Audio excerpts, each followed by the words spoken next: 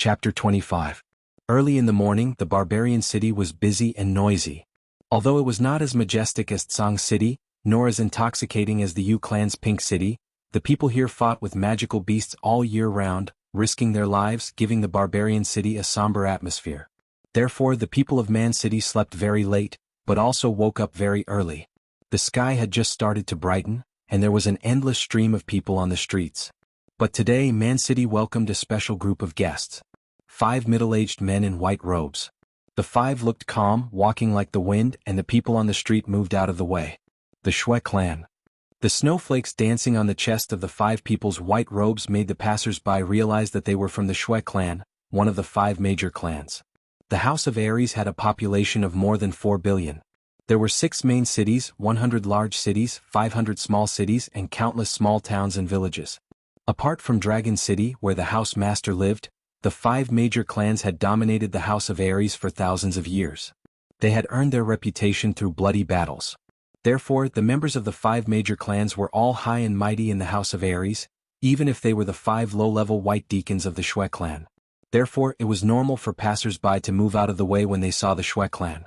The 5 people didn't seem surprised or confused by the behavior of the people on the street. His expression was still calm as he walked quickly. Finally, he walked into an average-sized hotel. In a small courtyard behind the hotel, the 5 people sat in the courtyard. In the courtyard, a white-haired old man was bowing with his head lowered. "Greetings, 5 white deacons." One of the 5 people nodded and said, "Head Steward Lu, we are the young master's secret guards. You can call me Shui. I believe you know why we are here." Head Steward Lu nodded and smiled. As the Shui clan's head of intelligence in Man City, he had the same status as the 5 white deacons. But these 5 people were the subordinates of young master Wu Hen, who was the young master of the Shui clan. Therefore his attitude was humble, even flattering. "Lord Shui Wan, as soon as the young master gave the order, I immediately began to investigate. The target, Yi Qinghan, did come to Barbarian City and stayed there for more than 10 days. However, by the time young master gave the order, the target had already left." "Gone? Where did he go?" Shui Yi frowned in dissatisfaction. "They've entered the mountains, they've entered the Savage Mountain Range." Although Head Steward Lu didn't know why the young master cared about Yi Qinghan, this destitute and useless young master. But since young master was doing things, he must have his reasons. "Enter the mountain? A piece of trash at the elite realm dares to enter the mountain? He can't be dead, right?" Shui Yi's expression turned even colder. They had come all the way from Tsang City. If their target died, they would have come all the way for nothing. "He's not dead. The target has returned to the city twice to resupply. Currently, the target is in the outskirts of the mountains. I've already ordered people to plant invisible insects on the target. The target's position can be detected at any time." Head Steward Lu hurriedly explained. After the target returned to the city for the first time, he happened to receive an order from Shui Wuhan. He immediately ordered people to follow the target and released a few invisible insects. The invisible insects were as small as a strand of hair. They didn't attack, but they could stick to the target's hair and skin. They were the best tracking insects. "Outskirts? He's just an elite realm trash, how could he not die?" A trace of doubt flashed in Shui Yi's eyes. Did this piece of trash Yi Qinghan have some fortuitous encounter or some unknown trump card? How could he dare to enter the outskirts and not die? One had to know that the Savage Mountain Range was divided into the outskirts, inner and core regions. Elite realm warriors might be safe in the outskirts if they were careful, but the outskirts were filled with level 3 demonic beasts. There were also a few level 4 demonic beasts and level 5 demonic beasts. Moreover, the Savage Mountain Range was even more sinister than the demonic beasts. The cunning hunters often appeared in the outskirts and inner regions. This kid would definitely die if he encountered them. This won't do. Head Steward Lu, immediately call the family members who are tracking the target. We have to enter the mountain immediately and capture the target. A trace of sternness flashed in Shui Yi's eyes. He didn't think too much about it. Shui Yi was a 2nd-level general realm warrior. Moreover, there were 4 3rd-level commanders by his side. How could he not deal with a mere elite realm trash? Not long after, Head Steward Lu brought a short youth. Shui Yi waved his hand and the 6 of them walked out of the hotel and disappeared into the vast crowd of people in the Savage City. Savage Mountain Range outskirts. Yi Qinghan was sitting cross-legged in a secluded cave. Through the dense grass outside the cave, he could see that the sky was clear. Golden rays of sunlight shone through the branches and leaves of the ancient trees, illuminating the entire mountain. Phew. The Ren meridian is so big and there are so many things to block.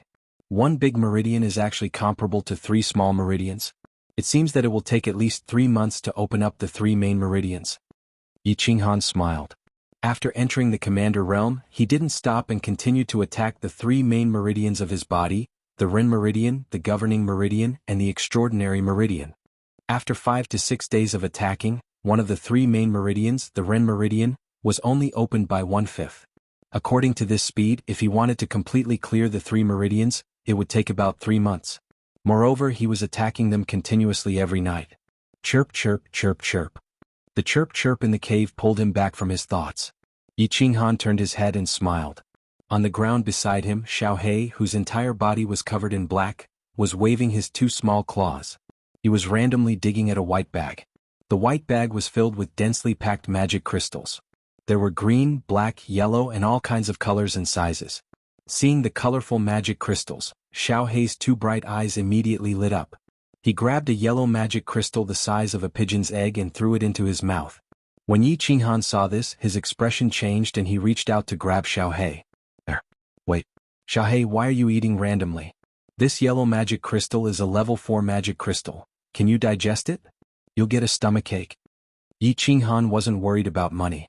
Although a level 4 magic crystal was very valuable and could be sold for a few thousand crystal coins, he could buy a few dozen level 1 magic crystals. A few thousand crystal coins was the living expenses of a normal family for a year. However, Elder Tian Xing from the War Beast Academy had clearly said that when a beast was weak, it would only eat level 1 magic crystals. This was the experience of the Yi family's beasts over the years. Just now, while Yi Qinghan was training, Xiaohei had actually secretly opened the bag of the hunter he had killed yesterday, grabbed a level 4 magic crystal and swallowed it. Chirp chirp chirp chirp.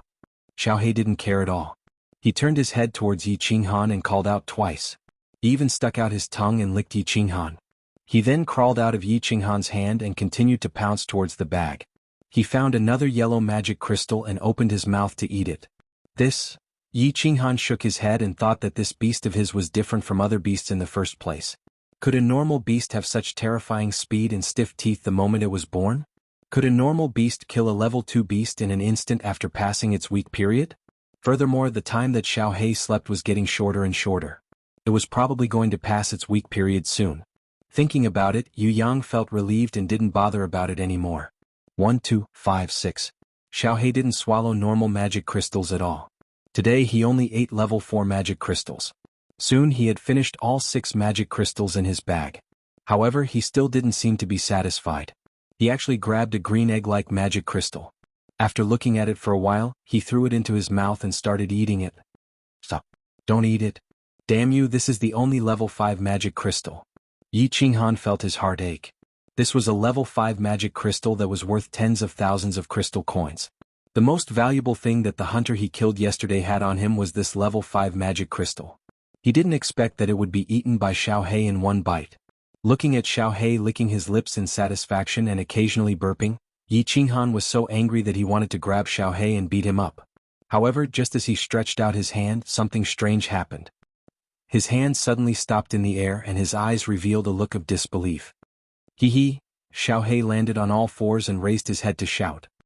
His gaze immediately turned sharp and his body glowed with a golden light. Xiaohei looked dignified and domineering in the golden light, as if he had turned into a wild lion from ancient times. Following that, Xiaohei's body began to tremble. His flesh bulged and contracted, and he actually began to slowly grow bigger. The palm-sized Xiaohei suddenly became the size of a baby, and he was still growing. Yi Qinghan was dumbfounded. What was going on? Xiaohei was Sun Wukong? He knew 72 transformations? He was still growing.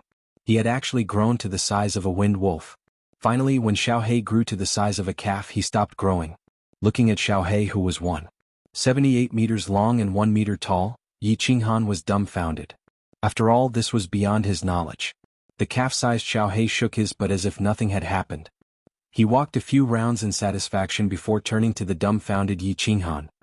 His dark eyes flashed with a hint of a smile, and he opened his mouth to reveal 2 rows of eerie white teeth.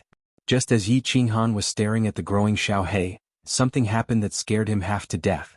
something happened that scared him half to death. A voice suddenly sounded in his mind. "Hello, boss." Chapter 26. Oh, who is it?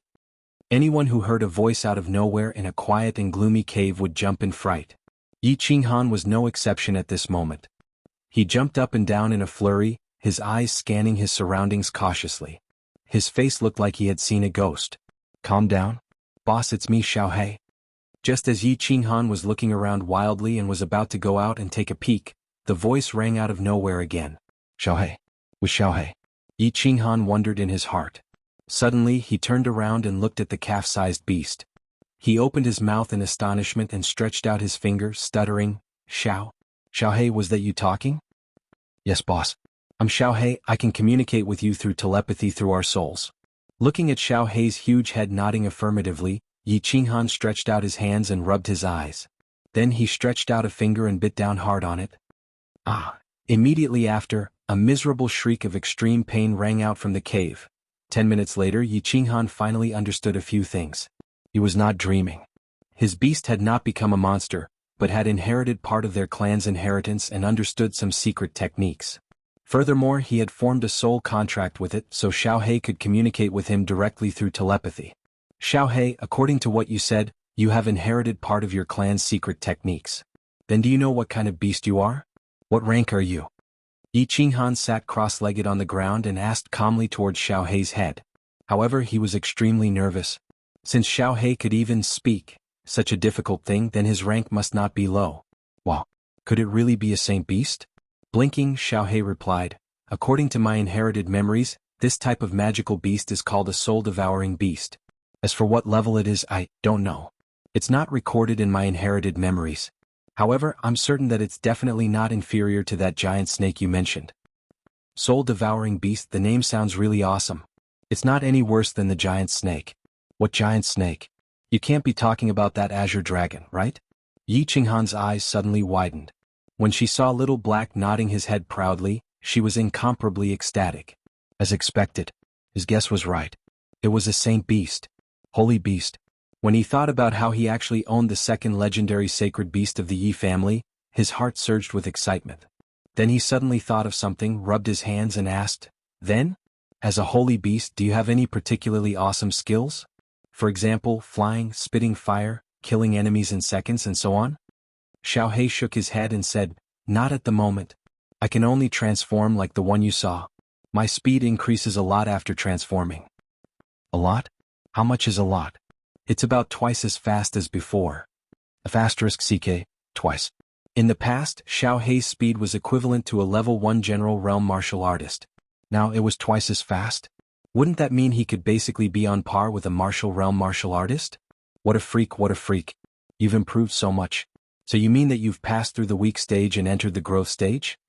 Yi Qinghan thought for a moment and said, if he had entered the growth stage, didn't that mean he could go home now? When he thought of the frail figure at home leaning against the doorway of his small courtyard, waiting for him to return, he felt an urgent urge to go home. Not yet, probably. I still need about 5 more of those green magic crystals. That should be enough. *CK, you think that's a sweet potato? That's a level 5 magic crystal. It wasn't easy for me to kill a hunter and obtain one. With my current strength, hunting a level 5 magic beast is tantamount to courting death. Yi Qinghan said angrily, as if cold water had been poured over his head. Xiaohei didn't care. He twisted his neck and said telepathically, I can do it. After I transform, my speed is equivalent to a level 6 magic beast. Hunting a level 5 magic beast is easy. Yi Qinghan raised his eyebrows and stood up. He waved his hand and rushed out of the cave. What are you waiting for? Let's go hunt a level 5 magic beast. In the depths of the forest, the leaves were dense and weeds were everywhere. At this moment, a thrilling battle was taking place in a small valley. The two sides were a calf-sized lion-nosed dog and an elephant-sized unicorn rhinoceros. The unicorn rhinoceros was a level 5 magic beast. It was about 4 meters long and 2 meters tall. It had thick skin and a horn on its forehead that could pierce through steel. The unicorn rhinoceros had a gentle personality. As long as one didn't enter its territory, it wouldn't be angered. However, the hateful lion-nosed dog in front of it had swaggered in front of it and even looked at it with disdain. It was really infuriating, so it decided to teach it a lesson. Therefore, it fiercely rubbed its thick hind legs on the ground a few times, shook its huge head, and directly pressed down on the lion-nosed hound like a collapsing wall. Seeing the silly lion-nosed dog standing there motionlessly, the unicorn rhinoceros' eyes glowed red. It decided not to use its sharp horn. Instead, it used its huge body to squash the offending lion-nosed dog. Xiao He looked at the one-horned rhinoceros, which was charging at him with billowing dust, and a trace of disdain flashed in his eyes. He pressed his forefeet and his body turned into a shadow. A few seconds before the one-horned rhinoceros rushed over, he just happened to flash to its side. He opened his mouth to reveal a mouthful of sharp snow-white teeth and bit down hard on the unicorn rhinoceros's back. Rip! The sound of cloth being torn rang out and a mist of blood sprayed through the air. The tough rhinoceros's skin was easily torn apart by Xiao He as if it was a piece of decaying paper. Roar roar! The one-horned rhinoceros did not cower even though a piece of its flesh had been torn off. Instead, it turned around angrily and charged at Xiao He at an even faster speed. This time, it lowered its head and swung its sharp horn, leaving a trail of afterimages in its wake. A brutal and savage aura enveloped the entire valley. Xiao He's eyes did not change in the slightest. At the most critical moment, he dodged and opened his mouth to take another bite, causing another mist of blood and a piece of flesh to appear. TSK. This speed, this reaction as expected of a sacred beast. It looks like this level 5 magical beast will not be able to hold on for long. Unfortunately, Xiao He has not passed through his period of weakness and can only transform once a day. Including the magical crystal of this unicorn rhinoceros, there are only 3 level 5 magical crystals in total. There are still 2 more days before it can successfully pass through its period of weakness and go home.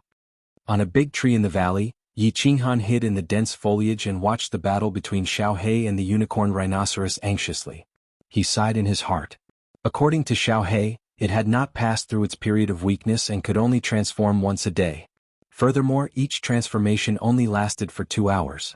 Hence, the man and the unicorn would set off every morning and enter the inner area from the original cave for a few dozen kilometers.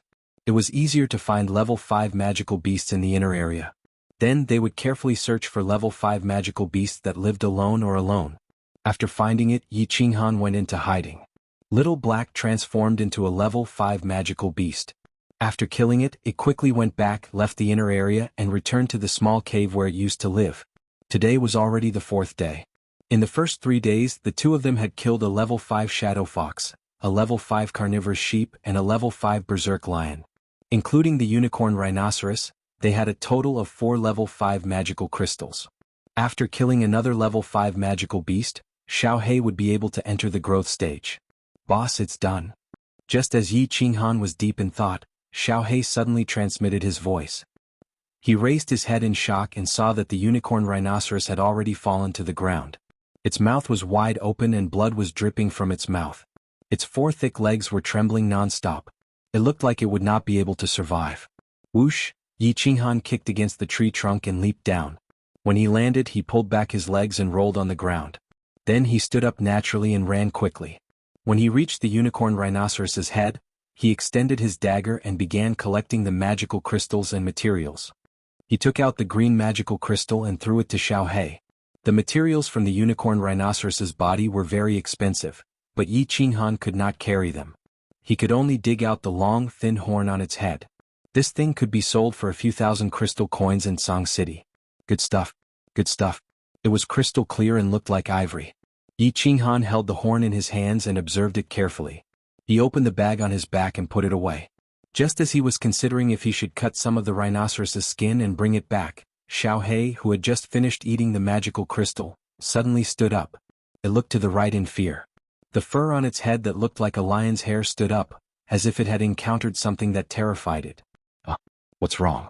Yi Qinghan felt that Xiao He was acting strangely and looked in that direction in confusion. However, he did not see anything. At this moment, Xiao He suddenly said to him, "Boss, quickly get on my back. I can feel a terrifying magical beast rushing toward us. It's at least level 6. Level 6.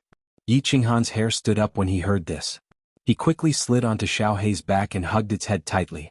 Xiao He's legs moved and it suddenly sped up, running toward the mountain. Roar! A loud roar came from behind. The sound was earth-shattering and echoed in the forest for a long time. In a hurry, Yi Qinghan turned his head around. Through the sparse ancient trees, He could see a huge magic beast roaring angrily as it rushed towards him. Its ice-cold, glowing green scales contrasted with its snow-white teeth. Its huge and thick tail swept randomly, hitting ancient trees that were thousands of years old. In the middle of its back, there was a row of black spikes that grew from its head to its tail. It looked extremely sinister and terrifying. Level 6 magical beast, giant thorny dragon. Run, Xiaohei. If it catches us, we will all die. Chapter 27. Needless to say, dragons were a very powerful existence on the Flame Dragon continent. Magical beasts that had some connection with dragons or had some nepotism were also very powerful. As a distant relative of dragons, the giant spiked dragon had no way of knowing what kind of creature it was born from. However, there was no doubt that the giant spiked dragon was very powerful. As a magical beast at the peak of the 6th rank and close to the 7th rank, the giant spiked dragon's combat strength was equivalent to a peak general. Due to the 12 poisonous spikes on its back, even a marshal didn't want to provoke it. Yi Qinghan was currently at the 1st rank of the commander realm. He was still a distance away from the 2nd rank. Although Xiaohei was a sacred beast, he was still in a weakened state. He was more or less like a human infant. How could you expect an infant to kill a 2-meter-tall man? Although this infant was very strong. Boss, hold on tight. I'm going to increase my speed again. Xiaohei became silent after sending the message. He increased his speed again and traveled through the forest. The giant spiked dragon's enormous figure charged forward. Everywhere it passed, the trees fell to the ground. It was a complete mess. Its loud roar shook up the fallen leaves and startled flocks of unknown birds. Xiaohei, go to the left. Go to a place with more trees. Go to an open area. You can't outrun it. Yi Qinghan tightly hugged Xiaohei's neck, her entire body sticking to Xiaohei's body. She could hear the whistling of the wind and the roar of the giant spiked dragon that was getting closer and closer. She scanned the terrain in front of her and loudly roared in Xiaohei's ear. The calf-sized soul-devouring beast. Xiaohei's eyes flashed with a cold light as it lowered its head slightly. Hearing Yi Qinghan's shout, it looked to the left and made a beautiful turn. It didn't slow down at all and turned into the forest on the left. Whoosh, whoosh. The soul-devouring beast turned into a gust of wind and continuously moved through the forest to dodge. When they turned corners and corners, their speed did not decrease at all. Their speed reached a terrifying level. The giant spiked dragon was clearly infuriated. Its temper flared as it chased after them relentlessly. Its huge body was like a huge bulldozer as it chased after them in a straight line. Wherever it passed, the flat and dense forest was actually flattened, leaving behind a path that was a few meters wide. The soul-devouring beast, Xiaohei, was a bit slower in comparison, but its body was nimble. It jumped, slid sideways and turned without slowing down in the slightest. The giant Spinosaurus was slightly faster, but the dense ancient trees and vines affected its performance. Thus, the speed of the two sides was actually equal, maintaining a distance of about half a kilometer. Damn you. Why is this bastard dragon always staring at us? It's not like my meat tastes good. They had been running at top speed for nearly 50 minutes, but the giant spiked dragon was still hot on their heels.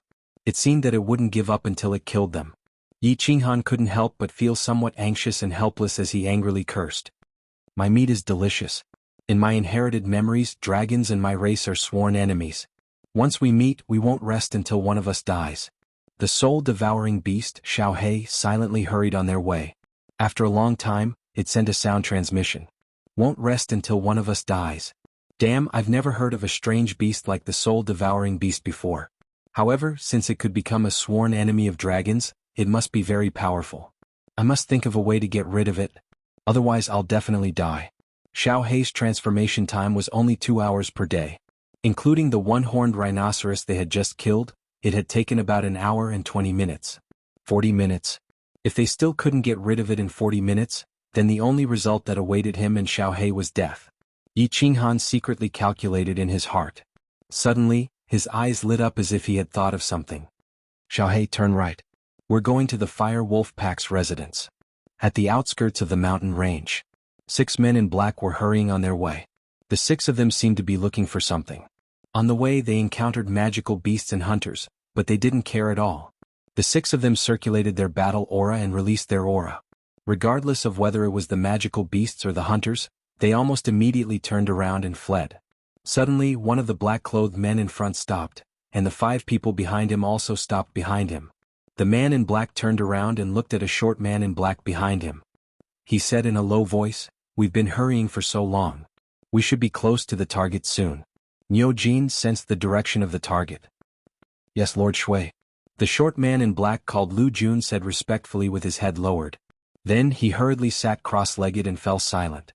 That's right, these 5 people were the guards under Shui Wuhan's command. They were sent by Shui Wuhan to capture Yi Qinghan. The 5 of them, along with head steward Lu's subordinates, Niu Jin and 6 others, had already been in the mountains for many days. A month ago, Niu Jin had been ordered by head steward Lu to plant a tracking bug on Yi Qinghan's hair. This bug was only the size of a flea. It would stick to the hair. Unless Yi Qinghan shaved his hair, it wouldn't fall off because of wind or water. This was a special skill of the Shui family. Lord Shui, we've already sensed it. The target is currently in the inner area of the mountains. He's walking in our direction. If we move fast, we'll probably meet him in half an hour. The short man in black, Xiao He, opened his eyes and said happily after a while. Shui glanced at him coldly, his eyes revealing a hint of coldness. You barged into hell. Shui, take Lu Jun with you. We'll speed up. We'll bring the target back today. I don't want to stay in this damn place any longer. Yes, big brother? A man in black answered and prepared to carry the short man in black. Unexpectedly, Niu Jin suddenly waved his hand and said, Lord Shui, if we continue in this direction, we can indeed meet the target quickly. However, it's the territory of the fire wolves. Might be a bit troublesome. Fire wolves? 4th level magical beasts. Shui frowned and showed a hint of dissatisfaction. How many are there? 80 to 100, Niu Jin answered honestly. Let's go. Shui heard this and showed a faint disdain in his eyes. Although 100 fire wolves was a bit troublesome, if he wanted to kill them, the 5 of them could kill all of them. Therefore, he waved his hand without hesitation and led the way. Xiao He, how much longer can you last? Sitting on Xiao He's back, Yi Qinghan's complexion wasn't very good. However, no matter who it was, after being chased by a terrifying giant spiked dragon for over an hour, their complexion and mood wouldn't be good either. 10 minutes at most. It's all up to you now. The soul-devouring beast, Xiao He, panted heavily as he continued to run quickly. He had formed a soul contract with Yi Qinghan. He knew very well that if Yi Qinghan died, his soul would also dissipate. Therefore, although his physical strength was at its limit, he still planned to last for another 10 minutes. 10 minutes? That's enough. Looking at the familiar terrain and the familiar mountain in the distance, Yi Qinghan felt a bit more at ease. That mountain was called Fire Wolf Mountain by adventurers. There was a pack of about 100 fire wolves inside. Fire wolves were rank 4 magical beasts. Because they could spit fireballs, they were called fire wolves. One fire wolf might not be scary, but a pack of fire wolves was very scary. Moreover, the fire wolves were extremely united. As long as one fire wolf was attacked, the rest of the fire wolves would rush over and spray a dense fireball towards the enemy. Warriors who hadn't reached the general realm and couldn't form battle armor outside of their battle aura would definitely die if they were surrounded by a pack of fire wolves. Moreover, it was said that the leader of the fire wolves was a peak rank 5 magical beast. The fireballs it spat could melt battle armor formed from battle aura and instantly kill a general realm warrior. Therefore, Fire Wolf Mountain was a forbidden area for low-level warriors in the Savage Mountain range. Yi Qinghan was currently at the Commander realm. His beast, Xiao He's transformation was about to disappear, so Fire Wolf Mountain was also a forbidden area for him. But at this moment he couldn't wait to immediately enter Fire Wolf Mountain and say to the wolf cubs inside that could spit fire, "My dear, I'm coming." Because the big guy behind him was a monster 10 times stronger than the fire wolves. The fire wolves might slowly roast him, but that guy would definitely kill him in an instant. "Boss, it's up to you. I'm going back to rest."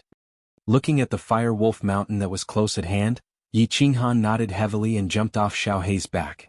Circulating his battle aura to the limit, his footsteps were steady and powerful as he quickly rushed towards Fire Wolf Mountain.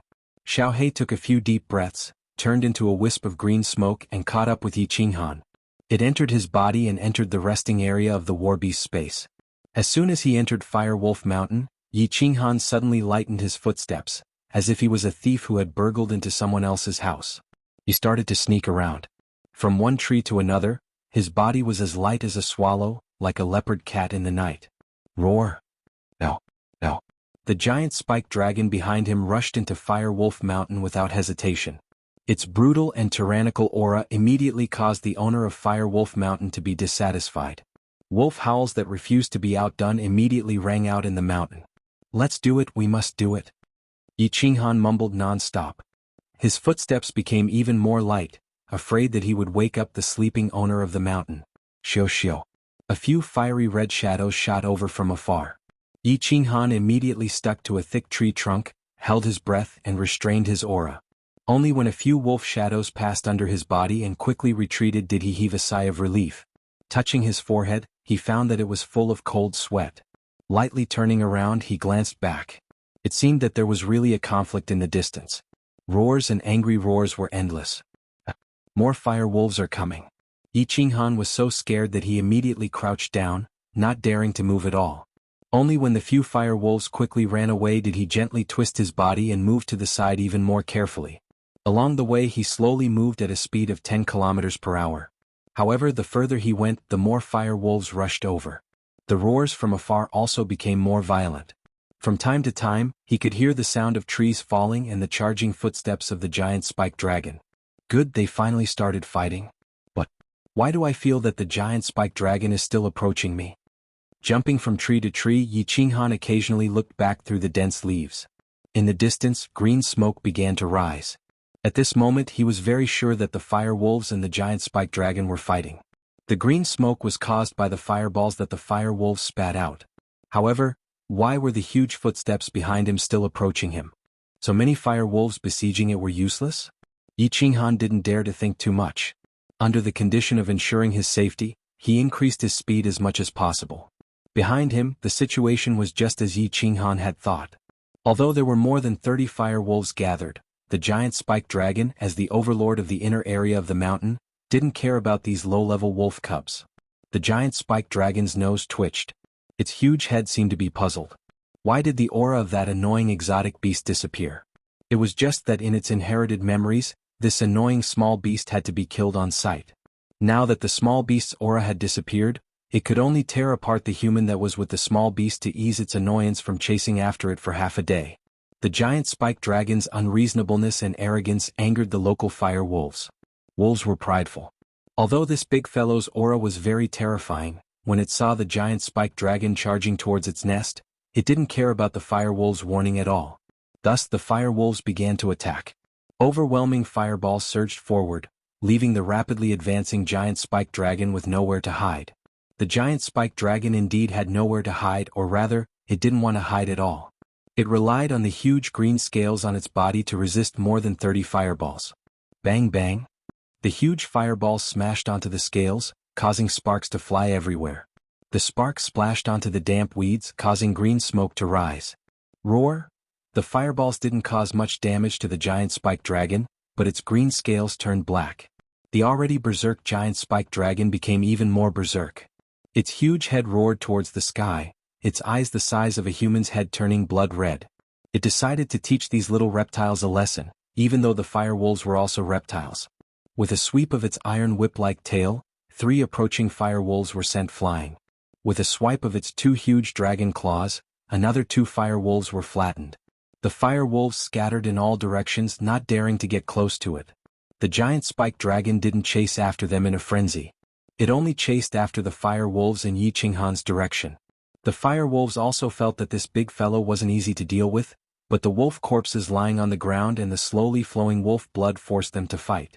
They didn't dare to get close, so they wandered around and spat out fireballs from time to time. They kept howling towards the sky, calling for more companions and their leader. Sir, something doesn't seem right.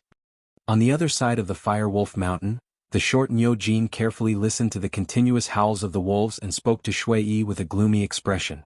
Are you sure the target is on this mountain? Shui Yi's expression didn't change at all. He only asked coldly. The target is indeed on the mountain, but the situation on the mountain seems a bit strange. The short Niu Jin's heart was filled with panic. He lived in the barbarian city all year round, so he had an instinctive reaction to danger. Therefore he was very sure that the Fire Wolf Mountain was very dangerous, very dangerous. You stay, let's go. The cold voice was filled with absolute confidence. 5 silhouettes quickly passed through the mountain.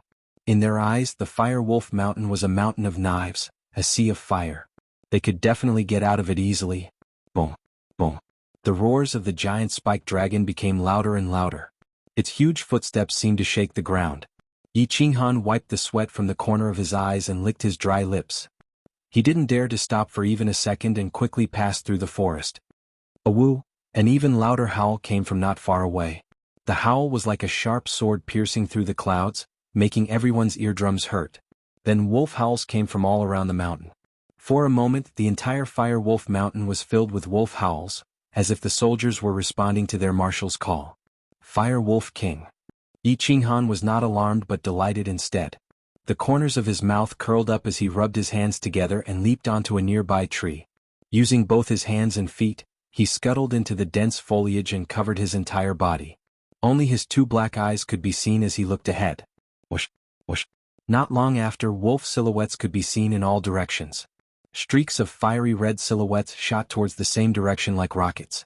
Among them there was a tall and sturdy wolf silhouette with a frightening speed. Yi Qinghan only saw a patch of red bushes sweep past before it disappeared. Whoa, whoa, brr. Due to the addition of the Fire Wolf King, the battle seemed to be even more intense.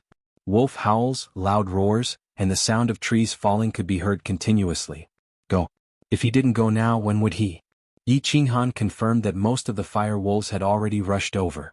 With a light shout, he activated his battle chi with all his might.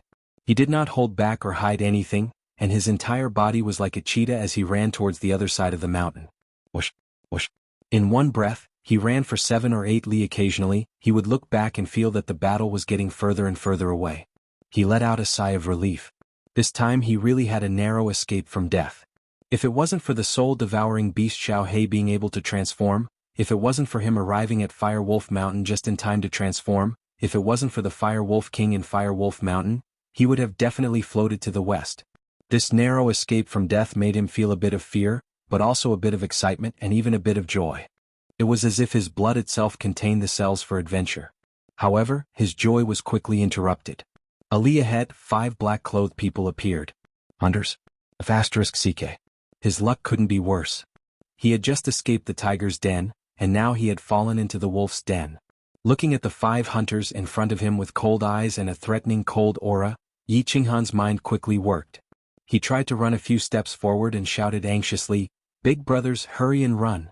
The fire wolves are going berserk." Hearing this terrifying news, the 5 people did not move at all. They only coldly looked at Yi Qinghan. Yi Qinghan's running figure immediately stopped. These people were actually not afraid of the fire wolves? It seemed like he had to change his strategy. Who knew when the battle would end? No matter who won, he would not have an easy time at that time. Thus he could only untie his bag and throw it on the ground. With a trembling and stuttering voice he said, Big brothers, all of my valuables are here. Can you let me live?" The 5 people still did not move. Only the one in the middle took out a drawing and compared it to Yi Qinghan. Then he put it in his pocket and waved his hand saying, "Catch him." The 5 people were Shui Wuhan's bodyguards. Shui Yi, Shui Wu and Shui Yi waved his hand. The 4 people quickly spread out in a fan shape, blocking the way forward. Then they quickly rushed towards Yi Qinghan. *CK. They came especially for me. I didn't offend anyone. What should I do? What should I do? These 5 people are obviously masters. There is no way for me to escape. *CK. Don't blame me. If I die, let's all die together. Looking at the cold eyes of the 5 people, Yi Qinghan's mind quickly worked. After a few seconds he made a decision. He resolutely turned around and ran back to the place where the Fire Wolf King and the giant spike dragon were fighting. Chapter 28. These 5 people had come for him and even brought portraits. They must be his enemies, although he didn't understand how they became enemies. But he knew that if he fell into their hands he wouldn't be able to survive. If he went forward he would die. He could only go back where there was a chaotic battle. Perhaps he could survive. Run. He used all the strength in his body to run quickly. At this moment he was very glad that he had been running on Xiao Hei's back, so he didn't consume much of his physical strength and battle aura. Otherwise, he would be speechless if he couldn't run at such a critical moment. This place was only 7 or 8 miles away from where the Fire Wolf King and the giant spike dragon were fighting. Usually if he ran at full speed it would only take him a minute. A minute was very short, the time to eat a meal. But when he heard the approaching footsteps, Yi Qinghan felt that time was passing too slowly. Shui Yi frowned slightly. Wasn't the target the useless young master of the Yi family? Looking at his running speed, how was he an elite? It was obvious that he had reached the commander realm. Reaching the commander realm at the age of 15 meant that he had reached the standard of a core disciple of the Yi family. Young master said that it was best to capture the target alive. What he meant was that if he couldn't capture the target alive, he could only bring the corpse back. But in the current situation, capturing the target alive was a bit difficult. What if he killed the target? If he killed a core disciple of the Yi family, how much trouble would there be if the Yi family found out about it in the future? Shui Yi's mind raced as he weighed the pros and cons. Finally, Shui Yi made up his mind. The mission was more important. If anything happened, the Shui family would take care of it. Seeing that his target was about to enter the area where the fire wolves were fighting, although he didn't know who the fire wolves were fighting with, he knew that if he let his target enter that area, he would be able to take advantage of the situation and escape. So he didn't hesitate to move. He used his battle aura and suddenly sped up, closing the distance. Fast, fast, fast. He was almost there. Seeing the bustling scene in front of him, Yi Qinghan's heart flashed with joy. According to his plan, as long as he got close to the battle site, he would immediately rush in from the side. He would be alone and run quickly, and he would probably not attract the attention of a large-scale wolf pack. In that case, he would still have a way to survive. However, the 5 people behind him were too big of a target. As long as they were discovered, they wouldn't be able to escape. Then, he would be able to shake them off like how he had shaken off the giant spiked dragon. However, dreams were always beautiful, but reality was cruel. As Yi Qinghan ran, he used the corner of his eyes to keep an eye on the 5 people behind him. Just as he was about to enter the place where the fire wolves were fighting, from the corner of his eye, he saw that the black man in the middle had suddenly sped up. His speed was actually more than twice as fast as before. The distance between them was not that far to begin with, but now it was very close. Then he discovered something that terrified him even more. Suddenly, the black-robed man's entire body shone with battle aura. It left his body and formed a huge yellow palm that slammed towards his back. Release of battle chi. General Realm. Yi Qinghan smiled bitterly. This enemy of his really thought highly of him. He actually sent a General Realm powerhouse to kill him. Just as he thought about this, he felt a huge force slam into his back. His entire body felt like it was falling apart. He spat out a mouthful of blood, and an intense pain surged into his mind, instantly causing him to faint. But his body was like a kite with a broken string, floating straight forward, and finally smashing hard on the ground. Big brother, did you go too far? It wouldn't be good if he died.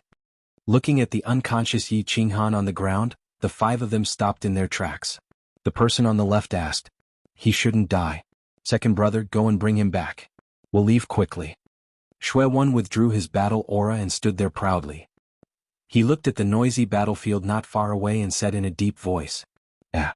Shui Tu nodded and quickly moved forward. Looking at the motionless Yi Qinghan on the ground, his heart was filled with hatred. For this brat, the 5 of them had struggled for more than a month. They hadn't tasted women for more than a month. They kind of missed the smooth thighs and plump breasts of the prostitutes on Song City's 13th Street. Thinking about it, he felt unbalanced. Should he give this brat on the ground a hard memory later? However, just as he was about to approach Yi Qinghan, something strange happened. A fiery red shadow suddenly flew in front of him. What was that? Shui Tu didn't dare to be careless in the face of this sudden situation.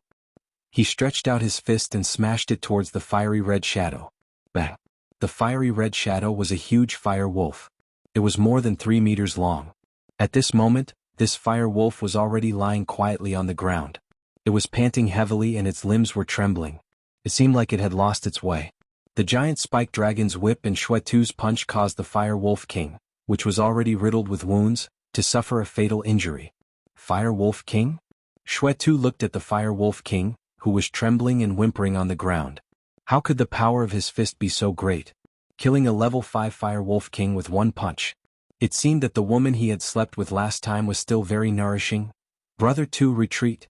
Shui Tu was daydreaming, but Shui One's face was solemn. A dazzling light shone in his eyes. With a loud shout, he stomped his right leg and clenched his fist. His whole body shot forward like a cannonball. Shui 3, Shui 4, and Shui 5 looked at Shui Tu's back in shock. At the same time, they took out their weapons and quickly followed. Behind Shui Tu, a huge black head appeared in the dense forest. It was black and covered with scales. Its 2 lantern-sized eyes were filled with coldness and brutality. Its huge mouth was wide open and rows of sharp, sawtooth-like teeth glowed coldly. Level 6 magical beast, giant spiked dragon. Hearing Shui One's warning, Shui Tu immediately turned around and saw the giant spiked dragon. However, it wasn't clear whether he was frightened by the giant spiked dragon's cold eyes or he was still thinking about the punch just now. Shui Tu actually paused for a second before turning around to run. Unfortunately, the giant spiked dragon had clearly noticed the insignificant human in front of it. Its tail, which had been blackened by the fireball, turned into a black iron whip and swept towards Shui Tu from behind. The iron whip swept past, flattening the weeds and sending the ancient trees flying. In the end, it landed lightly on Shui Tu's body. Bang! Shui Tu flew backwards, crashing into a thick tree that would take 2 people to wrap their arms around. He was then bounced back, rolling on the ground a few times before completely stopping. Old 2. Second brother. Oh, whoa. Shui 1 and the other brothers cried out at the same time, extremely sorrowful. At the same time, countless fire wolves jumped out of the forest. When they saw the fire wolf king on the ground, they also howled. For a moment, the sound of crying and howling filled the air. Old 5, go protect Old 2. Old 3 and Old 4, help me kill this mixed breed dragon. Watch out for the fire wolf's fireballs. Shui 1's eyes were filled with fury as he glared at the giant spiked dragon that was slowly walking out. The 5 brothers had all been orphans since they were young and were adopted by the Shui family. They grew up together, trained together, and went on missions together. They were even closer than siblings. Today, this mixed breed dragon actually dared to hurt Old 2, leaving him in a state of limbo. Thus, he decided to use all means possible to kill it. Although they were about to get their target, if they didn't kill this dragon, the 4 brothers and 2 others definitely wouldn't be able to outrun the rank 6 giant spiked dragon. Thus they had to fight. Whoa. Although they were split into 3 groups, each of them had a deep hatred for the dragon. However, the first to attack was actually the fire wolves. Having lost their leader, they had become a pack of lone wolves. Their originally violent temperament had been completely deranged. Fireballs covered the sky and covered the earth. Kill. Shui 1 also attacked. The fireballs couldn't break through his battle chi shield, so he didn't have any qualms and charged straight at the giant spiked dragon. Shui 3 and Shui 4 also attacked. They dodged the fireballs and dealt with the fire wolves as they slowly approached the giant spiked dragon. For a moment, the scene became chaotic and extremely lively. In the heat, no one noticed that Yi Qinghan, who was lying on the ground like a corpse, quietly moved his eyelids, revealing a slit as he silently observed the battle. Chapter 29. Actually, Yi Qinghan had long woken up when Shui Tu was sent flying away.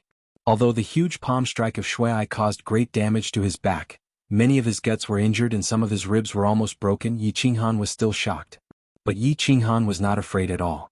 The bronze ring on his ring finger immediately emitted that magical white stream, quickly healing the wounds on his body. Yi Qinghan was no longer surprised by the miraculous healing ability of the white stream. He could even boast that as long as it wasn't a fatal blow or his limbs weren't broken, the white stream would be able to heal any injury. So when he woke up, the first thing he did was not care about his injuries, but listened to the current situation, then squinted his eyes to confirm again. The situation was still good. The 3 parties were fighting, so no one noticed his corpse at all. Yi Qinghan squinted his eyes and did not dare to move. In this situation, it did not dare to take advantage of the chaos to run away. Firstly, it had not fully recovered from its injuries, and secondly, the battle between the 3 parties had just begun. The scene was not particularly chaotic yet. If it rushed out rashly, it might become the target of the 3 parties. Thinking of the giant spiked dragon's steel-like tail and Shui Yi's yellow palm when he released his battle aura, Yi Qinghan slightly shrank his body. Suddenly he seemed to think of something. It seemed he did not see the Fire Wolf King. In order to solve his doubts, he began to move his head slightly and squinted his eyes to look around. Finally he found the big guy above his body. The Fire Wolf King was dead? And it died not far from him? Looking at the huge corpse of the Fire Wolf King, Yi Qinghan immediately began to think. A level 5 Fire Wolf King and it was dead. If he could find a way to dig out the Fire Wolf King's magic crystal and feed it to Xiaohei, wouldn't Xiaohei be able to enter the growth stage immediately? Entering the growth stage was a watershed for the children of the Yi family. This was because only when the beast entered the growth stage could it merge with its master, rapidly increasing the master's strength, speed, reaction, and so on. Once they merged, their strength would skyrocket. Moreover, there was a chance for the legendary fusion skill to appear. There was no doubt that Xiaohei was a holy beast. He was a manifestation of the summoned space, had such a long period of weakness, and possessed such a terrifying strength even before his period of weakness had passed. Most importantly, he could communicate spiritually with his master. Everything pointed to how extraordinary Xiaohei was. If he merged with Xiaohei, how much more powerful would he become? He was looking forward to it.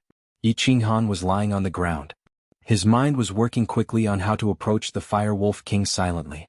He didn't dare to sneak up to the Fire Wolf King, dig out the Fire Wolf King's head, and take out the magic crystal to summon Xiaohei. Not to mention the fact that the men in black would definitely stop him. Even if the Fire Wolves found out that he was desecrating their leader's body, they would tear him to pieces in an instant. Bang! A trace of bad luck and helplessness suddenly flashed in Yi Qinghan's eyes. He was shot. A fireball accidentally sprayed on his trousers. He didn't care about the pain of the fireball hitting his calf, but the flames that were slowly spreading on his trousers made him want to vomit blood. At this moment he hated these wolf cubs who could spit fire. It was fine if you were a fierce wolf, but why can you spit fire? Fine. I can forgive you if you can spit fire, but why do you spit it everywhere? You should know that even if you don't spit on people, it's not good to burn the flowers and plants. Moreover, you spit on innocent people. You guys fight, it's not against the law for me to watch, right? Feeling that the fire was continuing to spread, and smelling the pungent smell of roasting meat, Yi Qinghan decided that he couldn't bear it anymore. If he continued to bear it, he would become a roasted pig. Just as he was about to roll around and put out the flames on his trousers, a wolf corpse suddenly flew from behind him. The wolf corpse's entire head was smashed and fresh blood was dripping from it. God is helping me. Feeling the force coming from behind, Yi Qinghan was ecstatic. His body no longer exerted force and his whole body relaxed. With the huge impact of the wolf corpse, he naturally rolled. But when he was rolling, he slightly controlled the direction of his left foot. He rolled and was finally blocked by the Fire Wolf King's corpse in front of him. So Yi Qinghan naturally lay on the Fire Wolf King's head, face down. The flames on his calf were also extinguished, revealing a section of blackened meat and tattered trousers. Good chance. Ignoring the burning pain on his feet and the fireball flying at him at any time, Yi Qinghan began to communicate with Xiaohei in his soul. After a while, a black airflow slowly appeared under his body. The airflow slowly condensed, and a small beast the size of a palm appeared. As soon as Xiaohei came out, he immediately burrowed into Yi Qinghan's clothes. He extended a small claw and began to dig at the Fire Wolf King's head. Although Xiaohei's claws weren't as sharp and hard as its teeth, it wouldn't be a problem for it to deal with a mere dead wolf head. Xiaohei was only afraid that it would cause too much of a commotion, so he could only follow Yi Qinghan's instructions and carefully dig. At this time the situation was the most chaotic. Although Shui-1 and the giant spike dragon were slowly moving to the left under Shui-1's guidance, the giant spike dragon's long tail could still sweep in this direction. Shui-5 had already tied Shui-2 onto his back, and began to help Shui-3 and Shui-4 slaughter the fire wolves. Although the fire wolves were rank 4 magical beasts, Shui-3 and the others were all commanders, so they were not afraid of them. As long as they quickly dodged the fireballs and got close to them, they could easily kill or injure them. More than 20 fire wolves had already fallen on the ground. Only Shui-5 had to protect Shui-2, so he took a direct hit from a fireball. His abdomen and chest were burned and he was injured. Shui-3 and Shui-4 only had minor injuries, so the situation was gradually controlled by the Shui brothers. On the other hand, Shui-1 became more and more courageous as he fought. The frustration brought about by the boring mission for more than a month, and the anger from Shui-2 being whipped into a coma by the giant spike dragon had all turned into powerful combat strength. He was at the 2nd level of the general realm, and he often went through life and death situations, so his current combat strength was incomparably powerful. The giant spike dragon, whose strength was originally only comparable to that of a general realm, was slightly injured by the Fire Wolf King's final attack before its death. Therefore Shui-1 was gradually gaining the upper hand, and was suppressing the giant spike dragon. Hurry up, Xiaohei. Fireballs whistled past his ears from time to time. Yi Qinghan knew that the situation had become chaotic. He didn't dare to let Xiaohei continue digging slowly. Perhaps a fireball would land on his back in the next second, and his plan to play dead would be completely exposed. Therefore he could only take the risk and speed up while the chaos was still ongoing. All right. Xiaohei responded cheerfully and sped up. Although the Fire Wolf King's skull was very hard, Xiaohei's sharp claws easily tore it open. Xiaohei reached out 2 thin claws and fiddled with the huge wolf's skull. White brain matter flowed out and a green magic crystal was also dug out. Xiaohei's eyes lit up and he swallowed it. Then he closed his eyes and lay down. Boss, hold on for a while. This magic crystal is full of energy. It should be able to help me get through this period of weakness, but I need some time to digest it.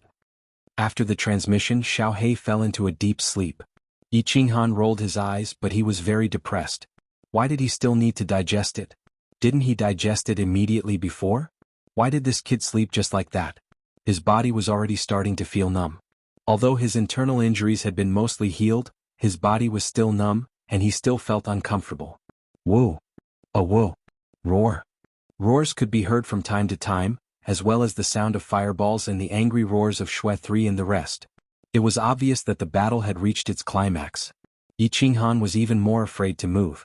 When a wolf corpse crashed into the Fire Wolf King, he took advantage of the momentum to move his body. At this time he was no longer lying on the head of the Fire Wolf. Instead he leaned against the head of the Fire Wolf, using his body to block the bloody hole on the head of the Fire Wolf. At the same time he used the huge head of the Fire Wolf to hide himself better, so that the chances of him being hit by the flying fireballs would be lower. Fourth brother, clean up the rest of the Fire Wolves. Fifth brother, protect yourself, and second brother, I'll help boss kill that mixed breed dragon. Xue 3 slashed a fire wolf away and swept the few fire wolves in the field. He shouted, jumped a few times and ran to the right where Xue 1 and the giant spike dragon were fighting. Xue 3, who was dodging the fireballs in the field, tore off the mask that was burned by the fireballs and revealed a square face. He laughed loudly, don't worry, third brother. There are still more than 20 mixed breed wolves. I alone am enough. Fifth brother, you can protect yourself, right? Xue 5, who was carrying Xue 2 on his back, nodded silently. He nimbly dodged the fireballs and said, third brother, hurry up and take care of these mixed breed wolves. I can still hold on. Xue 5 looked at the black flesh on his abdomen, and his dodging speed was obviously slower than usual. Xue 4 knew that fifth brother had suffered a lot of damage and was barely holding on. He roared, ran a few steps and jumped lightly. He kicked an old tree and like an angry lion he rushed into the pack of 7 or 8 fire wolves in front of him. With a flash of the blade, 4 fire wolves were cut in half. The rest of the fire wolves hurriedly fought back. They stretched out their claws, opened their mouths and spat out fireballs. At this time Xue Si displayed his fighting instincts. He rolled to the side and dodged the roaring fireball. Then he squatted down, and when his body was balanced, he jumped up and resisted the claws of the fire wolf behind him. He waved the sword in his right hand and slashed at the 2 fire wolves that were leaping towards him. Whoosh! With a sound like a watermelon breaking, the bellies of the 2 fire wolves were cut open. Xue 4 then used the momentum of the wolf claw on his back to fly forward and slash the head of the fire wolf that had just spat out fireballs. Finally he turned around and killed the other fire wolf. In just a minute, 8 fire wolves were all killed. Witnessing Xue Si's crazy massacre of his companions, the remaining dozen or so fire wolves finally became timid. They randomly spat out a dozen or so fireballs and quickly fled in all directions. Xue 5 casually moved his feet, dodging a fireball. He was relieved. The fire wolves had retreated, and with the addition of Xue 3, the giant spike dragon was definitely going to die. He let out a long sigh and looked around to see if there were any fire wolves left. When he saw the direction of the Fire Wolf King, he suddenly frowned and said, fourth brother, go check on the target. His back is on fire. If he's not dead, don't burn him. We have to bring him back to young Master Wuhan.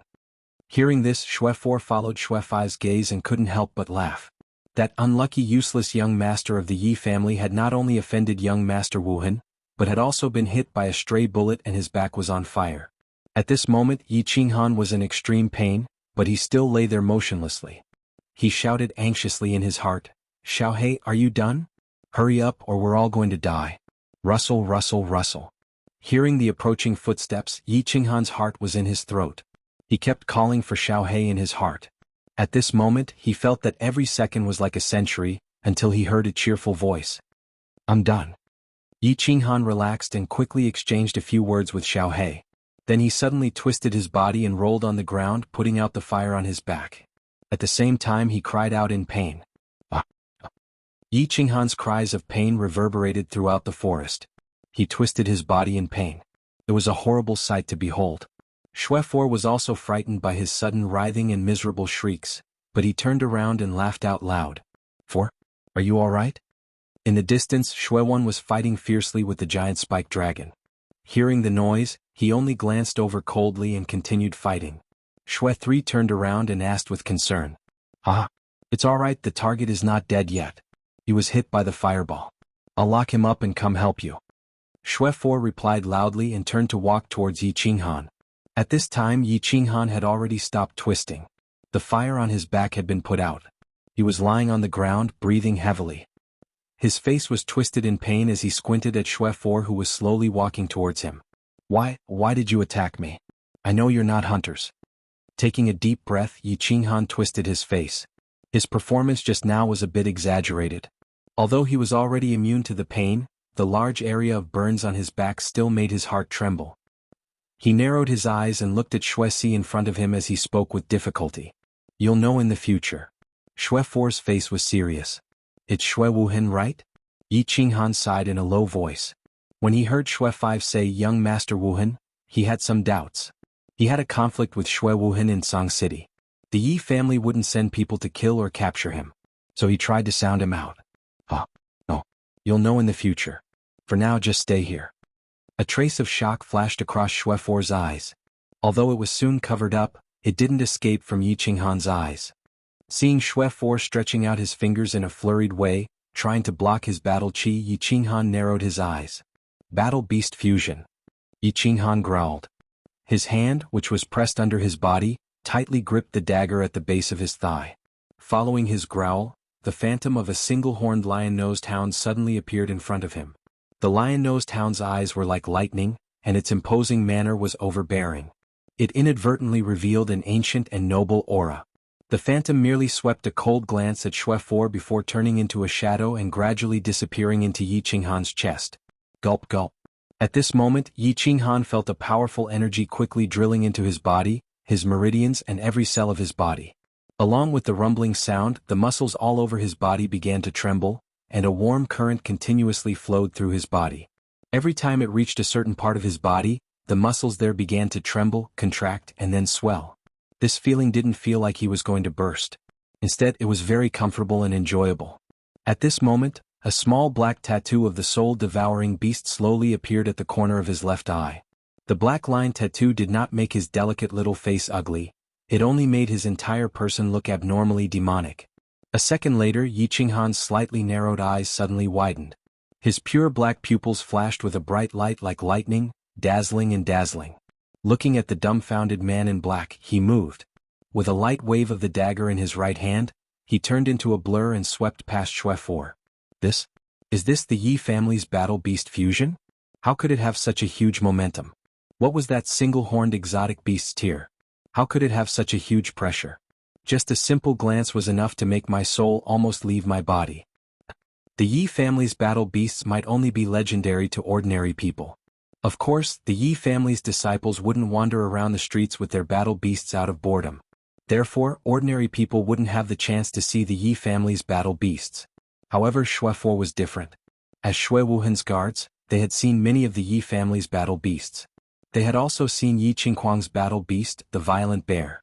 The violent bear was very imposing, violent and tyrannical.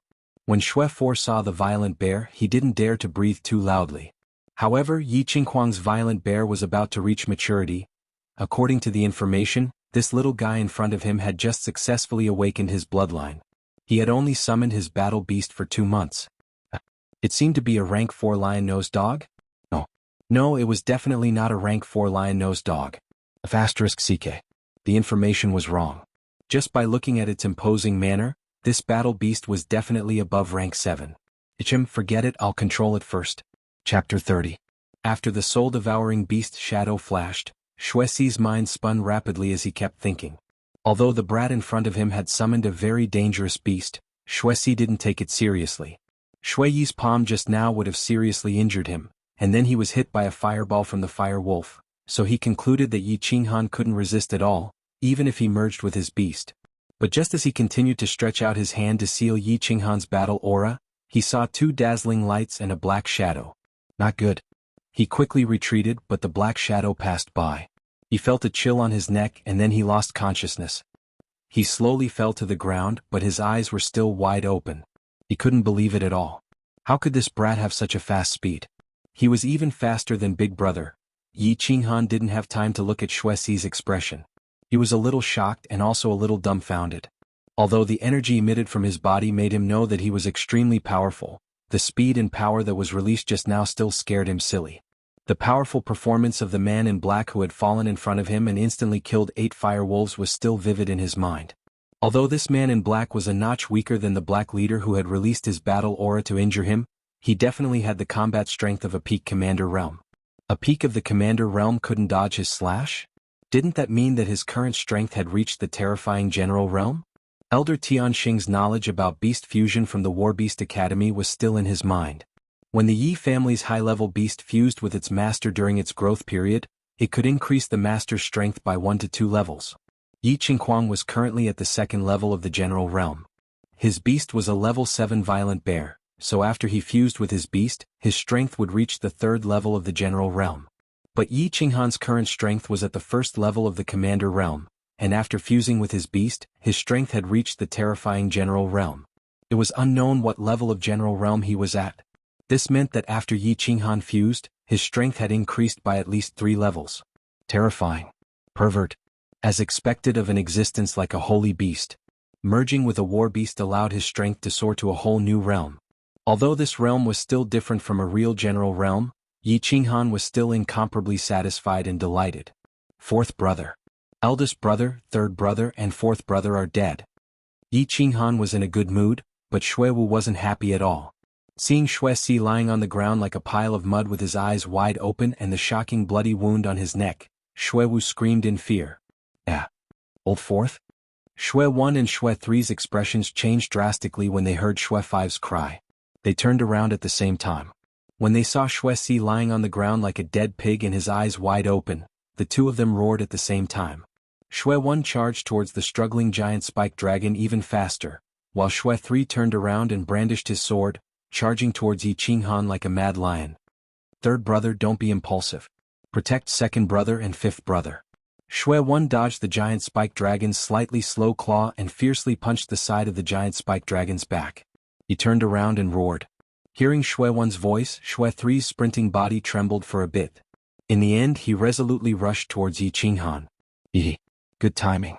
Yi Qinghan was just about to test his current strength when he saw Xue 3 rushing towards him furiously. He squinted his eyes slightly. Yi family scum, I want you to die today. Xue 3 descended from the sky with an incomparably violent anger. The sound of his blade piercing through the air was heard as he fiercely chopped down towards Yi Qinghan's head, as if he was going to split him in half. Those who kill will be killed. Today the 5 of you will stay here forever. As for your master, one day I will also send him down to meet you all. After merging with the battle beast, not only did Yi Qinghan feel that his strength had increased a lot, even his hearing and vision had reached a terrifying level.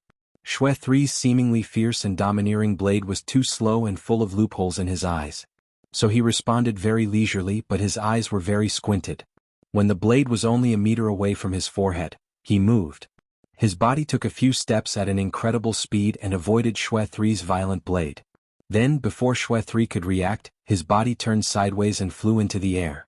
He swung his right leg up high and then quickly pressed it down, smashing it on Xue 3's back. The dagger in his right hand smoothly stabbed down. Bang! Dust flew everywhere and blood spurted out. Xue 3 dead. Instant kill. Another commander-level powerhouse was instantly killed. Yi Qinghan licked his dry lips in excitement. He was extremely excited. Power, the feeling of having power was very good. The feeling of having great power was really very good. Killing 2 people consecutively didn't make him feel any fear. As a shameless guy from another world with 2 lives, the experience of dying once, and the influence of being a powerhouse in the Fire Dragon continent for more than 10 years, he didn't feel uncomfortable at all about killing people. It seemed that this kind of feeling was very good. Third brother. Xue Wu's desperate cry pulled Yi Qinghan's thoughts back to reality. He couldn't help but be shocked. How dare he be distracted in this kind of situation? A drop of cold sweat appeared on his forehead. Looking at the angry Xue Wu not far away, he slid lightly towards Xue Wu. Bang! Under Xue 1's crazy attack, the already wounded giant spike dragon fell to the ground with a loud bang. But Xue 1 didn't feel a trace of joy. Hearing Xue Wu's cry again, he felt as if his heart was stabbed by a knife. His bloodshot eyes suddenly turned around and saw Xue San lying on the ground powerlessly and Yi Qinghan dashing towards Xue Wu. At this moment he didn't have time to think about how his target, a mere elite trash, could kill his 2 commander-level brothers in such a short time. He just instinctively roared, "Little bastard, how dare you? How dare you? I've already killed 2 of them and you still say I dare?" Xue Wuhan's subordinates didn't seem to be very strong, and their intelligence was also very low. Ignoring this idiot, Yi Qinghan dashed quickly and arrived in front of Xue Wu in a few leaps. Easily dodging Xue Wu's randomly waving broadsword, Yi Qinghan sent Xue Wu, whose strength had been greatly reduced, to hell in a few moves. He also conveniently slashed the half-dead Xue Er's neck. As the saying goes, when cutting weeds one must eliminate the roots. Since he had already made his move, he didn't mind killing one more. After confirming that the two were dead, Yi Qinghan slowly turned around. Looking at Xue Wu, who was about to go crazy, and feeling his shocking anger, Yi Qinghan didn't care at all. He stretched his neck, spread his hands and said helplessly, "Sorry you said it too late. How about you go down and reunite with them? Little bastard, I'll tear you apart." Xue Wu's face was ferocious and he ran even faster. He was full of regret and hatred. He regretted his carelessness and hated the Xue family's intelligence agents. As for Yi Qinghan, he only had the thought of tearing him apart. "I don't know if you can tear me apart, but I've already torn your four brothers apart," Yi Qinghan said mockingly once again. Actually, he didn't have the hobby of mocking people, but if it could make the enemy angrier and more irrational, he was very willing to say more. Narrowing his eyes, Yi Qinghan felt Xue Wu's speed and thought about the fact that Xue Wu could kill a huge spiked dragon. Yi Qinghan sighed with emotion. Xue Wu had consumed a lot of his battle qi and physical strength in the fight just now. However, Xue Wu's running speed was almost the same as Yi Qinghan's. It seemed impossible for Yi Qinghan to kill Xue Wu. Can I defeat him? Anyway, I have sufficient battle qi and physical strength. If I can't defeat him, I can run away. Here it comes. Xue Wu didn't use weapons. However, Yi Qinghan thought that there were only two kinds of people who didn't use weapons. One was commoners, and the other was people who were very confident in their own strength. They only believed in their own bodies. Therefore, when Xue Wu rushed towards Yi Qinghan and gently stretched out a white palm to pat Yi Qinghan immediately realized that this beautiful hand was very dangerous.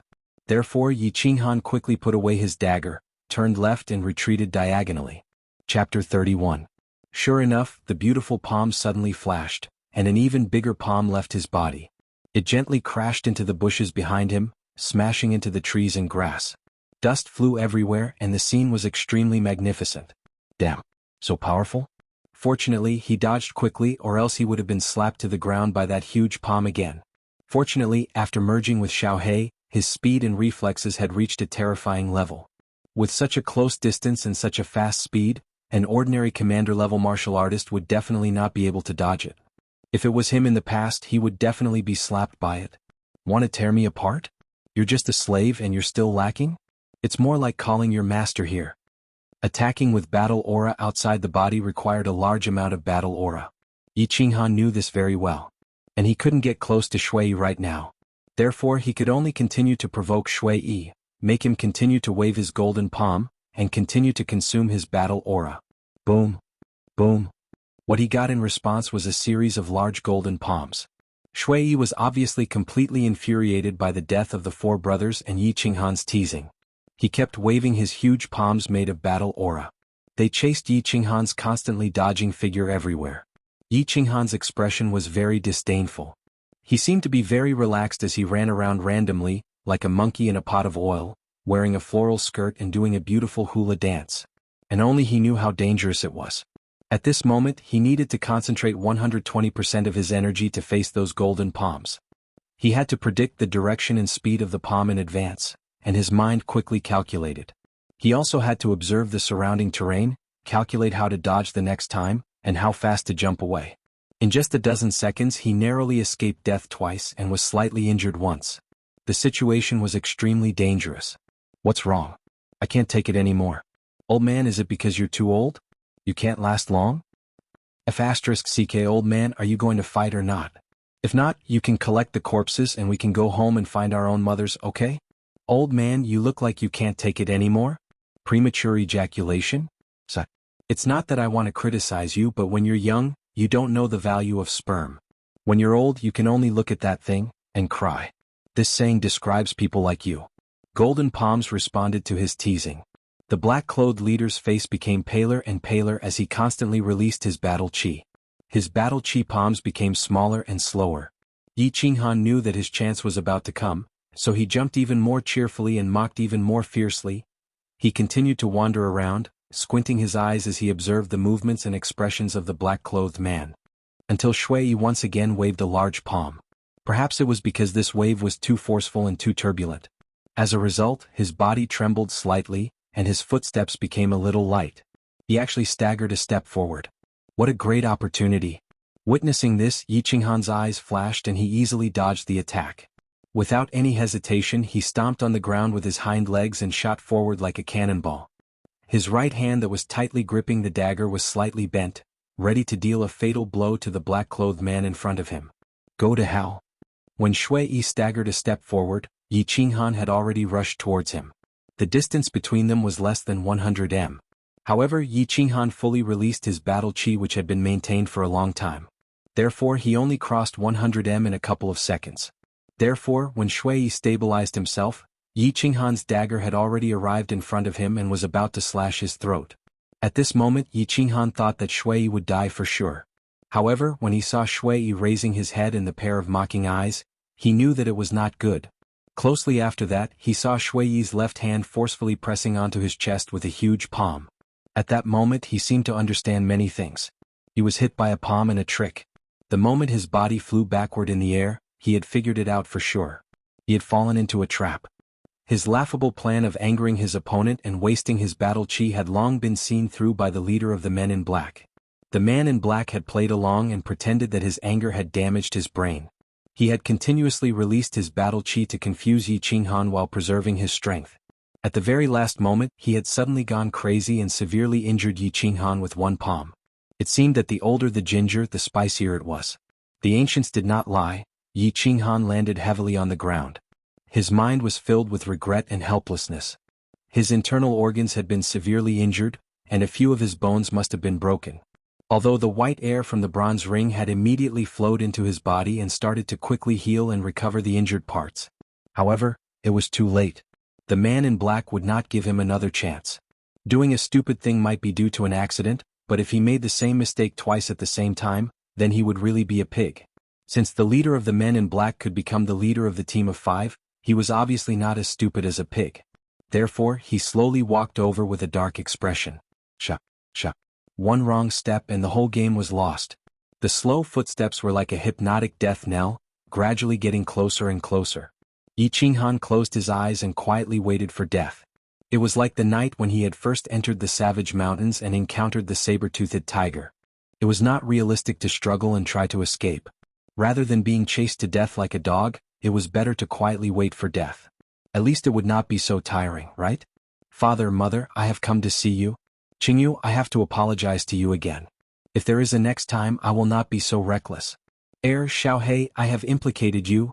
Yi Qinghan silently recited his last words, expressing his regret and helplessness. Boss, if you had not implicated us, we might not have died. Suddenly, a voice in his mind sounded like a clap of thunder. At the same time, some inexplicable information suddenly poured into his mind. Yi Qinghan racked his brain rapidly to digest the information. After he digested all the information, his heart which had just been stirred up became like a tsunami. Watching Shui Yi slowly walking to him, Zhang Tai gradually recovered his composure. However, his right hand which was holding the dagger slightly tightened. Shui Yi's left hand was still surrounded by his battle chi, ready to launch another strike at Yi Qinghan. Although he knew that his palm strike must have severely wounded this brat, the corpses of his 4 brothers on the ground told him that he could not be careless. This brat had too many secrets. Although the young master said it was better to capture you alive, I think if I tear you into pieces, my brothers might die in peace. Therefore you can die now. Shui Yi said in a muffled voice as if he was telling his brothers on the ground that he was going to avenge them and that they could die in peace. His voice was a bit low and a bit sad. He slowly raised his left hand, and the battle chi around his palm started to circulate faster. It seemed that it would fly out in the next second, turn into a huge golden palm, and fiercely smash the weak bodies on the ground into pieces. Lying quietly on the ground, Yi Qinghan didn't seem to see the battle chi around him. He just sighed and said helplessly, although I also thought about capturing you alive and wanted to ask something from you, I know that I can never get anything from you. Therefore you can also die now. The words were a bit hard to pronounce, but both of them moved very fast. Shui Yi once again accelerated the circulation of his battle chi. He raised his palm high and was about to release his battle chi, which would turn into a huge palm and slap down. Yi Qinghan didn't do anything. He just closed his eyes and then suddenly opened them. His two black pupils suddenly burst out two dazzling lights, which shot into Shui Yi's eyes. The sunlight was dazzling, however it was not dazzling or dizzying. However, the two rays of light shot out by Yi Qinghan seemed to have a miraculous effect. Shui Wen's palm, which was pressing down, suddenly stopped. Shui Wen's gaze became dazed for a moment. Although it was very short, many things could be done in this short period of time, including Yi Qinghan's body lightly leaping up and waving his right hand. That black dagger gently slid across Shui Yi's neck. The cool and sharp pain on Shui Yi's neck woke him up in a split second. He held his neck with one hand and pointed at Yi Qinghan with the other in an unbelievable way. He wanted to say something, however he couldn't utter any words. To be the first to die to my body fusion technique Soul Stun is your good fortune. You should know that in the entire continent, only the Yi clan possesses the body fusion technique, and there are only 3 people in the Yi clan who possess it. I'm the 4th one. So, you can go accompany your brother with peace of mind. The ecstasy that Yi Qinghan had been suppressing for a long time finally showed on his face. Just as he said, in his most critical moment he actually got lucky and obtained a combined battle skill that had a very low probability of success. This battle skill was something that Xiao He had just learned from his inherited memories. After Xiao He had digested and mastered it, he passed it on to him at the most critical moment. In the end, he overturned the losing situation and turned the tables. According to the information passed on by Xiao He, this combined battle skill was called Soul Dizziness. It could ignore material defenses and directly attack the soul, which was the human spirit and nervous system. The duration of dizziness depended on the cultivation of the opponent's soul. After Yi Qinghan combined, his and Xiao He's soul strength had reached the terrifying peak of General Realm. Therefore he could directly dizzy a General Realm warrior for 1 second. At the level of General Realm, if they fought at close range, 1 second of dizziness was equivalent to an instant kill. This skill was definitely a heaven-defying skill. It was incomparably awesome. Beast Disintegration. Yi Qinghan disintegrated the beast and let Xiao He return to the beast space to rest for a long time. After his injuries were completely healed, he began to clean up the battlefield. Qingyu, wait for me. I'll be back soon. Raising his head and looking deeply towards the north, Yi Qinghan smiled. He tidied up his tattered clothes and quickly ran, disappearing into the boundless forest. Behind him, the Fire Wolf Mountain was still filled with green smoke. Chapter 32. Song City Yi Family Castle West Courtyard. Shui Wuhan was a little troubled. It was like the spring breeze from the north. Although it carried the fragrance of plants, it carried a trace of spring chill. It was pervasive and lingered. As the leader of the new generation of the House of Aries and the next head of the Shui family, he felt that there was nothing else that could trouble him other than cultivation. However, that gentle and weak little girl had troubled him for a few months. Back at Nyolan Street, his natural eyes could tell that this pretty girl was different. Humans on the mainland had been around for tens of thousands of years. During this time, 2 types of unique physiques had appeared. One was the spiritual body of nature. It was born close to nature and could easily sense the laws of heaven and earth. As long as one wasn't physically weak and was diligent in cultivation, one would definitely be famous throughout the mainland. Of course, those who died prematurely didn't count. It should be known that a warrior only needed to work hard in the early stages of cultivation. However, after reaching the Duke realm, one would need to sense the laws of heaven and earth in addition to hard work. Only by understanding the laws of heaven and earth would one have a chance of entering the Emperor realm. There were countless marquee realm martial artists on the continent, but Emperor realm martial artists were incomparably rare. Therefore, Emperor realm experts were the cornerstones of every family clan and were high-level figures. The spiritual body of nature was born close to nature and could easily sense the laws of heaven and earth. Therefore, every spiritual body of nature that appeared on the mainland cultivated at least the Emperor realm. Some of them even entered the Sage realm and were about to become gods. The other type of spiritual body on the mainland was called the Jade Spirit Body. There were only 5 people with the Jade Spirit Body in the history of the mainland. All of them were women. Including the current Yi Qingyu, there were 6 in total. The 5 people with the Jade Spirit Body in the history of the mainland didn't have high achievements in cultivation. The highest one was only a General Realm warrior. However, 4 of the husbands of the 5 women with the Jade Spirit Body had all reached the peak of the Sage Realm. They became outstanding figures of their generation and shocked the world. No one knew what was so special about the Jade Spirit Body. In fact, only a few people on the mainland knew about the Jade Spirit Body. Coincidentally, the Shui family that Shui Wuhan belonged to knew about it. Shui Wuhan did not know why the jade spirit body could help a martial artist cultivate to the peak of the realm. However, he had vaguely heard of a legend that the jade spirit's body contained a very powerful force. When a man and a woman had sex, this force would be transmitted to the man she loved through a kind of sacrifice skill, helping the man she loved reach the peak. Legends might not be trustworthy, but his family's information was 100% certain. As long as a martial artist cultivated to the peak of the Duke realm and intercourse with the jade spirit body, there was almost a 90% chance that they could step into the Emperor realm. After leaping into the Emperor realm, cultivation was as smooth as a horse galloping across a flat plain. As long as one's comprehension wasn't too bad, entering the Saint realm was a sure thing. Therefore, Shui Wuhan would rather stay in Song City for a few months. He was determined to get Yi Qingyu. It was just that the process of obtaining it was a little difficult. This wasn't the Shui family's floating snow city. The Yi family's castle was occupied by 3 old fellows of the Saint realm. The Yi family and the Shui family were both part of the 5 great families of the House of Aries. The elite school competition was imminent. If a civil war broke out first, even the Shui family wouldn't agree to him acting recklessly, let alone the other great families. Since he couldn't fight them head-on, he could only attack them from the side. Therefore, he brought the 20 top-grade snow panacea to Old Mo. The snow panacea had indeed attracted 2 people to work for him, but he didn't do well. He didn't expect that the gentle and weak girl to be so unyielding.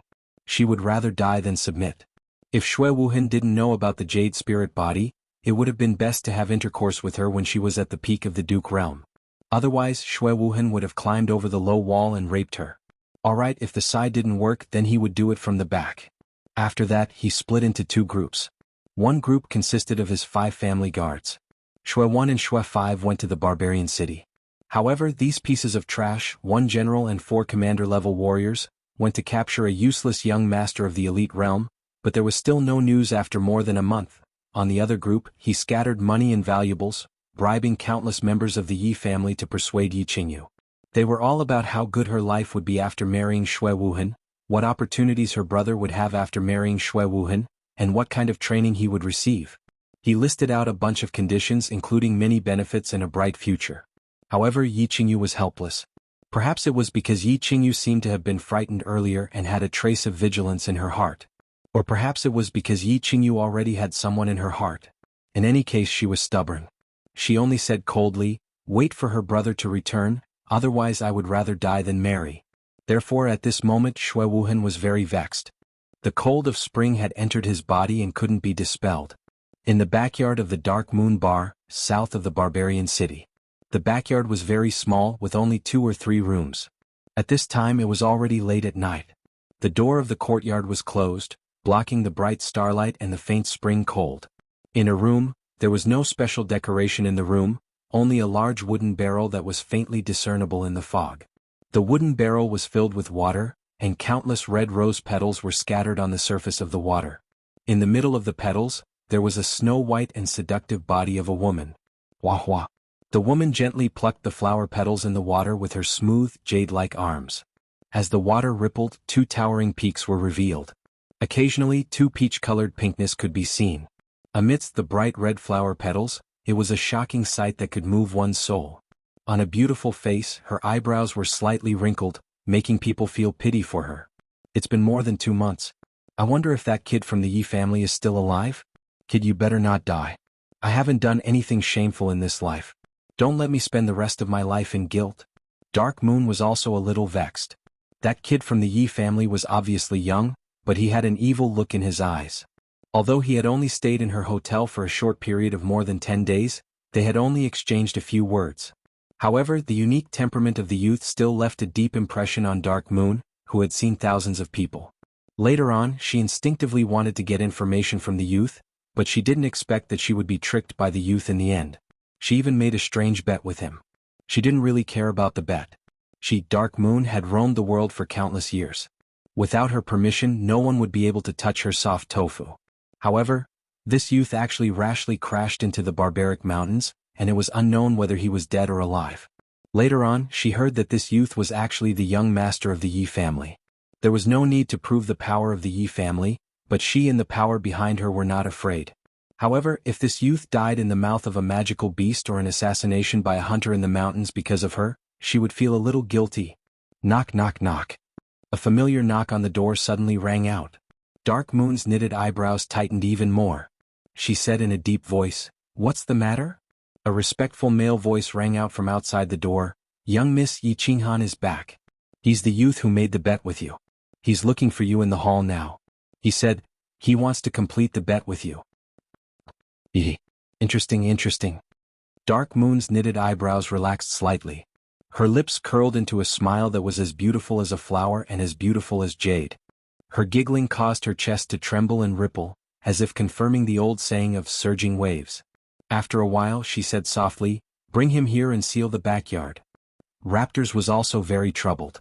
Although his name was very bold, he was tall and strong, and his battle aura was also ranked among the top in the barbarian city.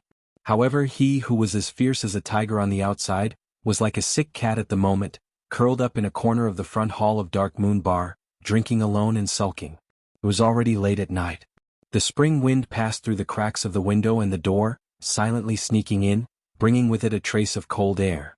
Perhaps it was the effect of the alcohol, or perhaps it was the excessive secretion of hormones in his body, but Raptors didn't feel cold at all. Instead, he felt that the air was getting stuffy, his body was getting hotter, and his mood was getting more and more troubled. Everything was because of the young man who was brought to the backyard by the waiter. The backyard of Dark Moon Hotel had always been the holy land for the single men who stayed in the hotel. This was because the charming Dark Moon lived there. Countless people wanted to enter the backyard, but they didn't and they couldn't. It was just that the young man who looked a little familiar had gone in. It was because the young man shouted to the old man, "Bring me to your lady boss, I'll finish the bet." At first, Raptors snorted at the young man. He knew very well what kind of power and background this charming lady boss, Dark Moon, had. As long as the lady boss didn't agree, no one in the barbarian city could step into the backyard. But after a while the old man actually nodded at the young man, and the two walked in naturally. "Wait, that young man. Yes, so it was him." Raptors shook his head a few times and became a little more clear-headed. He thought back to the game-like bet from 2 months ago. Why did this youth look so familiar to him? After figuring it out, he didn't feel so troubled anymore and poured another glass of wine. He originally thought that the young man who could enter the backyard must be a disciple of a big family or a super expert. Now that he knew that it was that young man in the elite realm, he was very relieved. He knew that the woman's strength had increased by another level not long ago. Although the young man seemed to have improved a little, it was obvious that he would definitely lose this bet. It could only be due to some reason that he didn't leave. He decided to continue waiting here, waiting for the young man to be beaten black and blue, and then obediently work in Dark Moon Bar for 3 months. Yi Qinghan didn't know whether he would be beaten black and blue, but he knew that the woman in front of him was really beautiful, dazzlingly beautiful. There was once an ancient saying that the 2 most beautiful moments for a woman were right after taking a bath, and when she was undressing. He agreed with this saying very much. The beauty had just taken a bath, and as long as he could win the bet, he would be able to carefully appreciate the moving scenery when she was undressing. Tonight he could enjoy the 2 most beautiful moments of a woman. Yi Qinghan felt very happy. The door was already closed and the beauty was wearing a bathrobe. Her cheeks were red and her eyes were like silk. She was a feast for the eyes. At this moment, Dark Moon was indeed very beautiful and very attractive. After a moment of silence, his eyes began to shine. He licked his lips, rubbed his hands and said with a slightly shy smile, "Do you think I need to take a bath again?" Chapter 33. You do need to wash it. Seeing the shy young man in front of her, Dark Moon smiled and her mood gradually became better. Her snow-white face became even redder, and her soft voice floated in the night sky. "However, I think you don't have to be in a hurry because you will have 3 months to carefully wash the dishes in the kitchen." Actually, I don't have much interest in washing dishes. I only have some thoughts about that big bed inside. I wonder if it's soft enough? After sleeping in the mountains for so many days, I really miss the smell of a bed. Then, you won't go back on your word if you lose, right? Through the bead curtain of the inner door, Yi Qinghan glanced at the pink bed inside and revealed a hopeful expression. Then he thought of something and turned his head to look at Dark Moon and said seriously, Interesting little boy." Seeing Yi Qinghan's childish expression, Dark Moon giggled, causing her chest to tremble. It was very spectacular. "If you can win against me, I don't mind letting you sleep on that big bed and turning you from a little boy to a little man. Let me make it clear, I'm not winning against you, I'm winning against half of your strength." Yi Qinghan didn't know what that big red bed meant to the people of Man City. Who knew how many people thought of ways but couldn't see that big bed? He only knew that tonight, that big bed would belong to him.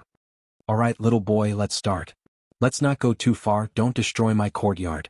Don't worry, I won't go back on my word and I don't have that habit. Dark Moon waved her hand lightly, tightened her bathrobe and combed her greenish-black hair.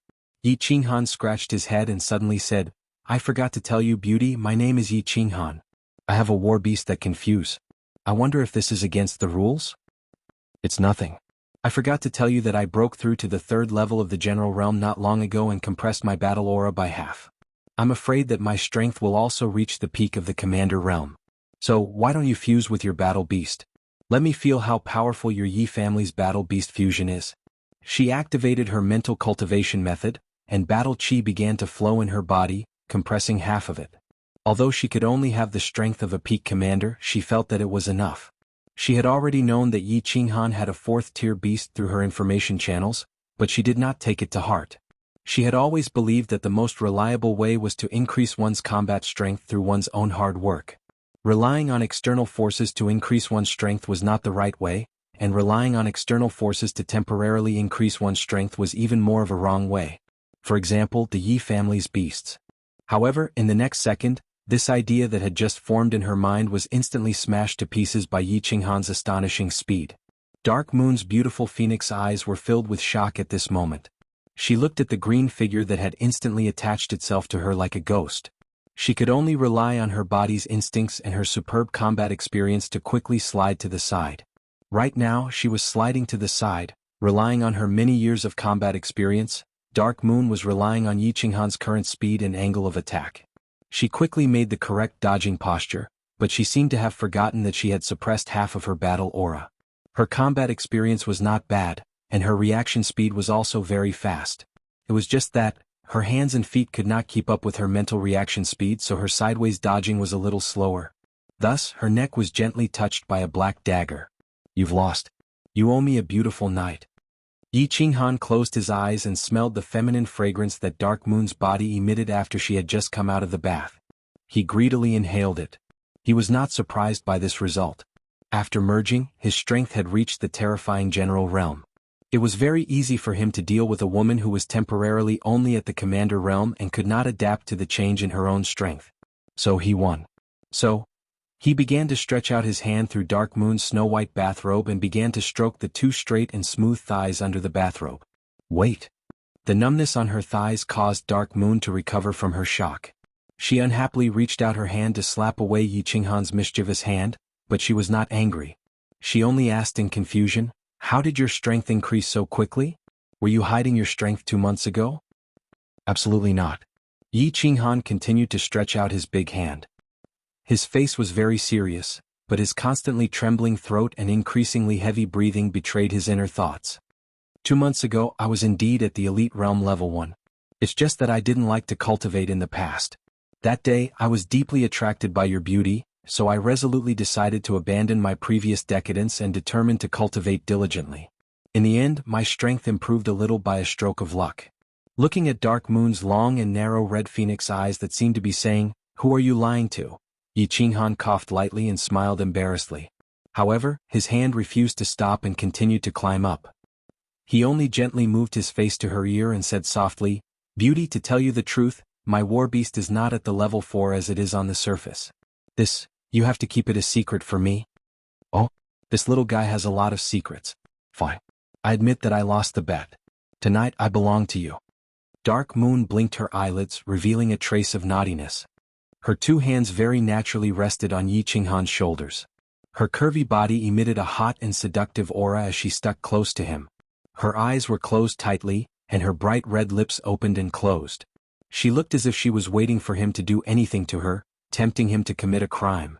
Yi Qinghan did not hesitate to kiss Dark Moon's lips fiercely. It was as if he wanted to suck all the saliva in those 2 petals dry. At the same time, his hands and feet were not free. One of his big hands had already attached to the 2 towering peaks, and he used all his strength to climb, as if he could never climb to the top.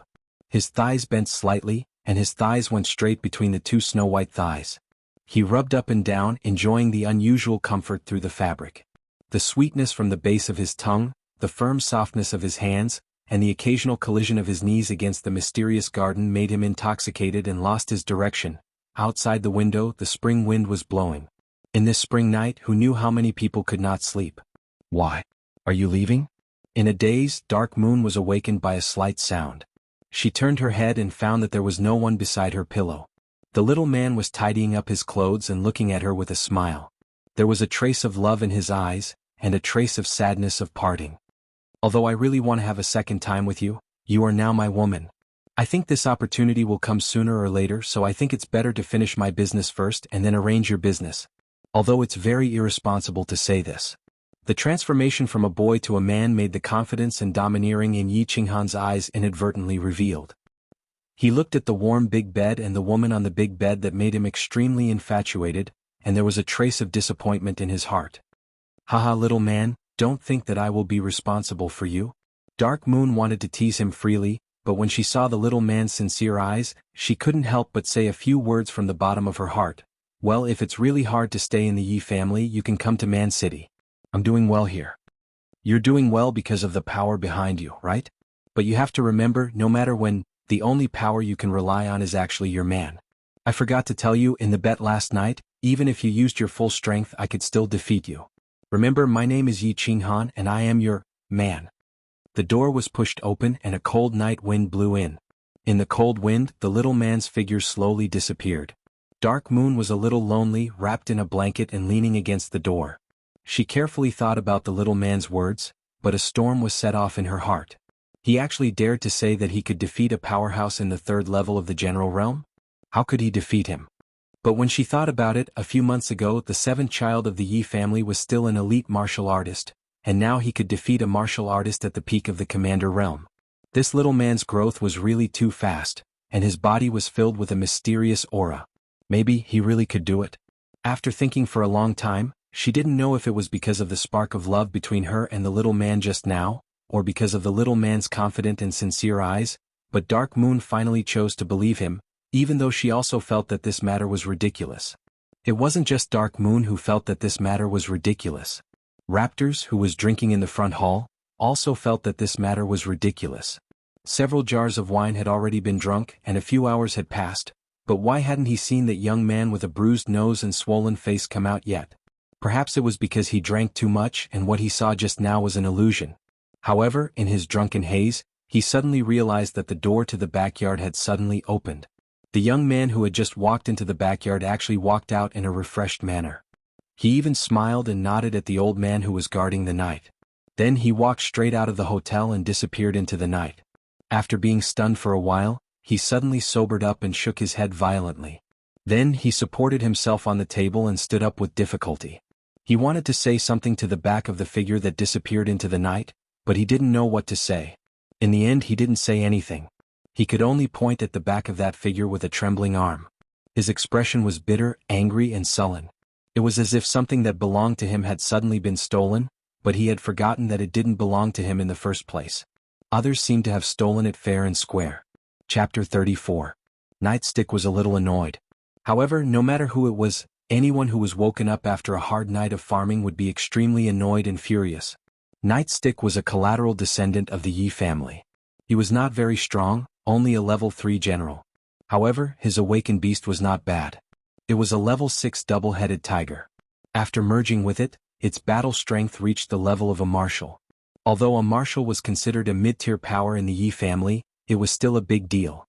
However, Barbarian City was located in the southernmost part of the House of Ares. It was the best supply city in the Barbarian Mountains. Not every marshal had the ability to own it. Hence, Nightstick had to pay a huge price and put in a lot of effort to become the Lord of Barbarian City. Since he paid a huge price and put in a lot of effort to become the Lord of Barbarian City, he had to enjoy himself. Of course, he had to enjoy himself. Hence, Nightstick started to collect money in order to enjoy himself better and stabilize his position as the city lord. Now that his position was stable, he continued to collect money. Hence, he started to enjoy himself. For example, he enjoyed the beautiful daughter of a small family sleeping next to his pillow for an entire night. However, after a busy night of climbing mountains and wading through rivers, he was exhausted. Just as he was about to rest, the annoying knocking on his door kept ringing. Thus he was incomparably furious. He opened the door and glared at the guard's bitter face with eyes that were about to burst into flames. He roared, "If you can't give me a reasonable explanation, I think your 14-year-old sister might become a young married woman in advance. Sir, my sister is as ugly as me. Someone is looking for you outside." When the guard heard this, the bitter expression on his face seemed to become even more bitter, and he hurriedly opened his mouth to explain. F***CKU, is your pig brain filled with SH*T? Do I have to see him just because someone wants to see me? Tell him to come back tomorrow afternoon. Nightstick slapped him hard. As the Lord of Barbarian City, he had always thought that he was the god of Barbarian City. How could it rain just because he said it would rain? Barbarian City was the territory of the Yi family. Unless someone from the Yi family came, he could ignore anyone who came. Seeing that Nightstick was about to leave, the bitter face of the guard hurriedly said, "Sir, that young man has the family's golden token." Golden token? Nightstick immediately stopped in his tracks. His ferocious face twitched and his two thick black eyebrows twitched. Then his thick palms swept across again. "Mother****, why didn't you say so earlier? Lead the way." The hierarchy of the Yi family was very strict. The rank of the family was determined by the token. The token represented the power and status of the family.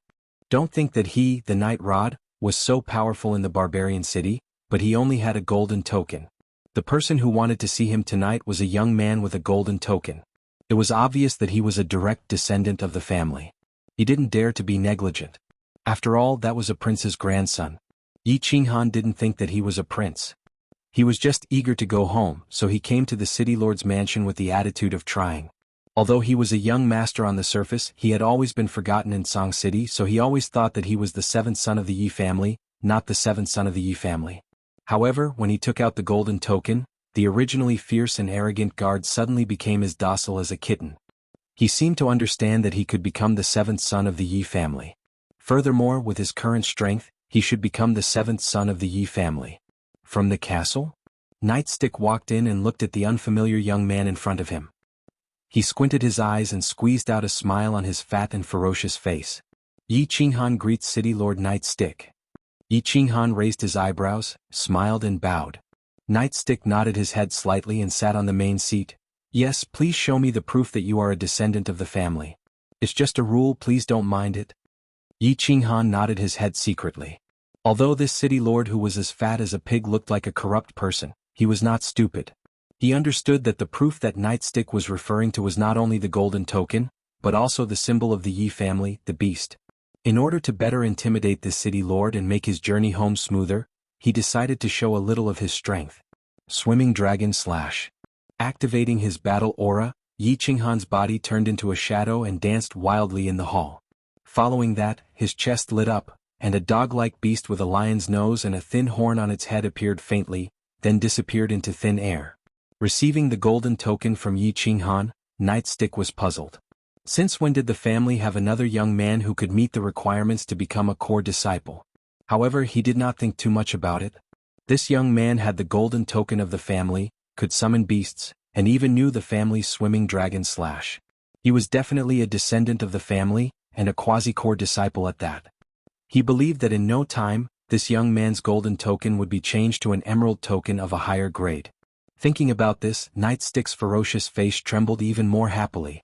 "Nephew, you have a good cultivation, your future is limitless. Since you have come to the Barbarian City, Uncle must entertain you well and have fun for a few days. Servants, prepare the morning feast." "I appreciate City Lord's good intentions, but Yi Qinghan has a favor to ask." Yi Qinghan smiled and said, "Speak your mind." Nightstick waved his hand casually and answered straightforwardly. Yi Qinghan nodded his head and said, "I am ashamed to disturb you so early in the morning. I have just returned from my training, and I have an urgent matter to attend to in Song City. I hope that City Lord can help me arrange it." "This is a small matter, but do you really not need to stay here for a few days? You must know that the girls in the Barbarian City are not bad." Nightstick's eyes shone with a hint of "you know." "Indeed they are not bad. I even tried them myself last night." Yi Qinghan thought to himself and insisted, "I think there will be a chance." "Thank you, City Lord." "Oh, alright, I won't keep you. Next time you come, remember to stay for a few days." Nightstick nodded with a slightly disappointed expression. Then he turned his head to the guard beside him and ordered, "Arrange my fastest carriage for young Master Qinghan." Also, arrange 4 guards to escort young Master Qinghan back to the fort. Thank you, City Lord. Qinghan will take his leave first. If there is a chance, Qinghan will come and thank you again. Yi Qinghan bowed and followed the guard out of the City Lord's mansion. In front of the City Lord's mansion, a luxurious carriage was already parked there. 4 guards were standing there respectfully with 4 red horses. Yi Qinghan nodded his head and got into the carriage. He said softly, "Let's go to Tsang City as fast as possible." Shui Wuhan sent 5 guards to kill him. Although they were all killed by him, he still felt that something bad was going to happen. Thinking about his sister who was far away in Tsang City, he became more and more worried. Therefore he decided to leave at midnight. He left the warm bed and went to the City Lord's mansion. He met with Nightstick and borrowed a luxurious carriage. It was not because he didn't have the money to rent a carriage, nor was he greedy for the luxury of Nightstick's carriage. It was because the best and fastest carriage in Barbarian City was at the City Lord's mansion. Sitting on this carriage would allow him to travel unimpeded all the way to Tsang City. Watching the carriage leave, the guard with the bitter face turned around and went into the City Lord's mansion. Looking at Nightstick who was sitting quietly in the hall, he said in confusion, "Sir, the person who just left is the 7th child. Motherf asterisk her. You think I don't know? I even know he is the son of Yi Dao." Nightstick coldly glanced at him and said mockingly. The guard with the bitter face was even more confused. The bitter gourd looked like it was about to turn into a loofah. "But sir, isn't the 7th child the famous useless young master in the castle? Why are you so polite to him?" "Useless? I think you are useless." The muscles on Nightstick's face twitched. He slapped the piece of bitter gourd again and scolded, "Have you ever seen a piece of trash that can cultivate from the first level of the elite realm to the commander realm in 2 months? Have you ever seen a 4th level beast with such a domineering aura? Yi Dao is a hero. How could he not have some tricks up his sleeves? How could he give birth to a useless person? Just wait and see, the castle will definitely be bustling soon. The muddier the water, the more chaotic the situation. Only then will 3rd master be able to fish in troubled waters, haha." Not long after the carriage left, a black-clothed man rushed over from the south of Barbarian City. The black-clothed man was short, and his body was covered with dust. He looked a little embarrassed and anxious. He quickly turned a few corners and entered a small hotel. He went straight to the backyard and knocked on a door. Head steward Lu was still awake, not because of the charming concubine beside him, but because he was very worried. The guards of the 5 young masters had already entered the mountain for a long time, but there was still no news. Could it be that something happened to them? Their target was only an elite trash, so he was not worried that the 5 masters could not capture him. He was only worried that they had encountered an inexplicable situation. Dong dong dong. A rhythmic knocking sound came from the door. He quickly climbed out of bed, put on a thick coat and walked out of the room. "What? You said that the 5 masters were all killed by Yi Qinghan?" Looking at the embarrassed Niu Jin in front of him and hearing the shocking news, head steward Lu's hands unconsciously trembled. He did not know if it was because of the chill in the spring breeze or because of the shock in his heart. This subordinate definitely wouldn't dare to speak carelessly about such a huge matter. This subordinate was hiding nearby at that time and observed everything clearly. Niu Jin wiped his face and recalled the scene at that time. Even now, his heart still trembled slightly. After the death of the Shui brothers, he did not dare to stay any longer and immediately rushed back to inform them. It was only because he encountered a group of level 3 demonic beasts, wild boars, on the way that he was delayed until now. Someone immediately arranged for the 3 fastest horses. "Niu Jin, I will send 2 people to escort you. You have to pass the news to the young master as soon as possible. Otherwise, you will not be able to keep your life if you mess up the young master's plan." Not long ago, head steward Lu received the news that the mayor had sent out the fastest carriage to Tsang City. Combined with the current situation that Niu Jin described, head steward Lu's hands trembled even faster and he quickly shouted. Although his voice was loud, it seemed to be trembling a little. After a while, the 3 tall horses braved the cold morning wind and disappeared from the city gate. Chapter 35. The nights in Tsang City were still so beautiful and intoxicating. This ancient city that had been standing south of the House of Ares for God knows how many years still continued to exude its charming yet desolate atmosphere. Ever since a man named Night Emperor walked into this ancient city and built the Yi family castle thousands of years ago, this ancient city had been firmly imprinted with the traces of the Yi family. Tsang City belonged to the Yi family, and the Yi family belonged to Tsang City. Shui Wuhan was bored to death as he casually walked on the 13th street. Old Shi and old Mo followed him closely. The nights in Song City were indeed beautiful, and the girls on the 13th Street were more passionate than the brothels in the floating snow city. However, he was still a little bored and helpless. He had been living in Song City for more than 2 months.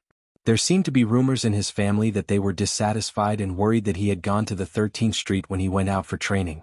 There seemed to be some unfavorable rumors about him in the Yi family castle, such as that he was lecherous and was a playboy. However, only Elder Shur and Elder Mo beside him knew. Young master really had no choice. If he didn't find something to do, if he didn't put on an act, if he continued to stay in the Yi clan castle in Song City, people would become even more suspicious. Therefore, in the past month, the three of them seemed to have visited every brothel on the 13th Street. They could even recite the names of the red cards in each brothel. Is there still no news from Man City? Shui Wuhan looked at the entrance of the brothel. The girls kept throwing flirtatious glances at him. Their snow-white breasts shook from time to time. They smiled, nodded, and waved the folding fan in their hands. Hearing his master's question, old Mo, who was beside him, took a step forward and replied respectfully, "Not yet, but I think it should be soon." A few useless things. Shui Wuhan cursed in a low voice and went into a brothel. The brothel was called 100 Flowers Brothel. It was located in the middle of Song City's 13th Street. The brothel's madam was called Sister Feng. Although Sister Feng was old enough to be the mother of several children, she still looked like she was in her 20s. Her pair of phoenix-like eyes were very alluring.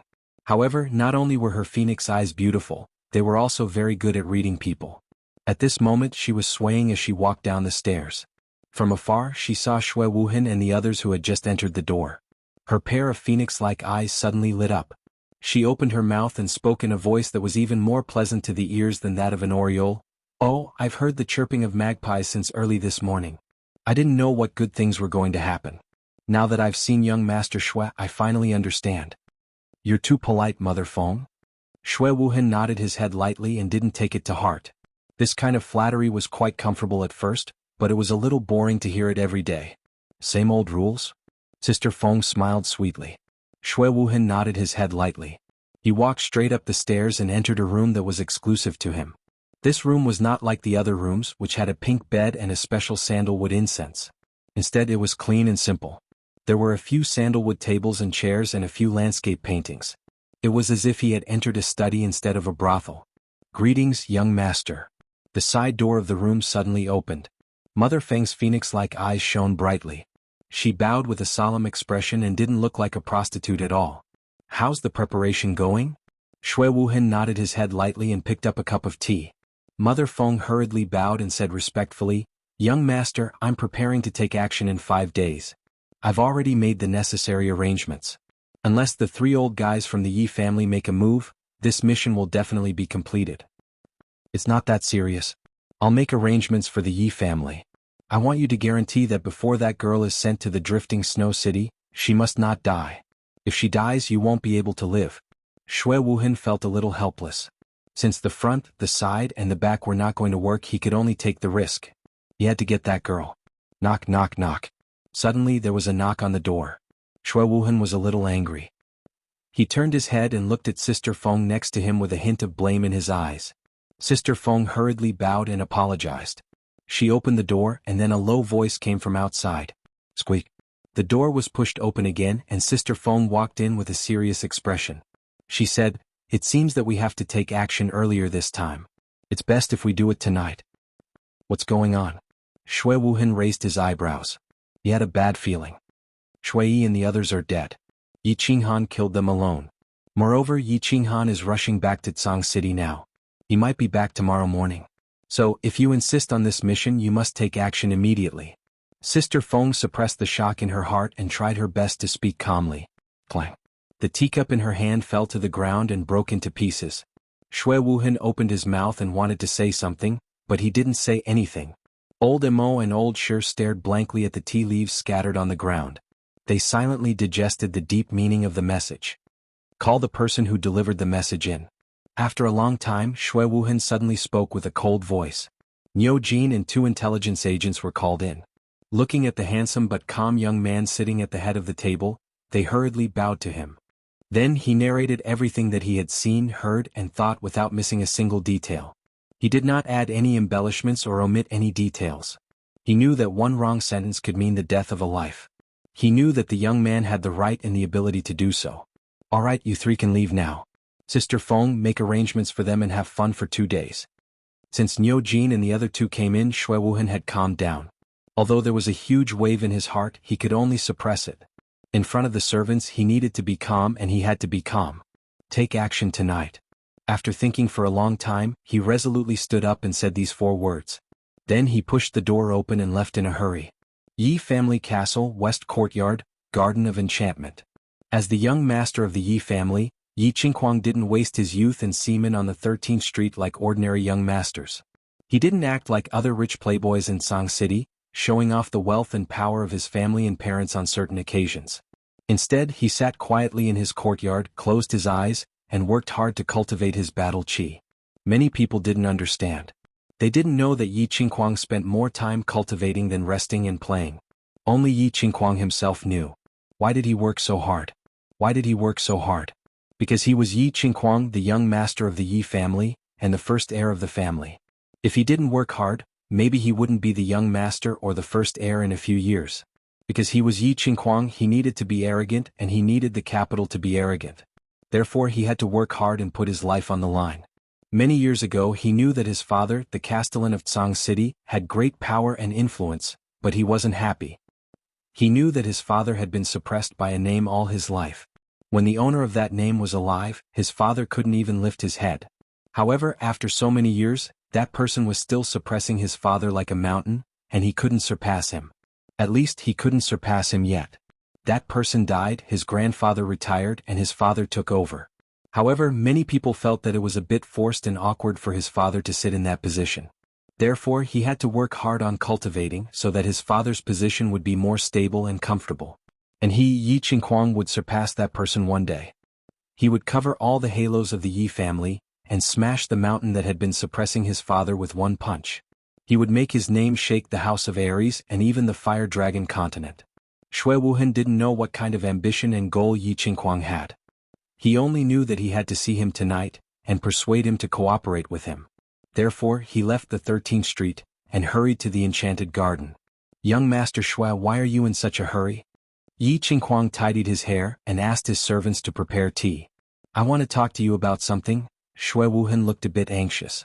He stopped Yi Qingquang and said softly, Oh, that's good. Yi Qingquang hurriedly signaled his servants to leave and smiled sweetly. Last time Shui Wuhan talked to him like this and he got 10 bottles of snow panacea. Although he didn't complete the task, Shui Wuhan was generous and didn't ask him for it. Therefore, when he saw Shui Wuhan's expression, he felt that something good was going to happen to him. He couldn't help but say excitedly, You said that young Master Shui's business is my business, and I will do whatever I can. Here are 10 bottles of high-grade snow panacea, the same grade as last time. Shui Wuhan didn't say anything. He took out 10 white jade bottles and put them on the table. How can I accept this? I haven't finished the task last time. Yi Qingquang smiled embarrassedly, but he didn't want to hide the fire in his eyes. This was good stuff. Last time he gave 4 bottles to Yi Rong and it hurt him for many days. After all, after a martial artist entered the general realm, he needed to accumulate a large amount of battle aura before he could enter a higher realm. How did he get his battle aura? It required diligent cultivation and a large amount of medicinal pills. Although the Yi family had medicinal pills, they weren't as good as the Shui family's snow panacea. Moreover, he wasn't like Shui Wuhan, who was directly appointed as the young master. The first successor and the young master seemed similar, but in reality, there was a huge difference in treatment. Shui Wuhan pretended not to see Yi Qingquang's fiery eyes and said embarrassedly, I'm not afraid of Child Quang laughing, but that girl actually looks very similar to my first love. My first love was killed by the family when I was 16, so, cough cough, I just received a message from the family. I have to rush back to the family tomorrow morning, so I want to see if I can bring that girl along with me. This. Yi Qingquang frowned slightly, and stared at the white jade bottles on the table. He seemed to be in a difficult position. I can understand young Master Shui's feelings, but this matter is not easy to handle. The main thing is that the girl has an unyielding personality, and I'm afraid she will seek death. Shui Wuhan looked at Yi Qingquang's expression and smiled slightly. He took out a yellow jade bottle from his bosom and said, This is the 3 days drunk, colorless and tasteless. As for what will happen after 3 days, Child Quang doesn't need to worry about it. I can guarantee one thing, I will definitely treat that girl well. As for the aftermath of the Yi family, Child Kwang will have to worry about it. I'm not worried about other things, but I'm afraid that the useless Yi Qinghan, who is also Yi Qingyu's brother, has a bad temper like a wild horse. You saw it in Yolan Street last time. I'm afraid that he will go to the Elders' Hall to cause trouble. Yi Qingkwang sighed and expressed that he was in a difficult position. This is an emperor-rank secret combat technique, but it's broken. I'll also give it to Child Kwang. Shui Wuhan sneered coldly in his heart, and threw out a bronze-colored book.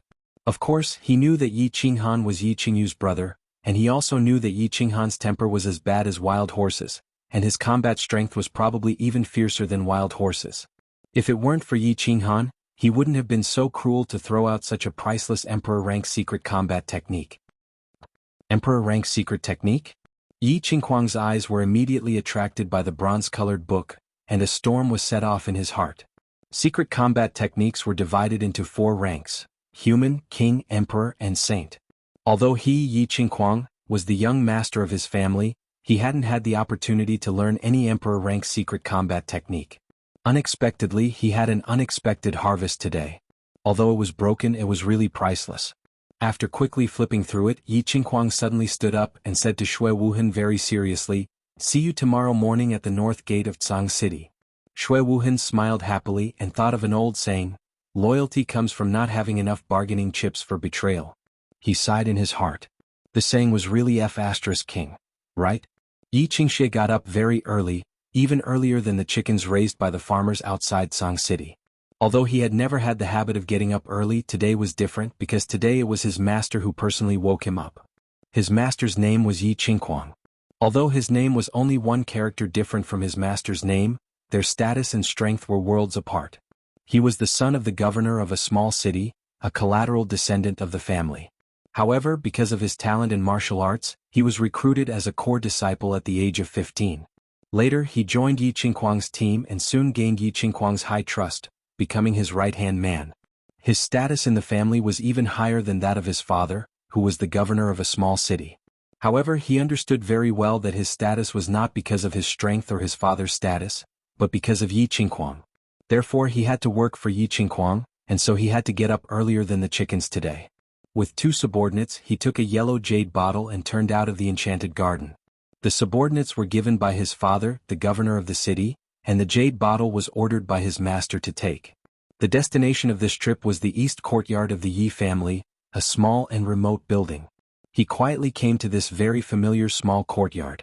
It was familiar because not long ago he had suffered a setback here.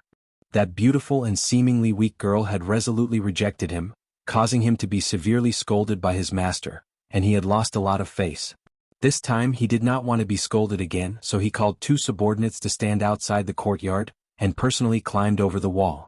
He took out a dagger from his bosom and with a light slash, he opened the door bolt of a room. Like a night cat, he nimbly crawled in. The room was not a girl's boudoir but a kitchen. He was very clear that this weak girl had the habit of waking up early every day to cook porridge, so he dripped a few drops of the transparent liquid in the yellow jade bottle in many places, such as oil and water.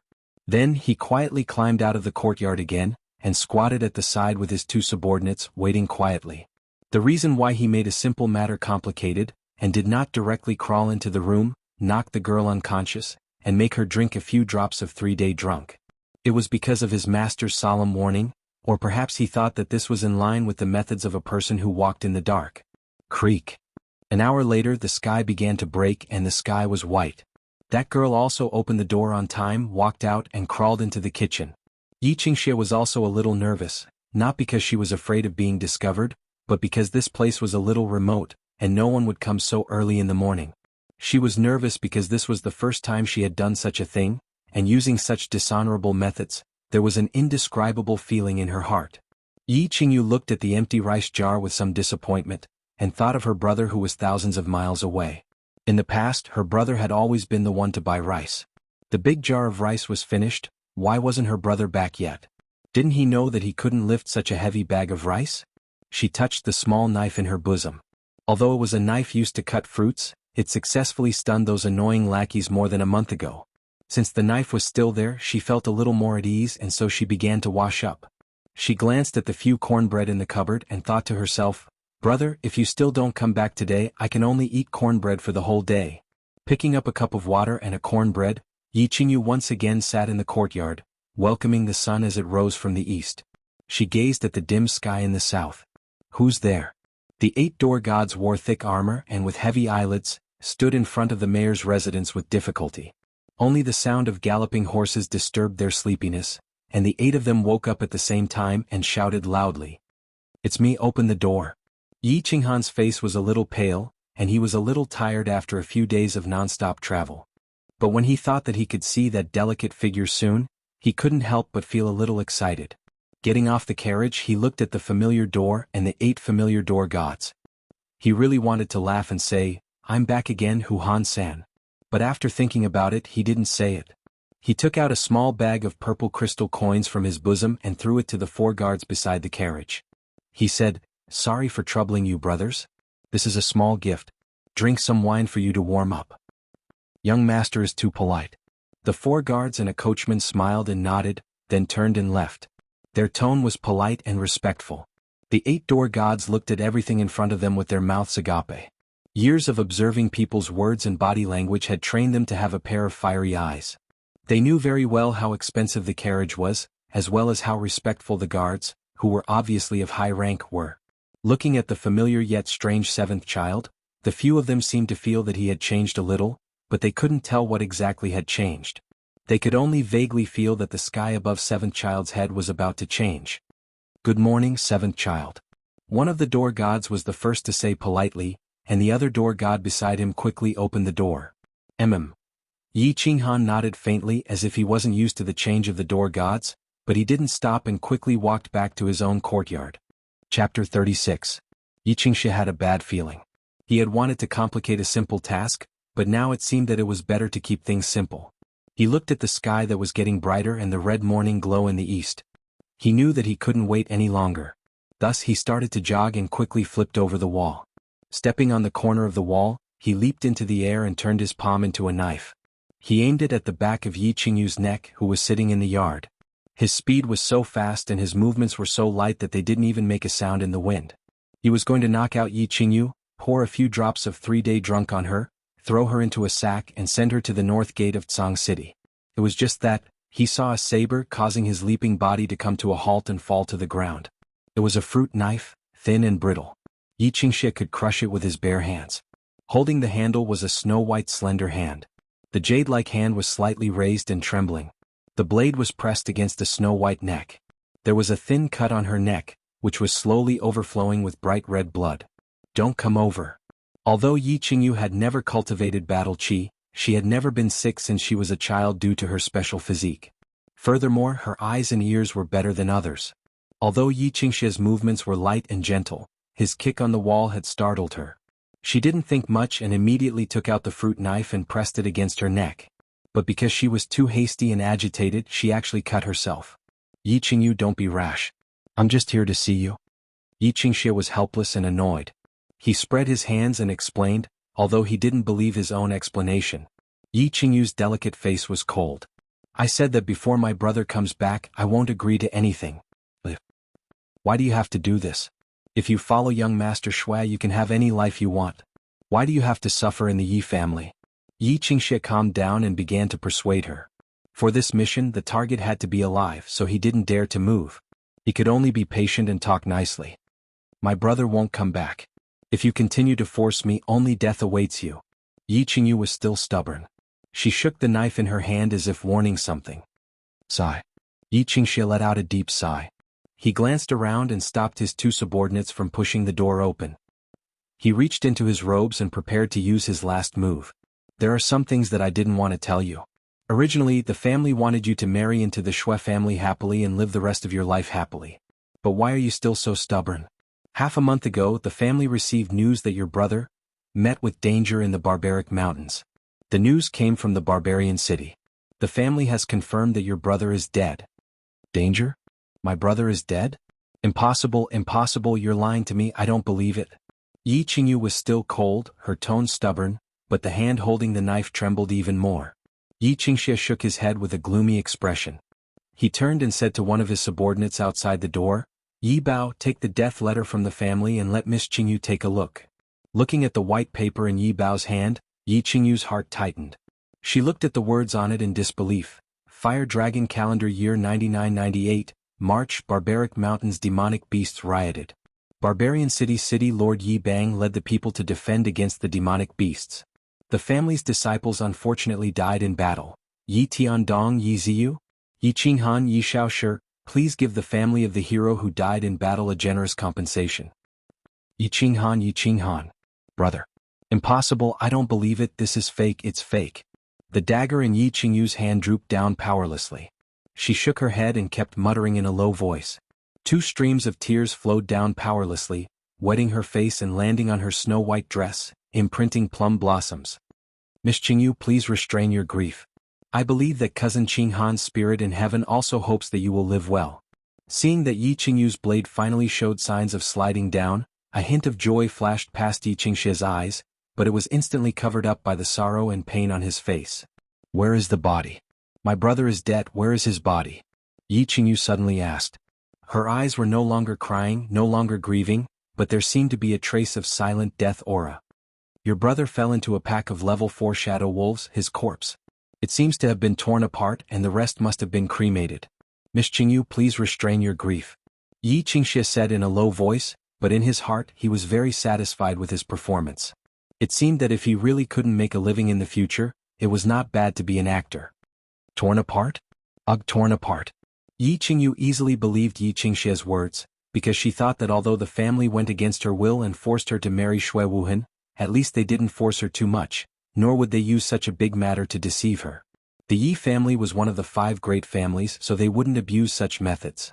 However, she didn't know that all of this wasn't the family's idea, but someone was extremely daring, using the family's name to use despicable methods and do shameless things.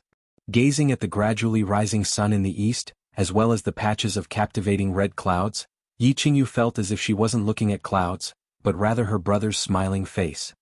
Clang. Under the hopeful gazes of Yi Qingxie and the other 2, the fruit knife finally fell to the ground, and then bounced back up, shining dazzlingly under the sunlight. Brother! Yi Qingyu let out a sorrowful cry, and before Yi Qingxie could react, she resolutely crashed into the wall behind her. After a sound like a watermelon breaking, the snow-white wall was dyed bright red. Brother? Brother? Brother? A sorrowful voice resounded in the east courtyard, echoing in all directions and drifting into the distance. Whisper. An even more powerful and sorrowful voice reverberated. The voice was loud and deafening, piercing through the clouds and piercing through the sky. Ah! Under the horrified eyes of Yi Qingxie and the other 2, a black figure directly broke through the door. The black figure stared blankly at Yi Qingyu, who was slowly sliding to the ground, and at the bright red on the snow-white wall, letting out a desperate and sorrowful roar. *T. After a short period of shock, Yi Qingxie gradually became angry and cursed in a low voice. He had messed up, and he needed to further ask his master how to deal with the aftermath. So he winked at Yi Qingquang, signaling him to report the situation here to Yi Qingquang. Yi Qingxie nodded silently, turned around and was ready to leave.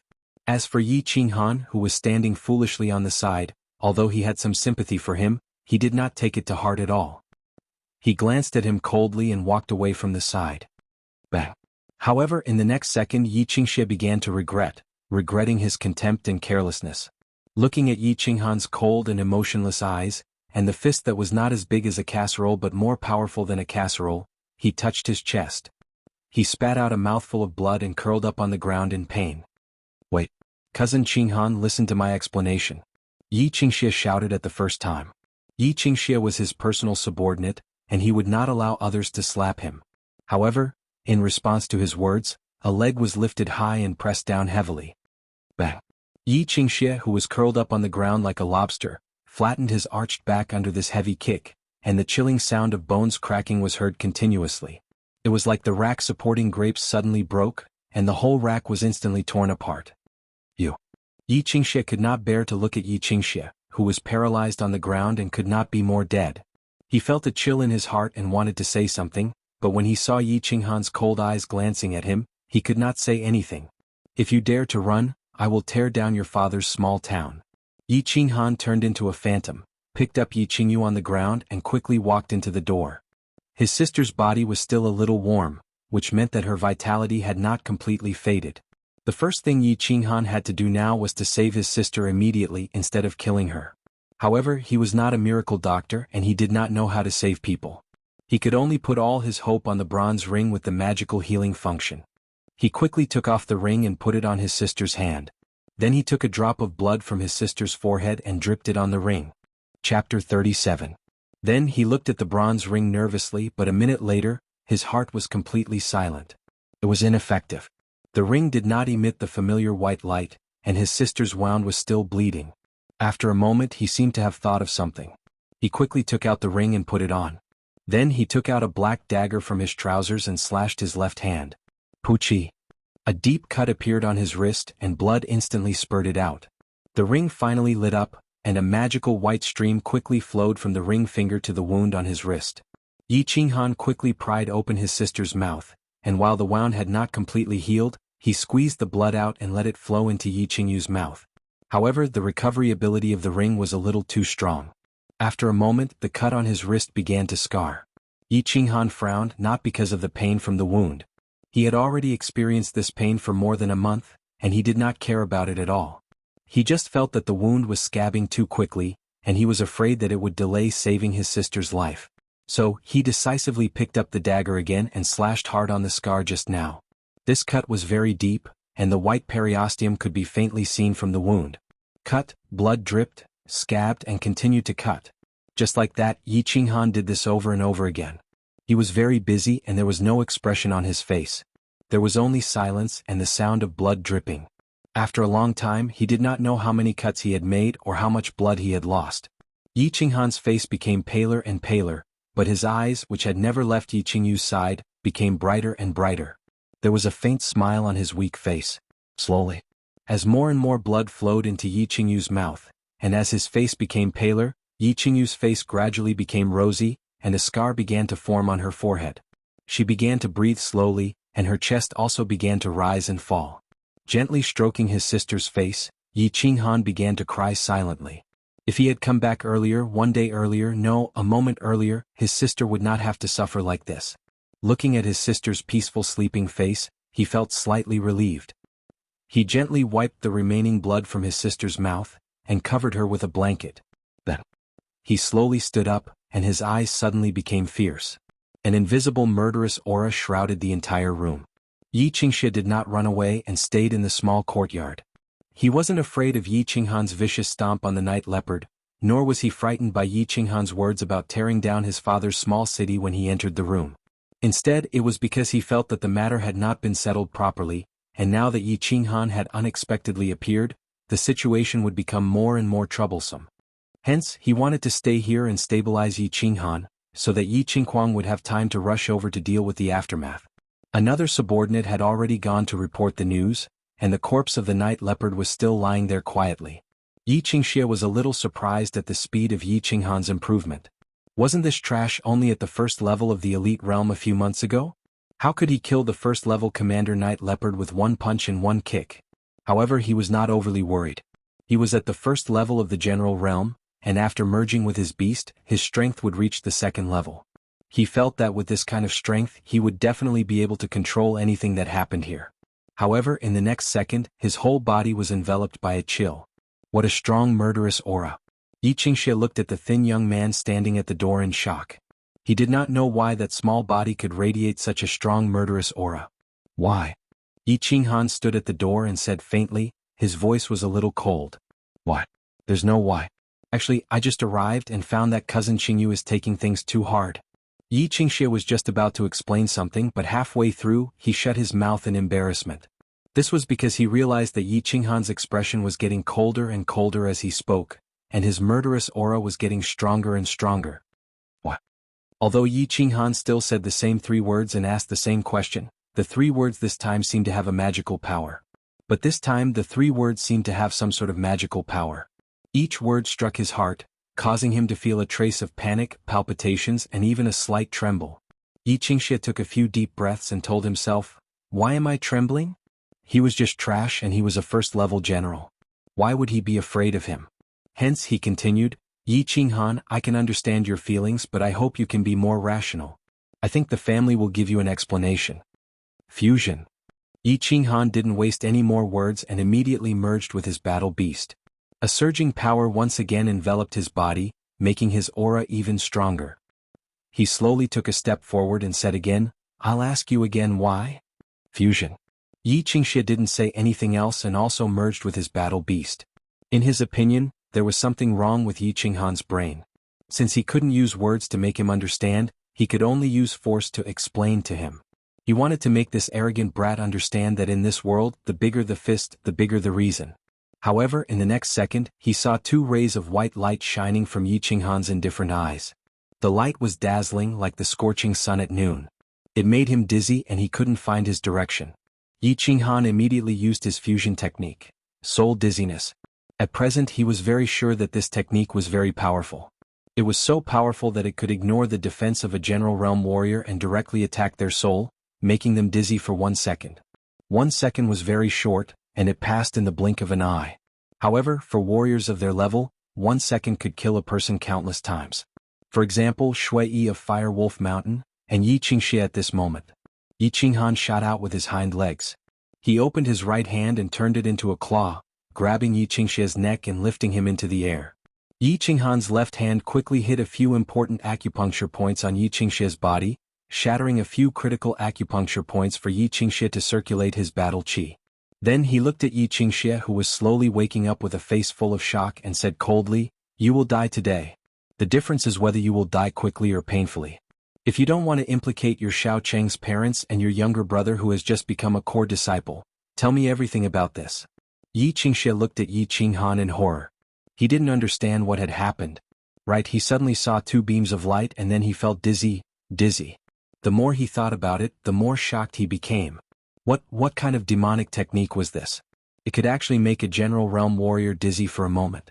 One had to know that in a battle between warriors, life and death could be decided in a single second. Yi Qinghan could ignore physical defense and directly attack the soul? This was too terrifying. He could practically kill a general realm warrior in a second. Feeling the important acupuncture points in his body being shattered and unable to circulate battle qi, he knew that he had completely lost. Losing meant death. Just as he was thinking, Yi Qingxie's eyes suddenly widened in fear. He saw that Yi Qinghan couldn't wait any longer. Her left hand slid down and took out a black dagger from her bosom. Then she lightly cut his struggling knees. The movement was quick and gentle. There was no sound, but he seemed to hear two cowhide ropes suddenly snap. Then he felt pain in his knees and suddenly lost all feeling below his calves. "Since you're still hesitating, I want to let you feel the pain of dying first so that you can make the right decision." Hearing Yi Qinghan's cold words, he knew that if he still didn't tell the truth, Yi Qinghan would definitely slowly torture him to death until the last drop of blood flowed out. Moreover, he would definitely kill all of his family members, including his elderly parents in the faraway Shaocheng. Because right now, Yi Qinghan made him feel even more terrifying than a demon. Yi Qinghan's ruthlessness and Yi Qinghan's sudden increase in strength were all conditions that met, so he compromised. I said, "Let go." Feeling the hand on his neck becoming stronger and stronger, Yi Qinghan's breathing became more and more difficult. However, his hands and feet kept flailing in the air as he struggled to say a few words. Bang! With a casual wave of Yi Qinghan's hand, Yi Qingxie was thrown to the ground like a broken toy, raising a cloud of dust. Then he took a few steps forward and half-squatted on the ground. With a dagger in his hand he said coldly, "I'll give you 1 minute. Don't expect anyone to save you. Even if an Emperor Realm expert from a family comes, I will kill you before they do." Yi Qingxie laughed at himself. His subordinates had already left a long time ago. Yi Qingquang and Yi Rong would have come to save him if they wanted to. Actually, this morning Yi Qingquang only asked him to bring 2 subordinates here alone. His meaning was already very clear. If the task was done well, he would be heavily rewarded. If something happened, of course he would be responsible for it. It had nothing to do with Yi Qingquang. Since Yi Qingquang was so heartless, he could only be heartless for the sake of his family. Yi Qingxie instantly understood everything and said, "It's Shui Wuhan and Yi Qingquang." 2 months ago, listening to Yi Qingxie's quick explanation, Yi Qinghan's expression became colder and colder, but his heart was already filled with anger. It seemed like he couldn't stay in this family anymore. More than 10 years of oppression and humiliation, Yi Qingxian's contemptuous insults, the cold rainy night in front of the Elder Hall, the humiliation on Yolan Street, the flash of killing intent from Yi Jian in front of the Warbeast Hall, the giant yellow palm of Shui Yi from Fire Wolf Mountain, and the bright red stain on the snow-white wall behind him. Everything was like a movie that was played backwards. It made Yi Qinghan's mood extremely depressed. He couldn't bear it anymore and couldn't stay silent. Chapter 38. If he didn't explode in silence, he would die in silence. Since silence represented death, he would no longer be silent. Then he would explode.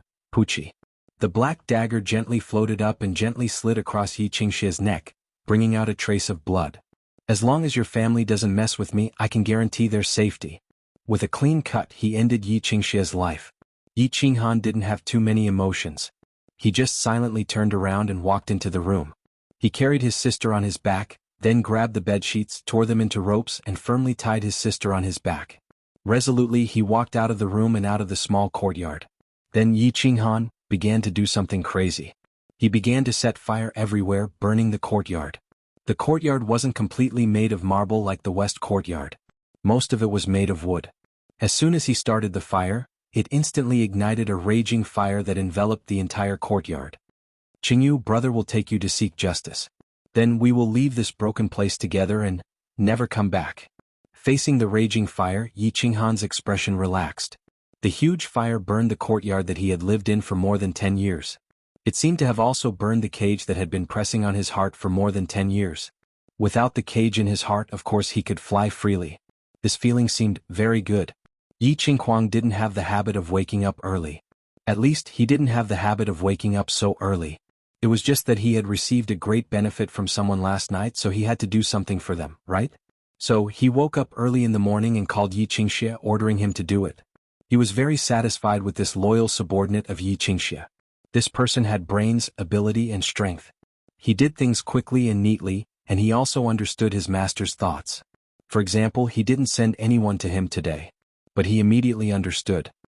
He immediately took the two subordinates sent by his father, walked out of the enchanted garden, and ran to the east courtyard. After tossing and turning, he no longer felt sleepy, so he began to cultivate his battle skill. He had accidentally obtained a sovereign tier battle skill from Shui Wuhan last night. He had flipped through it for a very long time, so he was obviously itching to cultivate it now. The battle skill was called Soul Refining, and it was a secret skill for cultivating the soul. The soul was the foundation of every person, but it was even more important to a cultivator. A cultivator would need to comprehend the laws of heaven and earth, and if their soul was stronger, then it would be easier to comprehend the laws of heaven and earth.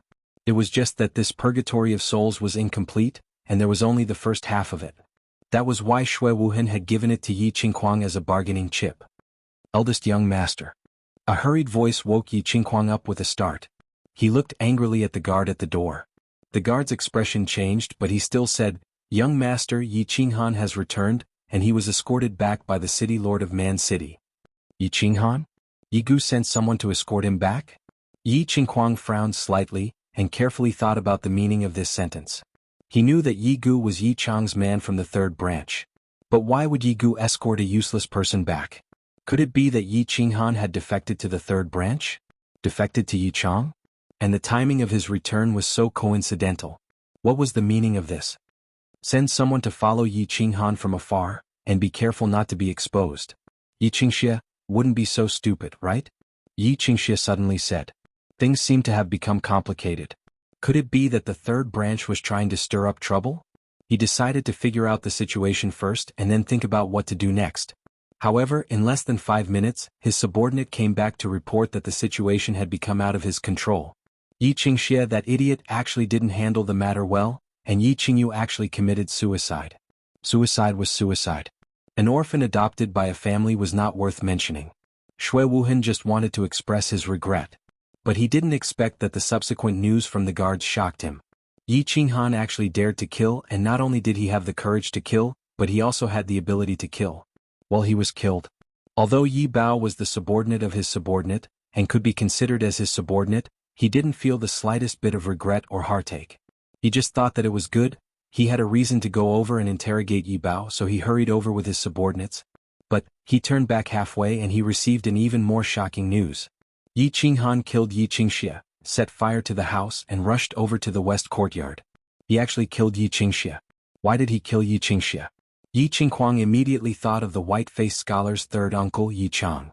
There was a conspiracy, there was definitely a conspiracy. Regardless of whether Yi Qinghan had the courage to kill Yi Qingxie, who was a core disciple of the family, even if he dared to kill him, could he do it? He could kill Yi Qingxie, who was at the second level of the general realm and had reached the third level after beast fusion. How could he kill him? With his useless physique at the first level of the elite realm? It must be Yi Chang must have sent someone to help him secretly, but his subordinates didn't notice. Moreover, Yi Qinghan killed someone and dared to set fire to his house. Although it was his own house that was burned, they obviously wanted to make the matter bigger and draw out the three elders of the family. Yi Qingxie in an instant figured out many truths, although it was only the truth that he thought. But only by thinking this way he felt that it was reasonable and natural. Therefore he immediately sent out all his subordinates. A group of people went to the north gate, told Shui Wuhan not to wait any longer, and expressed his apology tactfully. A group of people went to Yi Jian's courtyard and told his father exactly what had happened and what he had deduced. Since it involved the fight between the first branch and the third branch, he did not dare to make any rash moves. He could only rely on his father. Another group of people went to the torture hall and asked Yi Rong to bring people to his courtyard. They wanted to see what kind of storm that trash could stir up. Song City North Gate. Shui Wuhan had long sat in an unusually luxurious carriage, waiting there quietly. He was a little excited but also a little nervous. However, as the sun rose higher and higher in the east, his mood became worse and worse. His handsome face was a little angry, a little disappointed, and also a little twisted. Old Shi and old Mo, who were beside him, also didn't dare to breathe too loudly. They just kept opening the door curtains, looking into the distance from time to time. "Young master, there's a fire in the east courtyard." Suddenly, old Shi saw thick smoke suddenly rising from the east courtyard, glowing with a burst of red light. He immediately lost his composure and shouted, "Pa!" Shui Wuhan looked through old Shi's eyes, and his twisted face instantly became ferocious. He exerted force and the teacup in his hand shattered. He took a deep breath and closed his eyes.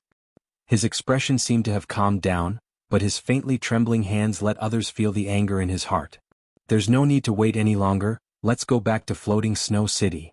After a long time, Shui Wuhan finally calmed down, waved his hand weakly and closed his eyes again.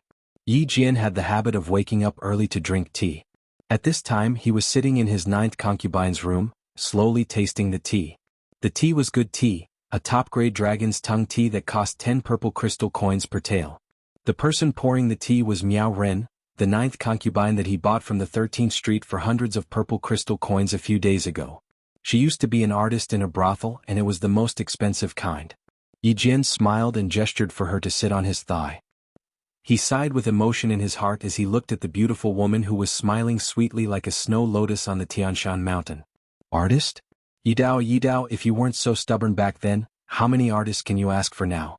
Man, why bother hanging on a tree? And in the end you even hung yourself." He reached out his hand and through the thin silk clothes, he began to enjoy the infinite beauty that this famous artist brought him. Who said that a man's sword would become dull when he was 40? Dong dong. Just as he was about to unsheath his sword and start a killing spree, the door opened. So he roared angrily and impolitely, "What's the matter? Don't you know that I am drinking my morning tea?" The subordinate outside the door certainly knew that this master had the habit of drinking morning tea, but the matter was too big at this time, so he didn't dare to suppress it. He said in a low voice, "Sir, there is a house in the east courtyard on fire. Trash, if there is a fire then put it out. Do you need to report this to me?" Yi Jian was even angrier when he heard this. He was about to catch fire here, so how could he care about the fire in the east courtyard and the west courtyard? The guard saw that Yi Jian was about to set him on fire, so he quickly explained, "Sir, please calm down. Master Child Kuang sent someone over, saying that the east courtyard is on fire, and it involves the third branch. He said that he has something important to report." "Child? Third brother?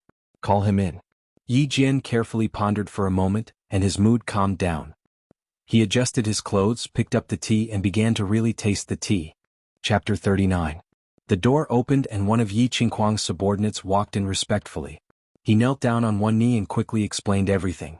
Yi Jian's face darkened as he listened. His hand holding the teacup stopped in mid-air. After listening to everything he picked up the teacup again. He remained silent and closed his eyes to savor the tea. After a long time, just as the subordinates were scratching their heads and wondering why Yi Jian was so calm, Yi Jian said, "Two things. First, send people to seal the back of the mountain and prevent any news from reaching the back of the mountain. Second, mobilize all the forces we have in the dark and watch everything that the people in the castle are doing, especially the big young master and elder Yi Chang. If third brother dares to make a move, I will play with him." Yi Chang had the habit of waking up early. However, he didn't drink his morning tea. Instead, he cultivated. From the beginning, he believed that in front of absolute power, all schemes were useless. With one slap, everything would be destroyed. Although he didn't have the terrifying talent that Yi Dao had, he had a more ruthless heart. He was ruthless to himself. Therefore, he would wake up early every morning to cultivate. He was 38 years old this year and his strength had always been at the top of his generation. However, he could persist. Therefore, 2 years ago he caught up to his big brother, Yi Jian, who had always been ahead of him. He broke through to the Emperor realm and was appointed as the deputy elder of the Battle Hall. The Battle Hall and the Discipline Hall were the two most important halls in the family. The Battle Hall dealt with the outside while the Discipline Hall dealt with the inside. Currently, the two hall masters and two grand elders were accompanying their father, Yi Tianlong, in closed-door cultivation. They didn't care about the affairs of the hall. Therefore, the deputy hall master was basically the same as the main hall master. They had shocking power and combat strength. His second brother Yi Dao died. His father's heart was broken and he went into seclusion in anger. He knew that. His big brother had always wanted to be the head of the family and had been working hard in that direction. He knew that too. However, he also knew that the Tsang City Lord was not the same as the family head. In the face of absolute power, the power that his big brother had cultivated for so many years was like a bubble. When the sun shone on it, it would burst instantly.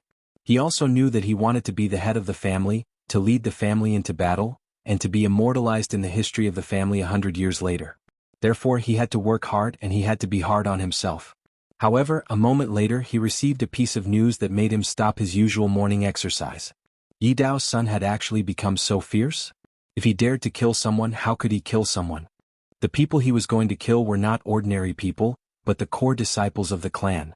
More importantly, he was going to kill someone at this moment. Was he going to kill the young master of a clan? Interesting. Yi Chang began to smile. Because of the smile, the scholar's white face became even more delicate. Yi Qinghan didn't know that the Yi family was already in an uproar because of his actions. All he knew was that he had to seek justice for his sister.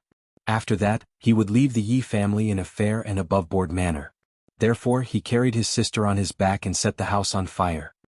He came to the west courtyard, stood in front of the Garden of Enchantment and shouted, "Yi Qinghuang, come out and die! Yi Qinghuang, come out and die!" An angry roar came out of nowhere in the quiet Garden of Enchantment. It was like a stone was suddenly thrown into the calm water, causing ripples. The Garden of Enchantment was alarmed. The west courtyard was alarmed. Countless people were alarmed. Yi Qinghuang was alarmed too. It was more accurate to say that he was shocked. He knew that Yi Qinghan would come to find him, but he didn't take it to heart. He was just on guard against the third branch. He didn't expect that Yi Qinghan would come alone behind his sister's back. He came so openly and shouted so fiercely. He always thought that he was arrogant, and he had the capital to be arrogant. He didn't expect that he would meet someone who was even more arrogant than him. Moreover, he was so arrogant without any capital. Most importantly, he was arrogant to himself.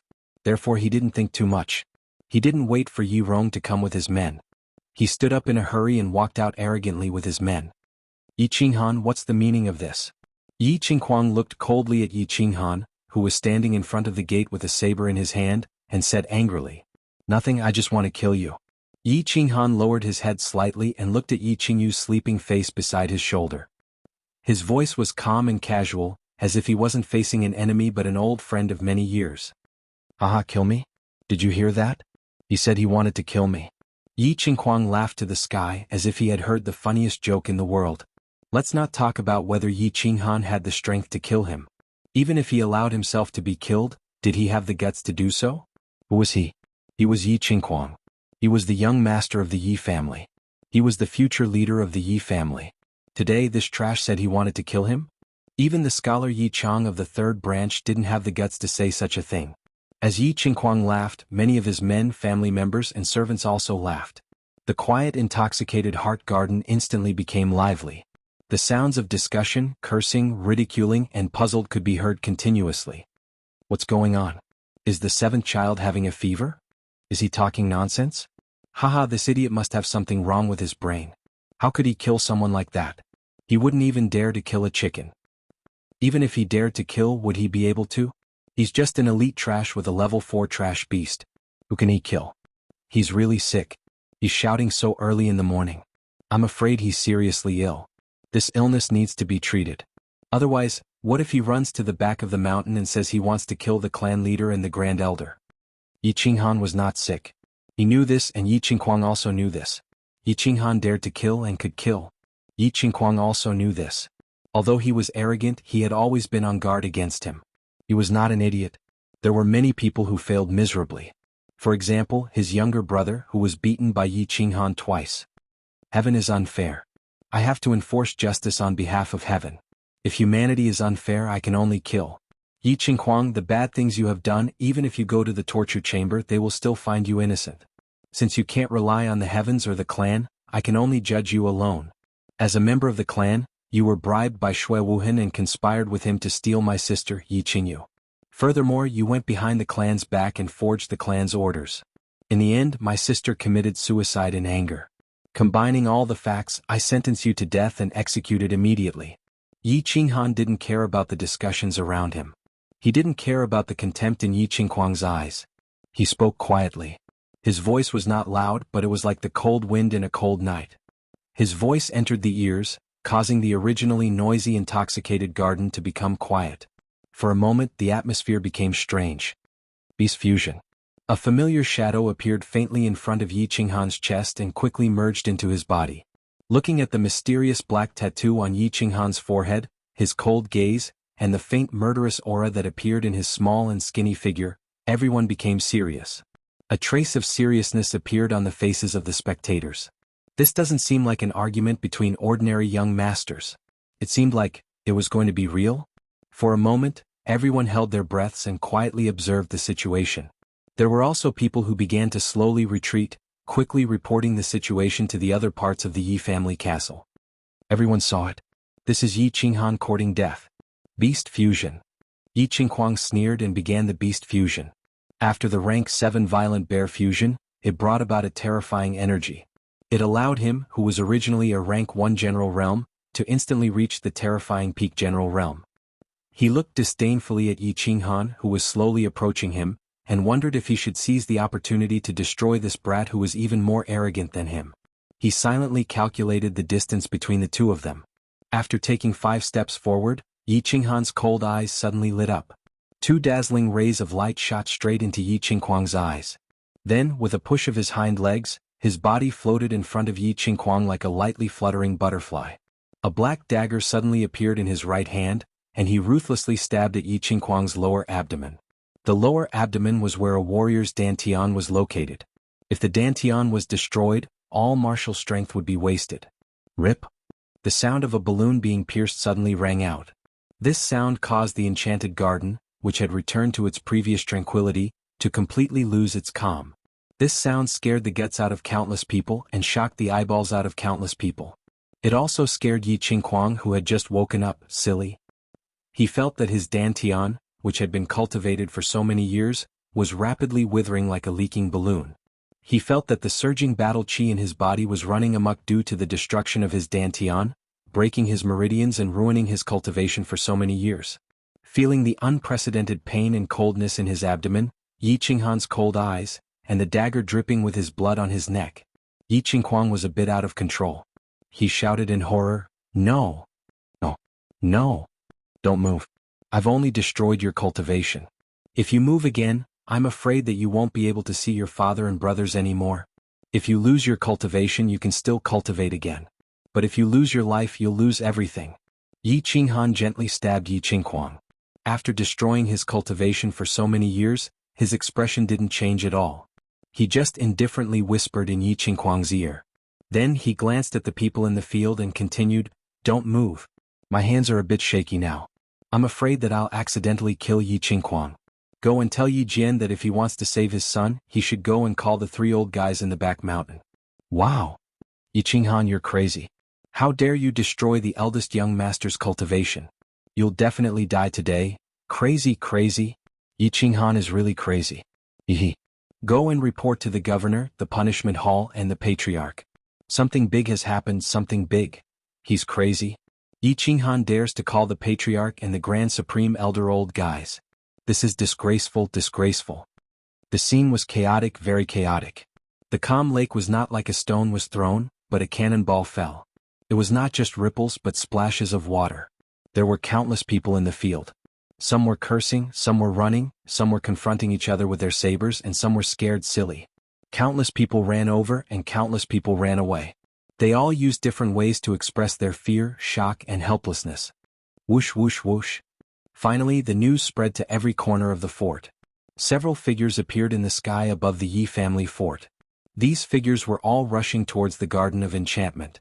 Yi Qinghan, how dare you hurt my son? The first to arrive was Yi Jian. Before he arrived, his loud roar had already been heard. His roar contained endless anger and regret. Qinghan, don't do anything stupid. Yi Chang had been paying attention to the situation here. After Yi Qinghan stabbed him, he quickly rushed over and finally arrived before Yi Jian could make a move. Yi Qinghan, you won't be able to escape death today. Yi Rong's face was full of regret. When Yi Qinghuang sent him the message, he didn't pay much attention and only delayed for a moment. He didn't expect things to develop to this point. He hurried over and saw Yi Jian's angry expression. He was a little angry and shouted, Yi Tianqing, Yi Tianxing, Yi Gong, Yi Quan. Countless figures appeared out of nowhere and slowly landed on the ground. For a moment, all the experts of the Yi family fort had gathered. Except for the members of the Elder Hall, everyone else should leave immediately. The battle hall will seal the Yi family fort. Today's matter must not be leaked. Yi Jian suppressed the anger in his heart and said coldly. Looking at Yi Qinghuang's bleeding abdomen, his heart was also bleeding. Feeling Yi Jian's anger, the guards in the field quickly scattered and left quietly. The remaining elders in the field quietly looked at Yi Qinghuang, who had subdued Yi Qinghan. Looking at his cold expression and the black dagger that was dripping with blood, they all thought and didn't say anything. Why don't you say anything? Do you want to see him die? The one who spoke first was the quiet Yi Qinghan. Maybe it was the first time he had to face so many powerful people's pressure, so he wasn't used to it. Maybe he was a little nervous and wanted to say something. Yi Jian raised his eyebrows and was full of hatred. He clenched his fists and slightly trembled. Let him go. I'm not that stupid. Qinghan, stop the bleeding first. If he dies, we won't be able to say anything. Yi Qinghuang also opened his mouth. His voice was still gentle, but it was obvious that he wanted to protect Yi Qinghuang. Yi Qinghan thought for a while and then nodded. His left hand quickly poked on Yi Qinghuang's body to stop the bleeding. Then he kept silent. Do you know what you are doing? Yi Qinghan, if you don't let him go, you won't be able to escape death today. Yi Rong opened his mouth. His voice was high-pitched as if he wanted to use this voice to hide the shock and fear in his heart. Before Yi Rong could finish his words, Yi Qinghan angrily shouted, Shut up! You conspired with Shui Wuhan to steal my sister. You are also a part of it. One day I will kill you. How dare you slander me? Haha, little bastard, it seems that no one can save you today. Yi Rong cursed. Really? Then you can try. Before I die, I think it's not a bad idea to drag young master down with me. Yi Qinghan sneered. His right hand suddenly exerted force and a deep blood mark appeared. Don't. Yi Qinghan, stop. Father, save me. Yi Qinghuang, who had been silent for a long time because his cultivation had been destroyed and he was now a cripple, was pulled back to reality by this slash. Seeing Yi Jian in front of him, he hurriedly shouted. Stop. Yi Qinghan, what on earth do you want? Yi Jian held back the anger in his heart, lowered his voice and spoke with difficulty. Of course, Yi Qinghan didn't want to do anything. After he killed Yi Qingxie, he had thought it through. He wanted to take revenge and he also needed to leave the Yi family alive. But how to take revenge, how to leave the Yi family alive, that would require great skills. He burned down his own house in the east courtyard to attract attention from all sides. He crippled Yi Qinghuang and held him hostage to lure out these big shots in front of him. Now that these big shots had come, they were all stunned by his ruthless methods. Next, he needed to lure out the 3 old fellows in the back mountain, clan leader Yi Tianlong, and the 2 grand elders. He killed Yi Bao, killed the core disciple Yi Qingxie, and crippled Yi Qinghuang, who was at the first level of the general realm. His end was destined to be bad. Yi Jian wouldn't let him go, the torture hall wouldn't let him go, and the elder hall wouldn't let him go. It seemed that Yi Chang, who wanted to side with him, didn't have the ability to do so. The entire Yi family wanted to kill him. The only ones who could save him were the 3 old fellows in the back mountain, the secluded clan leader Yi Tianlong, and the 2 grand elders. Because he had a trump card, the 3 old fellows didn't dare to kill him. They had to protect his trump card, the saint-ranked beast, soul-devouring beast. Therefore he said naturally, if you want me to let him go, I can. Call the 3 old fellows in the back mountain down. Chapter 40. Ask the 3 old men to come down from the back mountain. What kind of arrogance was this? What kind of arrogance was this? Who lived in the back mountain? They were the clan leader and the 2 grand elders. They were the foundation of the Yi family, the strongest force of the Yi family, and the symbol of the Yi family. Yi Qinghan dared to call them old men and ask them to come down? Many of the elders present changed their expressions. Even Yi Chang, who had always wanted to protect Yi Qinghan, had an ugly expression on his face. Although you have some complaints about him, there is no need to do it in front of so many elders. Tell me, how can you elders endure this? How can you step down? Presumptuous. Yi Qinghan, how dare you? You deserve to die 1,000 times. Yi Rong was the first to explode. Yi Qinghan curled his lips and said disdainfully, I have been presumptuous many times today. I will not be presumptuous again. I have killed 2 people and crippled 1. I will die anyway. Why can't I say it? Don't say anything. Call the 3 of them old man. So what if I call them senile? Do you think they are hermits just because they stay in the back mountain every day? Qinghan, stop talking. No matter what, he is still your grandfather. Yi Chang saw that the elders were about to go berserk again. He quickly blinked his eyes and advised. Grandfather? Ah. Hearing Yi Chang's advice, Yi Qinghan seemed to be even more excited. He laughed loudly and his expression was no longer calm. There was a hint of loneliness and anger in his expression, but it was quickly replaced by indifference. Grandfather? After my father died, when my mother and I were bullied, where was grandfather? After my mother died, when I knelt in the elders' hall and was drenched in the rain, where was grandfather?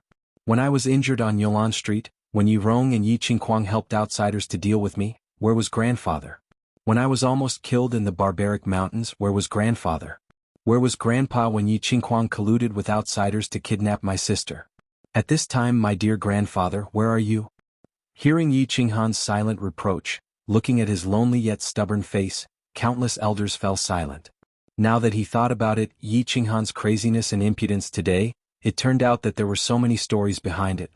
However, when he thought about how he had already committed a grave mistake and couldn't escape the death penalty, he felt a little regretful. I don't want to hear your nonsense. Let me tell you clearly, it's impossible for you to see the patriarch and the grand elder. You've already committed such a cruel crime, how can I let you disturb their meditation? If you let Yi Qingquang go, I'll give you a quick death and guarantee your sister's future. Although Yi Jian didn't understand why Yi Qinghan had to see Yi Tianlong, he knew that it was definitely not a good thing. Therefore he rejected Yi Qinghan's request, glanced at the girl on his back and said. Yi Jian's words made Yi Rong react immediately. He said fiercely, That's right, Yi Qinghan, let go of the eldest young master. Otherwise your sister won't be able to escape death. Yi Rong, I promise that if I have the chance I'll definitely kill you. Let go of Yi Qingquang? Dream on. I'll give you 1 hour. If you don't see the patriarch or the 2 grand elders, I'll die with Yi Qingquang. As for my sister, I think she won't be able to live if I die. Why don't you come with me now? At least she'll have a companion on the road to the Yellow Springs. Looking at the hideous scar on Yi Rong's face, Yi Qinghan sighed in his heart. The body fusion technique's dizziness was a soul attack. The soul would also improve as a martial artist's realm increased. Therefore, the body fusion technique was only effective against martial artists of a higher realm. He was now a commander realm martial artist, so he could only make a general realm martial artist dizzy for about a second. As for martial realm martial artists, their soul cultivation was already very high. The body fusion technique had no effect at all, let alone Duke realm martial artists or Emperor realm martial artists. The martial artists present were all Emperor realm martial artists, including Yi Rong. Therefore, although he wanted to kill Yi Rong, he didn't have the strength to do so. As for his sister Yi Qingyu, although this girl looked soft and weak, he knew that she was very strong-willed. The bright red smear on the snow-white wall of his courtyard clearly told him that if he died, his sister would definitely follow him immediately. Of course, if he died, his sister would probably not have a good life even if she didn't commit suicide. Instead of letting her live miserably, it would be better to cut off all means of retreat with him and carve out a way out of this hopeless situation. Actually, I think that since things have developed to this point, it's not a bad idea to ask the family head and the two Grand Supreme Elders. Qinghuang's life is more important, isn't it? Yi Chang had been carefully thinking about the meaning behind Yi Qinghan's words. Moreover, Yi Qinghan said that Yi Qinghuang and Yi Rong dared to fake the family's orders and colluded with Shui Wuhan to kidnap Yi Qingyu. It seemed that if his father knew about this, it would be a good opportunity to attack the first branch. Yi Jian raised his eyebrows and shook his head. I don't agree. Before father and the two Grand Supreme Elders went into seclusion last time, they said that their cultivation is about to break through. If we disturb them for such a small matter, who will be responsible if something goes wrong? I don't agree either. The family head and the others are cultivating. It's very important. Who would dare to disturb them? Yi Rong saw that this matter had become a vote of the Grand Supreme Elders and quickly said, I agree. I think this matter needs to be investigated carefully. There are many things that we don't know. However, in this situation, none of us can make the decision. Tianqing stroked his snow-white beard and frowned slightly. The news he received was that Yi Qinghan suddenly went crazy and killed two members of the family. He even set fire to the house and destroyed Yi Qinghuang's dantian. He had always been confused. 2 months ago, Yi Qinghan was just an elite realm warrior. How could he defeat and kill two general realm warriors? Could it be related to the 9-colored halo during the Fiery Dragon Festival awakening ceremony? However, when he arrived, the situation was a little out of control. Yi Jian and many Grand Supreme Elders were furious, so he didn't ask the question in his heart. I also agree. There are many things that we don't know. We need to investigate. Tianqing was not the only one who was confused. Yi Tianqing was also confused. I don't agree. The cultivation of the family head and the others is more important. I don't agree. Just because Yi Qinghan insulted the family head and the Grand Supreme Elder. I don't agree. This kid is too arrogant. Instantly, more than a dozen Grand Supreme Elders expressed their opinions. However, there were only a few Grand Supreme Elders who wanted to be impartial. Yi Chenggang looked at the Grand Supreme Elders in front of him coldly. He was thinking whether he should send someone to report to Yi Tianlong in private. Unexpectedly, Yi Jian spoke first. All the Grand Supreme Elders have voted. Most of them don't agree. So, you don't have to send someone to report secretly. As for my son, I want to see if Yi Qinghan dares to gamble with his and his sister's lives. Yi Jian clenched his teeth and persisted. When the Grand Supreme Elders expressed their opinions, he had already secretly transmitted his voice to Yi Qinghuang. He understood something that shocked him. He also understood why Yi Qinghan had to meet the family head and the two Grand Supreme Elders. Yi Qinghuang was not qualified to learn a high-level secret skill like secret voice transmission. However, as the city lord, Yi Jian had secretly passed it to him. Yi Qinghuang did not understand what was the light in Yi Qinghan's eyes that made him dizzy. But Yi Jian, who was experienced and knowledgeable, could guess a few things. Body fusion skill. This little bastard was actually so lucky. He actually triggered the body fusion skill with his trash beast. It was an extremely rare spiritual type battle skill. No. It was impossible for a 4th-grade trash beast to appear. Such a precious and even heaven-defying body fusion skill would appear. Thinking of the dazzling 9-colored halo at the Fiery Dragon Festival awakening ceremony, Yi Jian became more and more frightened and chilled. This boy must not be left alive. He must not be left alive. Yi Dao had finally guessed and killed him. He would never allow another Yi Dao or even Yi Qinghan, who was even more terrifying than Yi Dao, to appear. Whether I dare to gamble or not, you will know in less than an hour. Yi Qinghan did not know that he had already been identified by Yi Jian as a target to be killed at all costs. He held the dagger in his hand tightly and did not tremble at all. The crowd quietened down. Yi Qinghan was gambling. Yi Jian was gambling. Yi Chang was also gambling. The rest of the people were watching. Some of them could even be said to be watching from the sidelines. For a moment, there was a hint of pressure and awkwardness in the crowd. Until, a soft and weak voice sounded. Brother? Is that you? Brother. Yi Qingyu had actually woken up a long time ago. She had already woken up when Yi Jian and the others arrived. However, when she first woke up, her head was a little dizzy, and her mind was filled with some inexplicable information. Therefore, she had been organizing and digesting the messy information in her mind. However, the more she organized and digested, the more confused she became. These inexplicable information actually said that she had some jade spirit body and some other messy soul sacrifice that could sacrifice the mysterious power hidden in one's body to one's lover, allowing him to possess terrifying power for a short period of time? Or when one's lover reached the peak of the Duke realm, one could offer her primordial een to him, allowing him to break through to the Emperor realm. What was going on? How did she have any mysterious power? How could he have that messed up jade spirit body? However, as the messy information became more comprehensive, she understood more and more. She began to believe it slowly. The information said that the jade spirit body was immune to all diseases and poisons. She believed this very much. She found it strange that she hadn't gotten sick in the 15 years she had lived. She hadn't even gotten a cold. Most importantly, the jade spirit body had a miraculous self-healing ability. She was clearly bleeding from the collision, but she was still alive. How could she explain this? She didn't know that Yi Qinghan also had a miraculous ring that had miraculous healing abilities. If Yi Qinghan hadn't fed her a large amount of blood, she definitely wouldn't have woken up so quickly. In the end, she accepted the information and completely grasped the soul sacrifice. She began to wake up completely. The first thing she saw was a familiar shoulder and a side profile that only appeared in her dreams. Therefore, she called out softly in disbelief, "Brother? Are you? Brother? Qingyu?"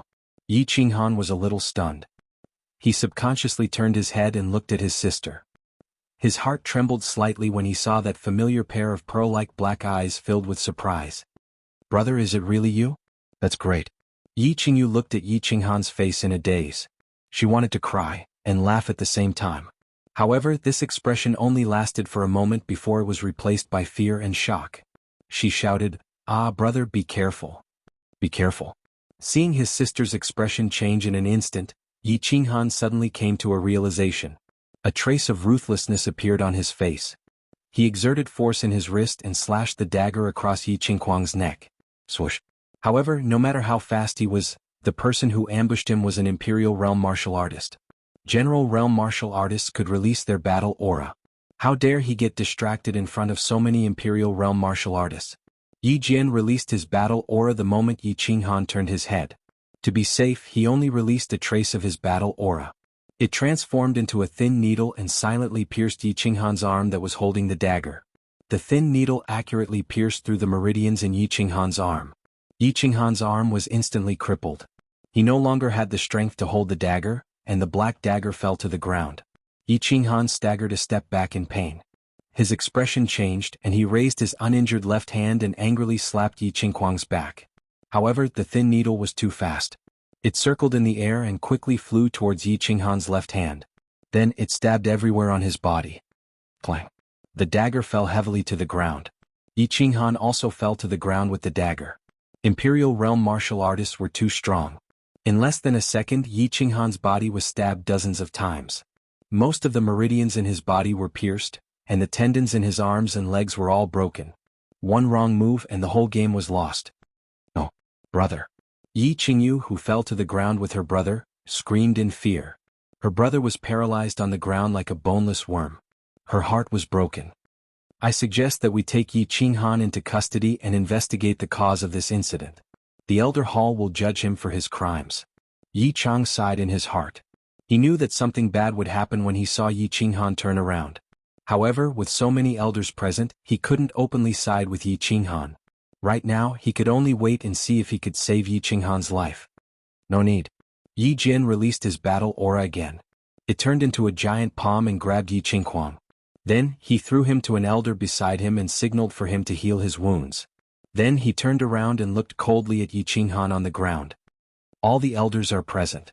Today Yi Qinghan's crimes are obvious to all. Let's start the trial now. I believe that such a vicious and crazy person should be executed immediately. I will do it myself. Yi Rong twitched the scar on the corner of his mouth. He looked at Yi Qinghan mockingly and said, "I agree. I also suggest hanging his body on the family's execution platform for 3 days as a warning to others." Agreed. Abstain. I object. Agreed. Sensing Yi Jian and Yi Rong's anger, all the elders made their decisions and voiced out their opinions. Although Yi Qinghan's performance today had overturned everyone's impression of him, many people admired his courage and temperament. However, in the face of a crippled young master who had committed a heinous crime and was likely to be the next family head, Many people could only helplessly remain silent or give up. The elders' hall finally decided that Yi Qinghan would be sentenced to death. I don't accept this. I want to see the family head. Things didn't go the way he expected. Yi Qinghan's heart was filled with endless bitterness and helplessness. He shouted in despair. He was too careless. Facing more than a dozen Imperial Realm experts, he dared to be careless. The result of his carelessness was death. It didn't matter if he died. He had already died once. However, his younger sister, he had implicated her. Qingyu, it's all my fault. I've implicated you. Let's be brother and sister in our next life. Seeing that his request was ignored by the elders, Yi Qinghan knew that he was going to die today. His mood actually relaxed. He struggled to turn his head and looked at his younger sister. He tried his best to smile and said softly, "No, brother, you won't die. I don't want to be brother and sister with you." Yi Qingyu's eyes were filled with tears. She kept shaking her head. "Actually, I've always wanted to be your wife and give birth to a fat son for you." Huh? What? Hearing Yi Qingyu's words, Yi Qinghan was shocked. What? His younger sister had always wanted to marry him? Yi Qingyu nodded her head forcefully and said seriously, "Brother, ever since I was adopted by father, I've already decided that I'll be yours for the rest of my life. However, it seems like I don't have this fortune now. Brother, if there's a next life, will you marry me?" "Brother, let me ask you a question. I'm saying if I want you to take me away from the Yi family and find a remote town so that we can live a peaceful and ordinary life, will you be willing?" He thought back to what Yi Qingyu said to his sister before she took out his father's belongings after his mother's death. Yi Qinghan suddenly realized that his sister had always wanted to marry him and live a peaceful life in a small town. However, he didn't cherish it. Thinking about it, Yi Qinghan felt like he had made a huge mistake. However, it seemed like he didn't have the chance to make up for it now. He closed his eyes in pain and nodded his head repeatedly. I'm willing. Qingyu, I'm sorry. Brother, you don't have to apologize. You have to promise me that you'll live a good life in the future." Yi Qingyu shook her head lightly. She had stopped crying and a sacred aura appeared on her face. She looked at Yi Qinghan with her tender eyes and gradually revealed a charming smile. "You too, are you done with your last words?" Yi Rong was a little impatient. He walked over coldly and was about to cut the rope on Yi Qinghan's back. He wanted to pull Yi Qingyu away so that Yi Jian could kill Yi Qinghan. Live a good life? Yi Qinghan looked at his sister with a faint sacred aura on his face. Listening to his sister's strange words, he felt an inexplicable fear in his heart. He shouted, "Qingyu, what are you doing?" "No. Yi Rong, stop my sister. Yi Rong, stop that girl." In the distance, Yi Jian also felt a trace of danger. He shouted and released his battle chi, which turned into a huge golden sword and slashed towards Yi Qingyu. Yi Rong also felt something wrong. He hurriedly stretched out his hand to grab Yi Qingyu at his fastest speed. However, in the next second something strange happened. Chapter 41. All of a sudden, a sacred light radiated out of Yi Qingyu's body and rapidly formed a milky halo around her body. "Ah!" Yi Rong shrieked painfully. The moment his hand touched the milky halo, it was sent flying backward by the mysterious strength contained in the halo. Meanwhile, the bones of his entire arm were broken. Bang! The huge sword made of Yi Jian's battle chi ferociously hacked the milky white halo. The violent collision of energies caused a violent explosion, causing a strong impact, which forced all the elders to take a step back. What's going on? What's this mysterious strength? Gosh, I seem to smell a wisp of God's strength. The huge change in the scene shocked the countless elders present. With their cultivation bases, it was very rare for them to encounter something that could cause their expressions to change. However, today all of them were petrified as if they had been struck by lightning. The strips of cloth on Yi Qinghan's back were torn to shreds. Yi Qingyu slowly rose into the air within the milky white halo. She was originally pure and beautiful, but under the illumination of the milky white halo, her entire body emitted a pure and holy aura. She was like a fairy that had descended from the heavens, causing people to not dare to look at her directly. "Brother, promise me you must live well." Yi Qingyu suddenly revealed a smile as if the tenderness in her eyes could melt the entire world. After throwing a deep glance at Yi Qinghan, she said softly. After saying that, she closed her eyes, and a surge of power began to burst forth from her body. Suddenly, her dress began to flutter without any wind, and her loose black hair began to dance in the wind. In the end, every strand of hair turned white. Soul sacrifice. With a roar, Yi Qingyu suddenly opened her eyes as she waved her hands. Closely after that, a milky halo directly entered Yi Qinghan's body. Closely after that, the halo around her slowly disappeared as her body slowly fell down. The moment she fell down, she tried her best to open her eyes. After throwing a glance at Yi Qinghan, she satisfactorily closed her eyes and fell into an eternal sleep. No! Yi Qinghan clenched his fists tightly and howled in pain. At this moment, his heart was filled with grief and indignation. The ball of milky white light entered his body and quickly healed his injuries. He didn't know and he didn't want to know. He did not know how the milky white light had temporarily given him great power, nor did he want to know. He only knew that it was very likely that he would lose her forever. He would lose that delicate figure. Soul sacrifice? What is a soul sacrifice? I've never heard of it. How can this soul sacrifice be so powerful? I thought a god had descended. That aura was too terrifying. Does anyone know what soul sacrifice is? What use does it have? It's a good thing that this soul sacrifice doesn't seem to hurt anyone. That lass is dead. It was a false alarm. Yi Qinghan's painful howl did not arouse too much of the elders' attention. They were only concerned about the mysterious power that had just appeared for a moment. However, this kind of power, this kind of release of power, was beyond their understanding, so they hurriedly asked each other. I know. Yi Tianqing, who had been silent all this while, suddenly spoke. His snow-white hair seemed even whiter at this moment. He looked a little regretful and helpless, but mostly regretful. That lass has one of the two saint physiques in the continent, the Jade Spirit physique. We are all sinners of the family. Because of our wrong decision, the family has lost a saint physique, and the opportunity to cultivate a saint realm expert. After this, I will personally ask for forgiveness from the clan leader. Wow. Jade Spirit physique. They did not know about the soul sacrifice, but everyone present knew a little about the Jade Spirit physique. Their expressions changed again. Some were regretful, some were shocked, some were regretful. All kinds of expressions were mixed together. Yi Chang smiled coldly and looked at Yi Jian. If Yi Tianlong knew about this, Yi Jian and Yi Rong would probably end up badly. Yi Jian looked gloomy, but he felt a bit lucky. Fortunately, he acted early. Otherwise, if Yi Qinghan had a few more years, the consequences would be unimaginable. After carefully pondering over Yi Tianqing's words, he seemed to have suddenly thought of something. His eyes suddenly shot out two rays of light. At the same time, he roared at Yi Rong, who was next to Yi Qinghan. No, Yi Rong, retreat. Yi Rong was treating his broken arm with his battle chi, while staring at Yi Qinghan fiercely. Hearing Yi Jian's roar, he looked back in confusion, wondering why Yi Jian roared. Seeing Yi Jian's changed face, Yi Rong still patted the ground with his left hand and retreated quickly, although he didn't understand what had happened. While retreating, he looked at Yi Qinghan with confusion, trying to figure out what had happened. However, he saw two beams of dazzling light. Whoosh!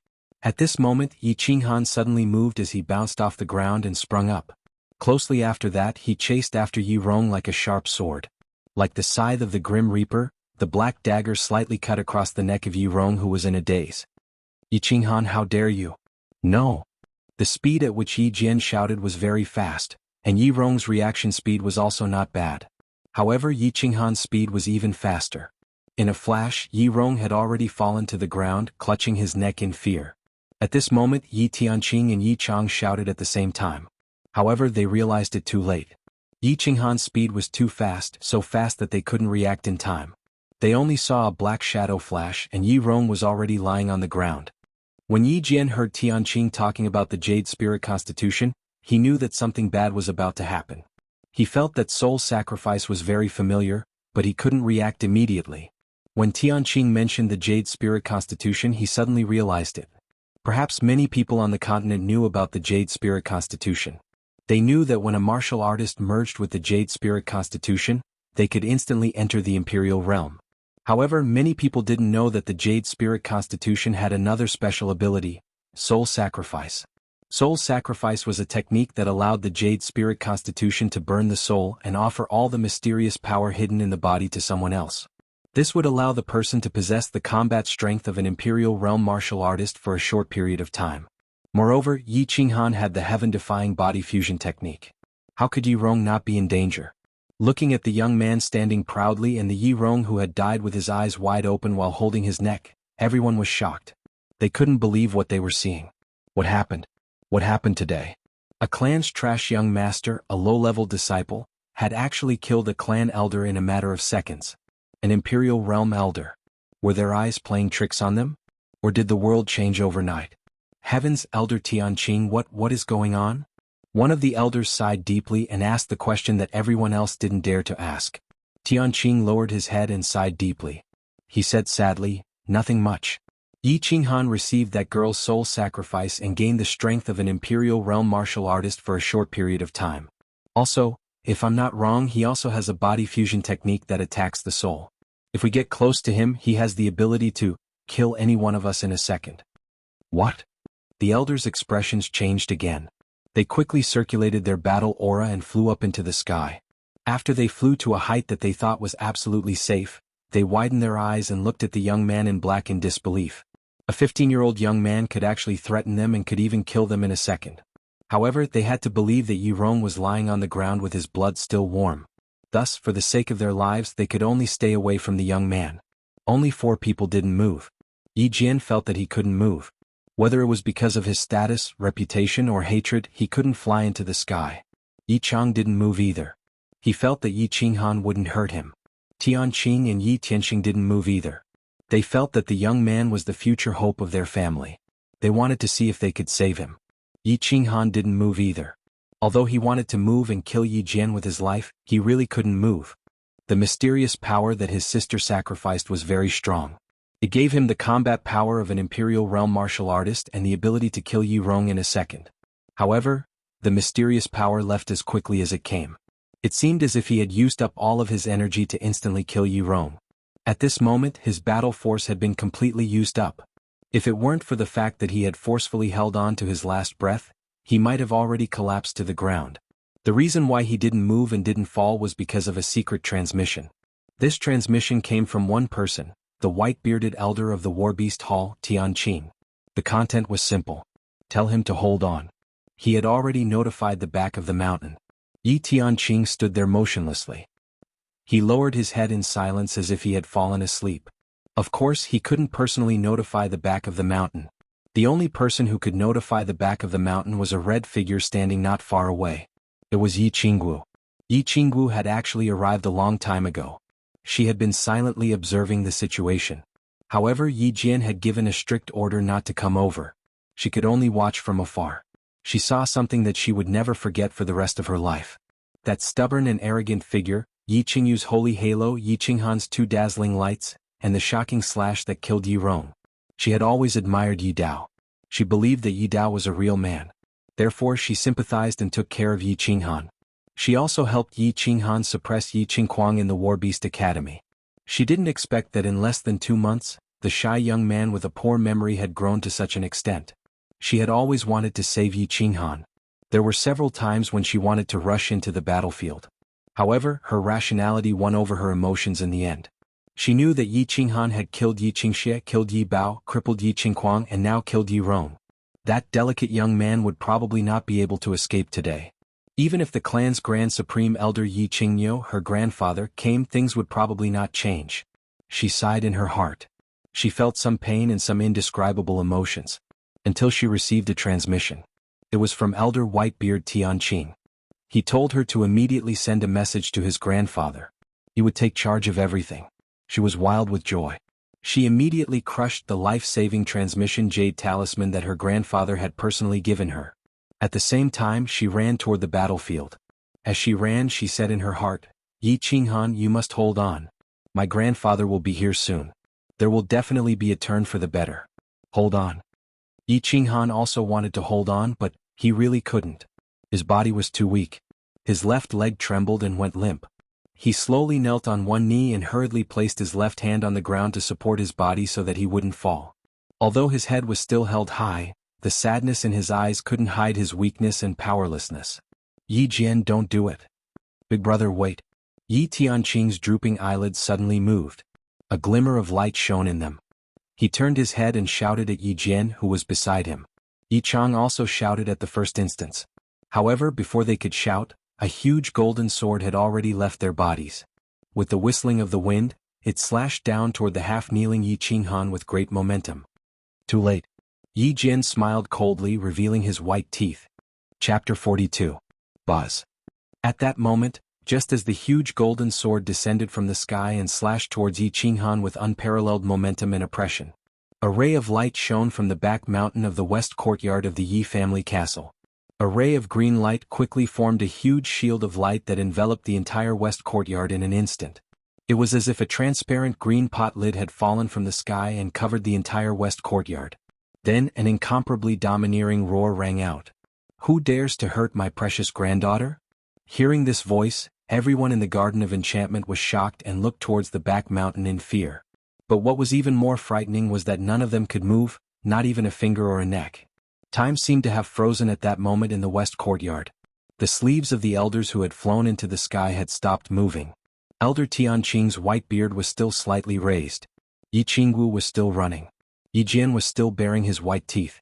Yi Qinghan was still kneeling on one knee. The huge sword in the air was still carrying an incomparably ferocious momentum, but it had stopped right above Yi Qinghan's forehead. Everything seemed to have frozen along with the green light. Saint Domain. The same word came to the elders' minds at the same time. The unique, nature-defying ability of the Saint Realm, the Saint Domain. Although Yi Jian was still baring his white teeth and laughing coldly, he felt a wave of bitterness and regret in his heart. He had clearly sealed off the back mountain. As long as no one went to touch the restriction, no matter how many people died on the Yi family's side, no matter how fiercely they fought, the people in the back mountain would not know. But he had missed one point. He had missed out on Yi Qingyu's granddaughter, Yi Qingwu. Yi Qingyu doted on Yi Qingwu so much, how could he not have left something for her? Yi Chang and Yi Tianqing, but Yi Tianqing were delighted at the same time. Although he couldn't move his body, his brain was working quickly. Yi Chang was thinking about how to use this matter to deal a heavy blow to Yi Jian, while Tianqing and Yi Tianqing were thinking about how to plead with the clan leader to protect Yi Qinghan. Bang! Just as everyone was making their own plans, a green figure shot out from the back of the mountain like a meteor. At the same time, two figures, one yellow and one white, also rushed over. Umph! The green figure descended first. It was an old man in a green robe. The old man's face was ordinary, and his facial features were very regular. However, his eyes seemed to be a little bigger and bulging, which made him exude a brutal and domineering aura. The moment the green-robed old man landed on the ground, he let out a loud snort. He did not look at the crowd, but he nervously looked at Yi Qingwu. It was as if he was checking to see if his precious granddaughter was missing a hair or injured. Bang! The black and white figures also landed slowly. They looked at the chaotic enchanted garden, at Yi Rong, who was clutching his neck and dying with his eyes wide open, and at the huge golden sword in the air. The black-robed old man frowned slightly. With a casual wave of his hand, he gently dispersed the huge golden sword that Yi Jian had formed with all of his battle chi. He calmly said, "Qingyu, deactivate the domain." Seeing that his granddaughter was fine, Yi Qingyu relaxed. With a wave of his hand, he deactivated the domain and began to look around curiously. There seemed to be a great battle here? Why was there an aura of divine power? Yi Qingyu seemed to feel that something very interesting must have happened today as he stared at the cold and arrogant youth with his head held high. He hurriedly began to converse with Yi Qingwu in a low voice. Whoosh whoosh. When the elders in the air saw Yi Qingyu deactivate the domain, they hurriedly descended and knelt on one knee with the four people in the field. They loudly said, "Greetings to the clan leader and the two grand elders." Yi Tianlong said calmly. Although he just stood there quietly without releasing any battle chi or pressure, the others still felt that the black figure was as heavy as a mountain, which made them feel a bit depressed unconsciously. Yi Tianlong indifferently glanced at the crowd. He looked at Yi Rong who had died tragically, looked at Yi Qinghan who remained calm under the huge sword, and finally looked at Yi Qingyu who was dressed in white and had snow-white hair as if she was sleeping peacefully. Yi Tianlong's expression finally changed a little. He said with a little anger, "Who is that woman?" Everyone was silent. Ever since Yi Tianlong arrived, they had been thinking about how to explain what had just happened to the patriarch. They were all waiting to suffer the patriarch's anger, but they didn't expect that the first thing Yi Tianlong asked was who the woman was. For a moment they didn't know how to answer. "Her name is Yi Qingyu. She is my younger sister. She is already dead." Right when the elders were about to give a proper explanation, a cold voice resounded. When Yi Tianlong heard the answer, he slowly turned around. Looking at this black-clothed, bloodied and cold-looking young man, he felt that he looked quite familiar. He frowned and asked, "Who are you?" Yi Qinghan seemed to have heard a very funny joke. He wanted to laugh but he couldn't. The corner of his mouth twitched and he slowly stood up with trembling legs. My name is Yi Qinghan, Yi Dao's son. I used to be your grandson but, not anymore. Yi Dao's son? Hearing the name Yi Dao, Yi Tianlong frowned even more. He waved his hand, signaling the elders behind him to shut up. He continued to ask in a deep voice, why was he before but not now? Also, why did they want to kill you? Looking at Yi Tianlong's vaguely familiar yet foreign face, Yi Qinghan laughed self-deprecatingly. Why not? Because I don't want to be your grandson anymore because I don't want to be surnamed Yi. As for why they wanted to kill me? It's very simple. Today I killed a lot of people. I killed Yi Bao, killed a core disciple Yi Qingxie, crippled the clan's eldest young master Yi Qingquang who had cultivated for over 20 years and killed elder Yi Rong. I even wanted to kill Yi Jian. Wow. Yi Qingyo and the white-clothed Grand Supreme Elder Yi Baihu revealed expressions of disbelief as they looked at the young man, who was trembling even as he stood. Had Yi Dao's son become so fierce? Last year when they came out of closed-door training, they heard that this young man was a cultivation trash who could even summon a beast? Yi Qingxie and Yi Qingquang were both juniors. Although it was a little strange that Yi Qinghan could kill and cripple them, it was still acceptable. However, Yi Rong was an Emperor realm expert. How could he kill him so easily? However, when they looked at the white-clothed, white-haired girl behind Yi Qinghan, they seemed to have guessed something. The two of them remained silent, waiting for the young man to reveal the mystery. I didn't expect Yi Dao's son to be even fiercer than him. His temper is also the same. Yi Qingyo sighed inwardly, as if thinking of that peerless genius from more than 10 years ago. Why did you kill them? Don't you know that the clan has rules, a punishment hall and an elder hall? Although Yi Tianlong had guessed some of it, he was still shocked by Yi Qinghan's words. However, he still maintained an indifferent expression on his face. Haha. Yi Qinghan suddenly laughed out loud.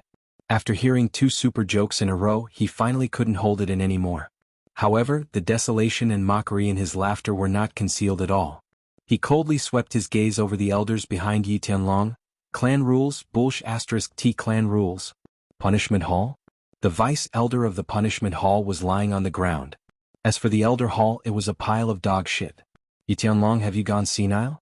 If the elder hall of the punishment hall had a use for me, would I risk my life to kill them? Brat, how dare you? Yi Qinghan, how dare you be so rude to the clan leader? You deserve to die 10,000 times. Father, Yi Qinghan has gone crazy. Let me clean up this scum of the clan.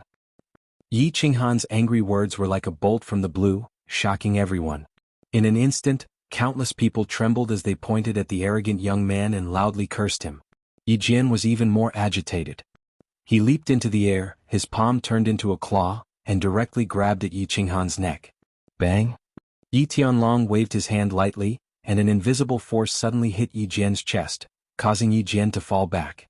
Yi Tianlong turned around and coldly looked at Yi Jian, who was clutching his chest, and the countless elders who were cursing at Yi Qinghan. He said expressionlessly, Baihu, before this matter is clear, whoever makes a sound or tries anything funny, arrest them all. All of you shut up.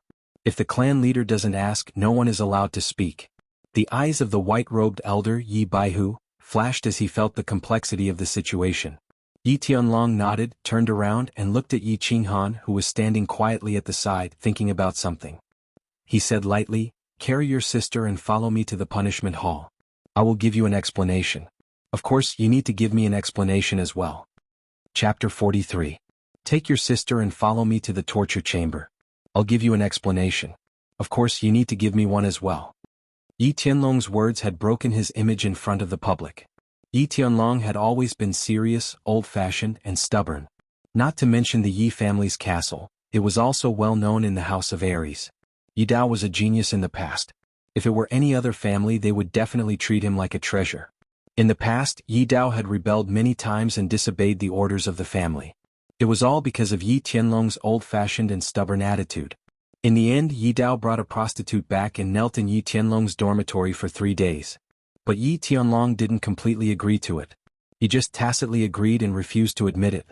Now Yi Qinghan's son was even more arrogant than his father. He had killed many members of the family and even scolded Yi Tianlong as an old fool. If it was Yi Tianlong's temper in the past, he would have slapped him to death or at least sent him flying. But now, not only did Yi Tianlong not get angry, but he even said that he would give him an explanation? Explanation? Yi Qinghan shook his head and looked at the ground. The white-haired woman in white was sleeping soundly and peacefully. His face revealed a hint of heartbreak and death aura. Then he said lightly, "She's already dead. I don't need your explanation. If you can kill someone or do something for me, I'll give you a satisfactory explanation." Say it. Yi Tianlong looked at the faint death aura on the youth's forehead. His expression was a bit solemn as he quickly said, "Help me kill the young patriarch of the Shui family, Shui Wuhan. Also, go to the West Mountain and help move my mother's grave so that my parents can be buried together." Yi Qinghan raised his head and said. Yi Tianlong pondered for a while and said lightly, "I promise you the latter. As for the former, you have to tell me what happened." Yi Qinghan's eyes were a bit gloomy. Yi Tianlong's straightforward answer had allowed him to fulfill his mother's last wish, which made him feel a bit gratified. He didn't want to say anything else, but in the end he said, "My sister Yi Qingyu has a jade spirit body. Shui Wuhan was born with a pair of eyes, so he must have seen my sister's physique. So he joined hands with Yi Qingquang and Yi Rong to kidnap her. Finally, my sister committed suicide by hitting the wall. I'm sure you can guess what happened next. I killed Yi Qingxie, who went to kidnap my sister, and interrogated him. Then I came here, crippled Yi Qingquang and took him hostage. I wanted to lure you out, but the elders didn't agree. Then I was ambushed by Yi Jian. My sister sacrificed her soul to save me. So, I got the combat power of an emperor for a short period of time. I killed Yi Rong and then you guys came. It's that simple." Yi Tianlong listened quietly with an expressionless face. However, the more he listened, the more he frowned. After listening, he didn't continue to ask. Instead, he tilted his head and sniffed. "Tianqing, is what he said true?" "Nonsense. It's all nonsense. Why would Qinghuang and Yi Rong help an outsider to deal with a family member? Father, it must be because Yi Qinghan doesn't get along with them. He's just making excuses." Before Tianqing could say anything, Yi Jian spoke first. "Shut up. If you open your mouth again, I'll seal you." Yi Tianlong's expression finally became a little angry. It seemed that the family had become more and more chaotic because he had ignored the family's affairs for many years. He glanced at Yi Jian coldly with a gloomy expression and finally stopped at Yi Tianqing. "Patriarch, I came to the scene after Yi Qinghan disabled Qingquang. It was as he said. I don't know what happened before, but Elder Yi Quan just sent Yi Qingquang back for treatment. I think he's fine now." Yi Tianqing nodded and answered honestly. He paused for a moment and looked at Yi Qinghan in front of him. Then he solemnly said, "Patriarch, I still have an important matter to report. It concerns the rise and fall of the clan. Yi Quan, go and bring Yi Qingquang here." Yi Tianlong waved his hand at one of the elders kneeling beside Yi Qingyu. He sensed that Yi Tianqing's tone had clearly become more serious, and he could not help but feel somewhat surprised. He said, "Tianqing, if you have something to say, just say it. It's about the rise and fall of the family?" Yi Baihu and Yi Qingyu were obviously attracted by Tianqing's words. Was the riddle about to be solved? They couldn't help but listen with great interest. "I beg you, Patriarch, to pardon Yi Qinghan for all his crimes." Tianqing's first sentence caused an uproar. Yi Qinghan had killed 3 people and disabled 1 today. One of them was an elder of the family, an emperor realm expert. The one who was disabled was the young master of the family, a core disciple of the family, and the future heir of the family. He actually said that he wanted to pardon him? Even if the 3 people who were disabled were at fault, they didn't deserve to die. Reason? Yi Tianlong said faintly. He could vaguely guess many things. He wanted to do some things, but he needed a reason. The Yi family also needed a reason. Tianqing's eyes were slightly excited. He glanced at Yi Qinghan, who was still standing proudly and not moved by his words, and said, "Because Yi Qinghan might have an extremely powerful battle beast. It's at least a peak 8th rank beast, and it might even be a holy beast, or even higher." What? What? Oh my God. Countless exclamations sounded. Yi Tianlong, Yi Qingyu, and Yi Baihu cried out at the same time. Everyone looked at Yi Qinghan passionately. It was like a group of men who had been in the army for many years suddenly saw a naked beauty. Moreover, according to my deduction, Yi Qinghan also obtained a heaven-defying combination combat technique that can instantly kill opponents of the same rank as him. Yi Rong died under this technique. Tianqing continued, throwing out a bomb that made everyone's soul tremble. Silence, dead silence. The entire place was silent, a deathly stillness. They silently pondered over the deep meaning contained within these 2 sentences. Holy beast. It was even higher than a holy beast. Combination combat technique, a heaven-defying technique that could instantly kill opponents of the same rank as him. Everything was like a bolt from the blue, exploding in everyone's heart, making them palpitate and tremble. Is what he said true? Yi Tianlong's tone was still calm, but his hands hidden in his sleeves were faintly trembling, betraying his inner thoughts. Whether it's true or not has nothing to do with you. From the moment my sister's soul was sacrificed, I told myself that I'm no longer a member of the Yi family, and even in death, I won't be a ghost of the Yi family. Yi family. I no longer have any attachment to them. Yi Qinghan lowered his gaze and looked at Yi Qingyu on the ground. After a long time, when Yi Tianlong couldn't wait to ask again, he spoke indifferently. His voice was cold, without a trace of anger. Everyone and Yi Tianlong didn't expect to receive such an answer. They were all choked by Yi Qinghan's words and didn't know how to respond. There was another period of silence. After a while, Yi Tianlong sighed and said, "It doesn't matter if you don't recognize this family. It doesn't matter if you don't recognize me as your grandfather. Don't blame you. I just want to ask you, is what Tianqing said true?" Hearing Yi Tianlong's slightly guilty tone and indirectly admitting his mistake, Yi Qinghan finally lifted his lowered gaze and said simply, "More or less." Wow. After receiving Yi Qinghan's confirmation, countless people's emotions surged with complicated emotions. That was a holy beast. How many holy beasts had appeared in the Yi family's thousands of years of history? None. Only one. Only Yi Ruoshui's ancestor had one. However, this holy beast had indeed brought the Yi family hundreds of years of glory and prosperity. Not only did this kid have a holy beast, but he also had a heaven-defying combination combat technique. Trash, you bunch of trash. Just as everyone was silently pondering, Yi Qingyu, who was standing to the side, had already bulged his big eyes and pointed at the elders as he scolded, "Did all of you Warbeast Hall elders grow up eating shit? Why didn't you report such a big matter? Now that such a situation has occurred, how do you think we should clean it up?" After scolding the elders, Yi Qingyu didn't wait for them to explain. He waved his hand and quickly hid the anger on his face. He turned his head and smiled wretchedly. "Kid, you're Yi Qinghan, right? That Shui Wuhin you mentioned, I'll help you kill him. If you follow me in the future, I promise you that you can do whatever you want in the House of Aries. How about it? Also, you don't have to hide anything. Give me a definite answer. Don't say things like, 'Not much, I don't like it.'" Looking at Yi Qingyu, who was smiling wretchedly in front of him, and then at the worried expression on Yi Qingwu's face in the distance, Yi Qinghan hesitated for a moment, but still said indifferently, "Holy beast, soul-devouring beast, combination combat technique, soul dizziness, instant kill of the same level. Also, thank you, Senior and Yi Qingwu, for your good intentions, but I don't think I need it." Yi Tianlong looked worriedly at Yi Qingyu, and Yi Baihu, who was beside him, also twitched the corner of his mouth. Yi Tianqing, Yi Tianxing, and Yi Chang stood up anxiously.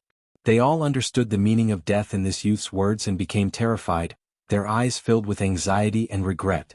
Everyone fell silent, but Yi Qingwu, who was beside Yi Qingyu, shouted excitedly, "Yi Qinghan, don't do anything stupid. It's better to live a bad life than to die a good death. You're so young, you still have a bigger stage, you still have—" "No." Yi Qinghan interrupted Yi Qingwu and looked at her pure and beautiful face. He shook his head and said indifferently, "No, I have nothing.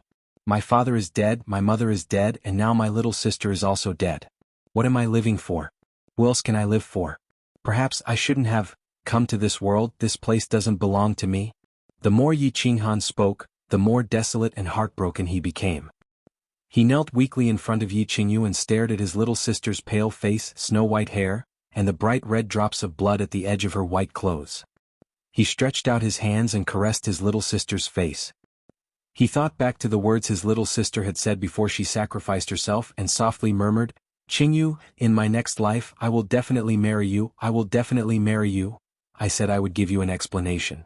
Yi Qinghan took one last look at Yi Tianlong, then slowly pulled out the black dagger that was hanging from his calf.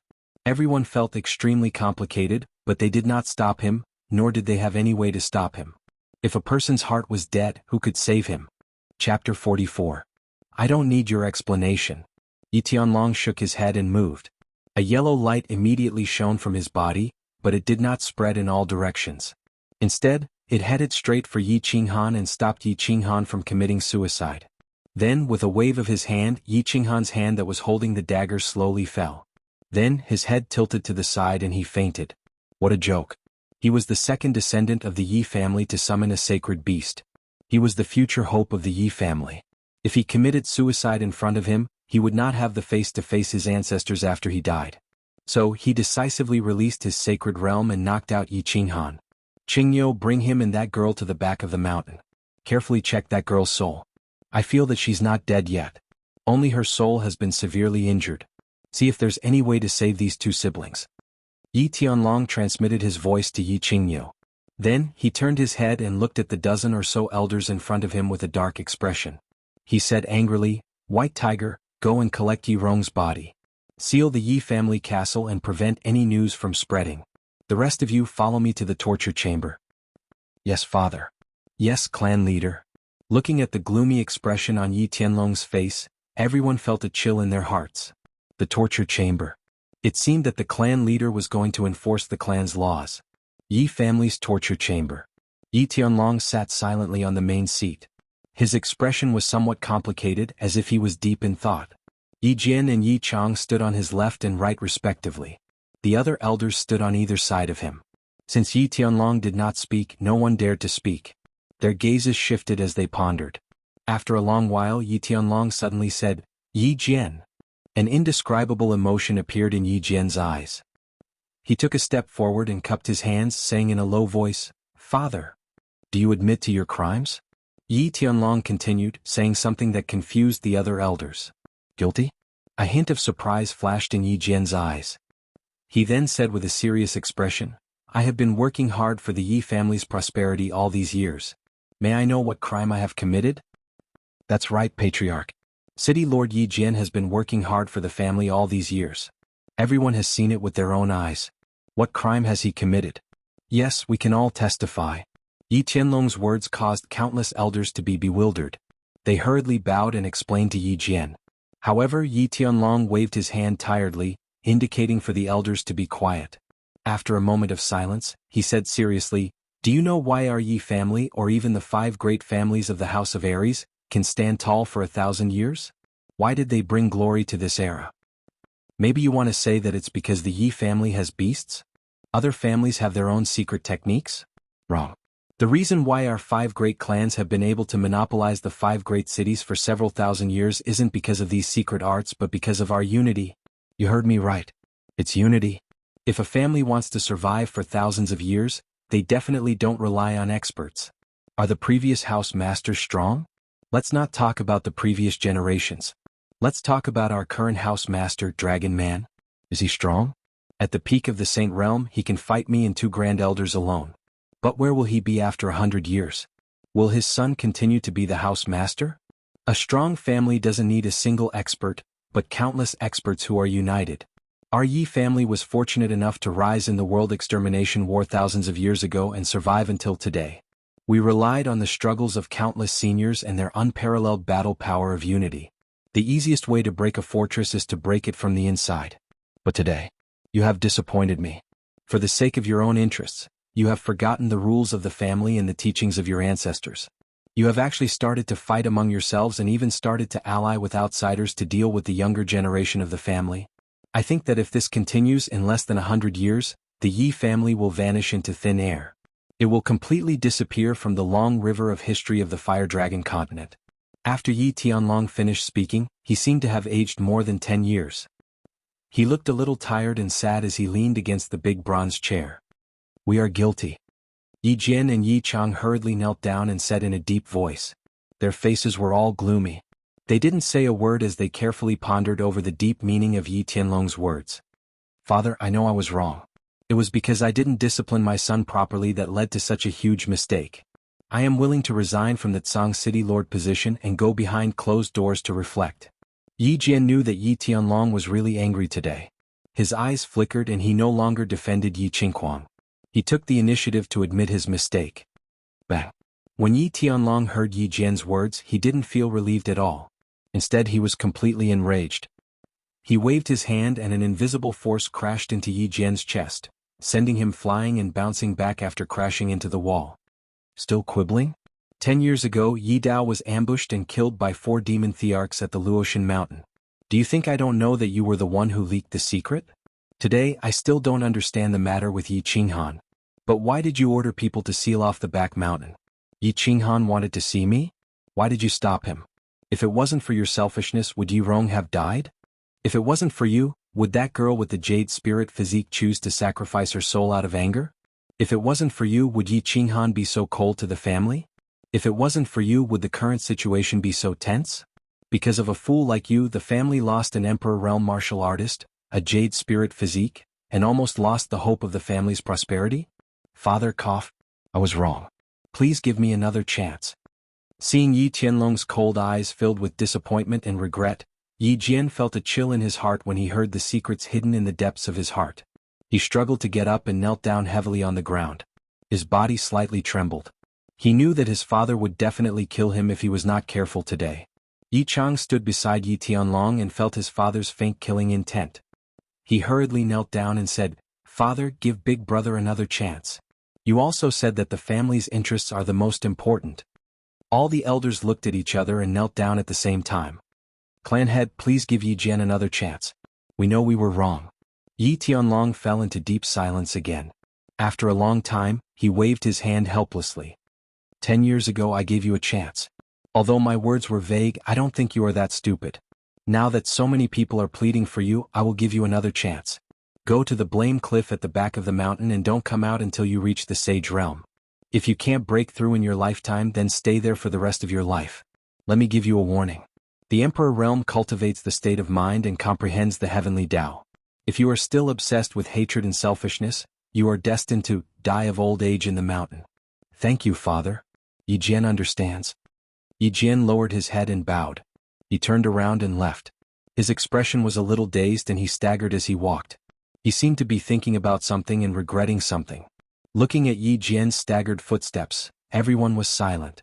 They knew that Yi Tianlong called them to the discipline hall and they knew that Yi Tianlong was going to flip out. However, they didn't expect him to be so powerful. He actually imprisoned Yi Jian. Sage Realm. It wasn't that easy to break through to the Sage Realm. Yi Jian might die of old age in the mountain. Yi Tianlong's eyes were dim. He forced himself to pull himself together. Bring Yi Qingxie here. Yi Qingxie was carried up. His waist was wrapped in white cloth and his face was pale. Once he reached the discipline hall, he shouted, Grandfather, you have to seek justice for me. Yi Qinghan's sneak attacked me and destroyed 20 years of my cultivation. You have to kill him for me. Although he was sent away to recuperate, he still managed to get some information through some channels. He found out that Yi Qinghan wasn't dead and had been taken away by Yi Qingyu. Therefore, he shouted at Yi Tianlong the moment he saw him. However, he didn't know that his father had just been sent flying by Yi Tianlong's palm and was imprisoned in the back of the mountain. He probably wouldn't be able to come out for the rest of his life. Slap. As expected, the reply he got was a fierce slap. Yi Tianlong didn't even want to listen to his excuses. He waved his hand and said, Yi Tianqing, you're in charge of the interrogation. If you find out everything, you'll be punished according to the clan's rules. Take him away. Yi Qinghuang looked at Yi Tianlong in horror. The grandfather in his memory wasn't like this. He struggled to break free from Tianqing's palm and cried out, Grandfather, how can you do this to me? I'm a cripple now, and you still want to punish me according to the clan's rules? You're so heartless, so heartless. Yi Tianlong didn't look at Yi Qinghuang again. Instead, he looked through the door of the torture chamber and gazed at the green mountain in the distance. Everyone has to be responsible for the mistakes they make. You can still cultivate if your cultivation is crippled, but if you're still like this, you'll forever be a cripple. If you don't regret it in the future, I won't recognize you as my grandson anymore. Yi Tianlong's ruthlessness and iron-blooded methods once again shocked everyone present.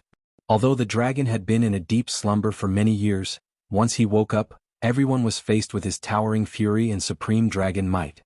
The mountain behind the Yi family was actually not a mountain, but a valley at the foot of the mountain. There was a lake in the valley and there were a few simple lofts by the lake. In one of the lofts, Yi Qingyu placed a hand on Yi Qingyu's forehead. His expression was solemn and he was silent. Next to him was Yi Qinghan, who was lying quietly as if in a deep sleep, and Yi Qingwu, who was nervously watching from the side. Phew. After a long while, Yi Qingyu let out a long sigh and opened his eyes. Grandfather, how is it? Can Yi Qingyu still be saved? Yi Qingwu hadn't paid much attention to this delicate girl in the past and hadn't seen her many times. But this girl in the Garden of Enchantment had resolutely burned her soul for her brother's sake and offered it to Yi Qinghan. This scene had truly shocked her. Many people would probably say that they were willing to die for their loved ones, But how many people would dare to make such a decision when faced with such a scene? Would they dare to die with a smile on their face? That was why she had begun to like this girl and admired her from the depths of her heart. That was why she had followed Yi Qingyo to the back of the mountain with Yi Qinghan and his sister no matter what. Fortunately, this girl hasn't died yet because of her special physique. Yi Qingyo sighed faintly, his expression somewhat complicated. But unfortunately, her soul has almost been completely burned away, so she won't have long to live. So can she be saved or not? Yi Qingwu glared angrily and asked anxiously. Yi Qingyo was clearly a little afraid of his precious granddaughter and quickly said, "She can be saved, but the Yi family can't save her." Chapter 45. Swish. A yellow figure pierced through the air and flew directly into the small loft. He glanced at the sleeping Yi Qinghan and quickly said, "Qingyo, what's the situation?" "Greetings, clan leader." Yi Qingyo and Yi Qingwu were still talking when they saw Yi Tianlong fly in and hurriedly bowed. Clan leader's guess is correct. Yi Qingyu was injured before, so the final soul sacrifice was not completely successful. Therefore, a trace of her soul remained and fell into a deep sleep. In other words, she has become a vegetable. Yi Tianlong raised his eyebrows and was somewhat delighted. "Your soul cultivation is higher than mine. Do you think she can still be saved?" "I can save her, but the price will be very high." Yi Qingyo frowned. At their level, the price they spoke of was no ordinary price. "Fool, what price can be higher than losing an expert who possesses the sacred beast body fusion technique? Tell me, even if I have to sell half of the Yi family, I will still save her." Yi Tianlong glared at Yi Qingyo and said angrily. Qingyo is confused. "To save Yi Qingyu, we must first ensure that the trace of her soul does not dissipate. We will need a large amount of soul-nourishing medicine. Secondly, to completely wake her up, we will need 2 spirit pills." Spirit pills? Although Yi Tianlong was already mentally prepared, he was still deeply shocked by Yi Qingyo's words. He frowned and fell silent. Meanwhile, Yi Qingwu was confused and asked doubtfully, "I have heard of soul-nourishing medicine, but Grandpa, what is a spirit pill?" "A pill formed from the soul of a heavenly god after death." Yi Qingyo's indifferent words stunned Yi Qingwu. As Yi Qingyo's granddaughter, she was the focus of the family's nurturing. She vaguely knew some of the continent's top secrets. On the surface, the Saint Realm was the pinnacle of martial artists on the continent. However, Yi Qingwu knew that there was a higher and more terrifying realm above the Saint Realm, the Heavenly God Realm. Heavenly God Realm cultivators could actually be considered as cultivators. They had an endless lifespan and terrifying strength. They could split mountains and overturn seas with just a wave of their hands. They could kill a large group of Saint Realm experts with just a glance. They were true gods, omnipotent gods. But now, her grandfather actually said that to save Yi Qingyu he needed a spiritual pill formed from the soul of a heavenly god realm expert, and 2 of them? Could a god be killed? Are there 2 living gods in this world? Even if there was, who could kill them? Tell me when that kid wakes up. Yi Tianlong let out a long sigh and walked out of the attic. Yi Qinghan had a lot of dreams. In his dreams, he seemed to have returned to Earth and returned to the familiar campus. He saw his senior sister whom he had a crush on for many years. However, when he excitedly ran over to her, the scene changed. The beautiful senior sister turned into the flirtatious lady boss. The scene also changed to the pink bed on that spring night. Then the scene changed to the enchanted garden. It changed to the moment when his sister sacrificed her soul. It changed to the moment when his sister's hair slowly turned white, and the moment when he cried out in pain and helplessness, "No!" He screamed in fear and woke up with a head full of cold sweat. He saw an unfamiliar attic and a short yellow figure. "You're awake?" The yellow figure slowly turned his head. His eyes were as deep as the sea, and there was a faint smile on his lips. It was Yi Tianlong. "Where's my sister? Why did you stop me? You can stop me once, but can you stop me for the rest of my life?" Yi Qinghan turned his eyes and thought back to everything that had happened before he fainted. The corner of his mouth twitched, and he licked his dry lips with a cold expression. Yi Tianlong looked at the stubborn youth and seemed to see someone from back then. "Yi Dao." He said calmly, "After today I won't stop you anymore. Come with me if you want to save your sister." Seeing Yi Tianlong's short and skinny figure walk out of the room, Yi Qinghan couldn't understand why he wouldn't stop him after today. But after hearing the last sentence, his eyes suddenly widened and he instantly jumped up, chasing after Yi Tianlong. Clan leader. In another room, Yi Qingyo saw Yi Tianlong walk in with Yi Qinghan. He hurriedly bowed, then smiled and nodded at Yi Qinghan behind him. He left the room, leaving the grandfather and grandson alone. Qingyu. He gazed at the large bed in the room, where his sister lay quietly like a sleeping beauty. Yi Qinghan's eyes immediately blurred. He strode over, half-knelt by the bed and tightly held his sister's cold hand. The white bedsheets, white dress, pale face and snow-white hair made this room seem so special, so dazzling. Your sister is not dead, so you don't have to pee like a woman. If you're a man, you should think of a way to solve the problem and not cry because you're sad. Yi Tianlong stood silently to the side and said coldly after a moment, "Are you sure?" Hearing this, Yi Qinghan reached out and stood up. Although he knew that as the head of the clan Yi Tianlong would not resort to such tricks, he still asked. Before your sister's soul was sacrificed, she was injured and did not fully recover. Thus, the sacrifice was not a complete success, and there is still a shred of her soul left. She is currently in a state of suspended animation. More accurately, she is in a vegetative state. Elder Yi Qingyo and I both confirmed that she still has a chance of coming back to life. The sacrifice was not a success? Yi Qinghan remembered that after he killed Yi Rong, his body had become extremely weak. He had originally thought that the mysterious power could only attack once. He did not expect that the sacrifice was not a complete success. There was still a chance? That meant that there was still a chance? As long as there was a chance. Yi Qinghan turned his head to look at his sister and made a decision. Staring at Yi Tianlong's deep eyes, he knelt down heavily and said with an incomparably firm tone, "Please do your best to save my sister. I am willing to pay any price." Hearing Yi Qinghan call him you instead of grandfather, Yi Tianlong felt helpless. It seemed that this brat still had a deep conflict with his irresponsible grandfather and the huge Yi family. "Get up, I promise you, but you have to be mentally prepared. You will have to pay a lot. Come with me." Yi Tianlong turned around and walked out of the room. This time he walked towards the lake in the middle of the valley. Yi Qinghan was a little confused. He turned around to look at his sister again, then silently followed him out. Standing by the lake, Yi Tianlong gazed into the distance, at the buildings of the Yi family's castle. He let out a long sigh and began to tell the story. Before that, I'd like to say a few words, even though you might think these words are unpleasant and somewhat fake. But I still have to say, your father was extremely talented, and his temperament was very similar to mine in the past. I liked him very much since I was a child. Because your father was born by one of my concubines, Yi Jian and the others always had some resistance towards him, and even some hostility. At that time, I had just taken over the family affairs, so I didn't ask too much about the affairs between the brothers. As a result, Yi Jian and the others became more and more hostile towards your father, and your father became more and more rebellious.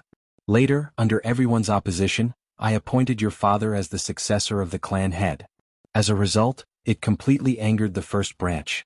Later, in order to treat your mother's illness, your father resolutely went to the god-slaying mountain. However, his whereabouts were betrayed by a cousin of Yi Jian from the first branch, which caused 4 demon emperors from the demon god residence to join forces to kill him. In the end, he was seriously injured and died. I was extremely angry about that matter and directly killed that descendant of the clan. After confirming that Yi Jian didn't know about it, I still heavily punished him. After your father's death, your biological grandmother was in too much pain and passed away. I was a little disheartened and a little disgusted with the world. There were also some other reasons, so I retired and didn't care about the affairs of the world. Unexpectedly, Yi Jian still held a grudge over what happened in the past and took revenge on you. Perhaps because of what happened in the past, the first branch has always been hostile towards the second branch, which led to the regretful incident a few days ago. Yi Tianlong paused and continued, I'm saying all this not to redeem your hatred towards the Yi family. I want to say that everything is actually my fault. If you want to hate someone, hate me. And this time, you need the cooperation of the younger generation of the clan to save your sister. For the sake of your sister, I hope that you can temporarily put aside the hatred in your heart and work together with them to defeat the enemy and gain points. Yi Qinghan rolled his eyes and felt a little helpless. He was a little speechless at Yi Tianlong's eloquence. Even a pig could tell that Yi Tianlong was trying to persuade him after saying so much nonsense. However, in order to save his sister, he could only listen obediently. He curled his lips and said, Let's make it simple. What do you need me to do? If your sister wants to wake up, she needs a large amount of herbs that nourish the soul. You don't need to worry about this. Secondly, she needs 2 spiritual pills. I know a place that has one and I will do my best to exchange for it. As for the last one, I can't do anything about it. Only you can obtain it. Seeing that Yi Qinghan was a little impatient, Yi Tianlong knew that this matter couldn't be rushed. He wasn't a good persuader, so he made it short. Hearing that it was a serious matter, Yi Qinghan's expression tightened and listened attentively. After listening, he thought for a while and said, "Spiritual pills? How do I obtain them?" "You should know a little about the mansion battle. The 3 moon queens are the mansion battle that happens once every 30 years. This time the mansion battle is an elite mansion battle. Only young warriors under the age of 30 can participate. What you need to do is to lead the Yi family's elite team to participate in the mansion battle. On the premise that you survive, try your best to kill the elites of the monster race and the barbarian race, obtain a large number of points, and go to the divine city to exchange for a spiritual pill. This time the mansion battle is not the ultimate mansion battle. Otherwise, even if I have to risk my life, I would personally participate in it. This time you can only rely on yourself. You need to pay attention in the mansion battle." Speaking of serious matters, Yi Tianlong's expression was also solemn as he slowly explained to Yi Qinghan. After a long time, Yi Qinghan finally understood the ins and outs of the matter. It seemed that this grandfather Yi Tianlong was really prepared to spend a lot of money to save his sister. Although he didn't understand what a spiritual pill was, he only knew that it was definitely a peerless treasure. Otherwise, why would he need to kill 10,000 low-level foreign soldiers to exchange for it? After a pause, he put forward his conditions. "I have a condition. This time, I don't want anyone from the first branch to lead the team. Moreover, I want absolute command of the elite team in the mansion battle." Yi Tianlong thought for a while and nodded. "I promise you. You have to promise that you will definitely come back alive." "I will definitely come back alive." "Mansion battle? 3-clan battle? Try your best to kill?" A bloodthirsty light flashed in Yi Qinghan's eyes. He nodded heavily. Looking at the attic not far away through the attic's window, he saw a delicate figure sleeping quietly. His face revealed a trace of a smile that hadn't bloomed for several days. Chapter 46. 5 days later in Song City. The 8 door gods stood proudly in front of the gate of the Yi family castle. Their gazes were sharp as they scanned through the crowd. Suddenly, from the corner of their eyes, they saw the side gate open and a luxurious carriage slowly drive out. The 8 of them tensed up, but they didn't smile and flatter like they used to. They just straightened their backs and didn't say anything. There were too many carriages going in and out of the Yi family castle. They were nervous at the beginning, numb at the end, and now they didn't care. However, behind the luxurious carriage there was another carriage, and after that, another, 4, 5, 9, 10. As the number of carriages increased, the 8 of them started to look serious. Their expressions were still dignified, but they were shocked inside. This luxurious carriage was the largest model of the Yi family castle. Each carriage could seat at least 20 people. 10. That was 200 people. Furthermore, this carriage was the most luxurious one of the Yi family castle. It wasn't something that just anyone could sit in. There were so many important figures of the Yi family. Where were they going? However, after an hour, the side gate of the Yi family castle opened again. Another 20 luxurious carriages drove out and disappeared into the wide streets of Song City. Another half an hour passed, and another 20 luxurious carriages arrived. "Big brother, what's going on? The family sent out 500 to 600 experts. Isn't this a big move?" Looking at the third wave of carriages slowly disappearing at the end of the street, one of the door gods couldn't help but ask the biggest door god at the center of the gate. The people beside him also glanced at him. Their sparkling eyes couldn't hide their bewilderment. "What are you doing? Stand properly. Do you think you can pry into the family's secrets?" Hearing the question, the door god's expression became even more dignified. He reprimanded in a low voice. However, he was obviously satisfied with the gazes of the crowd. He scanned the street and made sure there was no one nearby. Then he whispered, "Elite Prefecture Battle." The crowd quickly retracted their bewildered gazes and continued to look ahead with stern expressions. However, the thick eyebrows on their foreheads revealed some of their thoughts. Didn't the Elite Prefecture Battle usually only send 200 to 300 people? Why did 500 or 600 go this time? It should be known that the young experts of the clan had come out in full force. What kind of secret was hidden in this Fu battle? In the mountains behind the Yi family, in front of the lake in the valley, 2 figures stood side by side.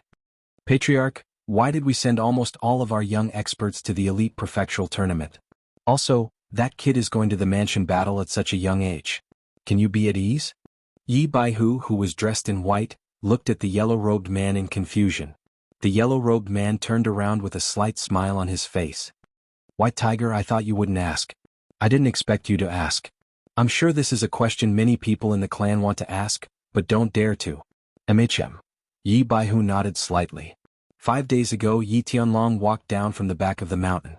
He imprisoned Yi Jian and banished Yi Qinghuang. He once again displayed his ambitious and ruthless character. His dragon might shook the world and everyone bowed down to him. Unexpectedly, when Yi Tianlong regained control of the clan, he issued a few orders that caused the entire Yi family castle to be filled with doubts. However, Yi Tianlong's unparalleled prestige in the Yi family caused these elders to silently carry out his orders. They didn't dare to ask any questions. Today, after 30 carriages drove out of the Yi family's side door, Yi Baihu couldn't help but ask the question in his heart. Actually, my intention is very simple. I sent people out to buy soul-nourishing medicines. I don't think I need to explain this. You should know that it's for that little girl. Although this jade spirit body has been sacrificed, it's still very important to Yi Qinghan's life and strength.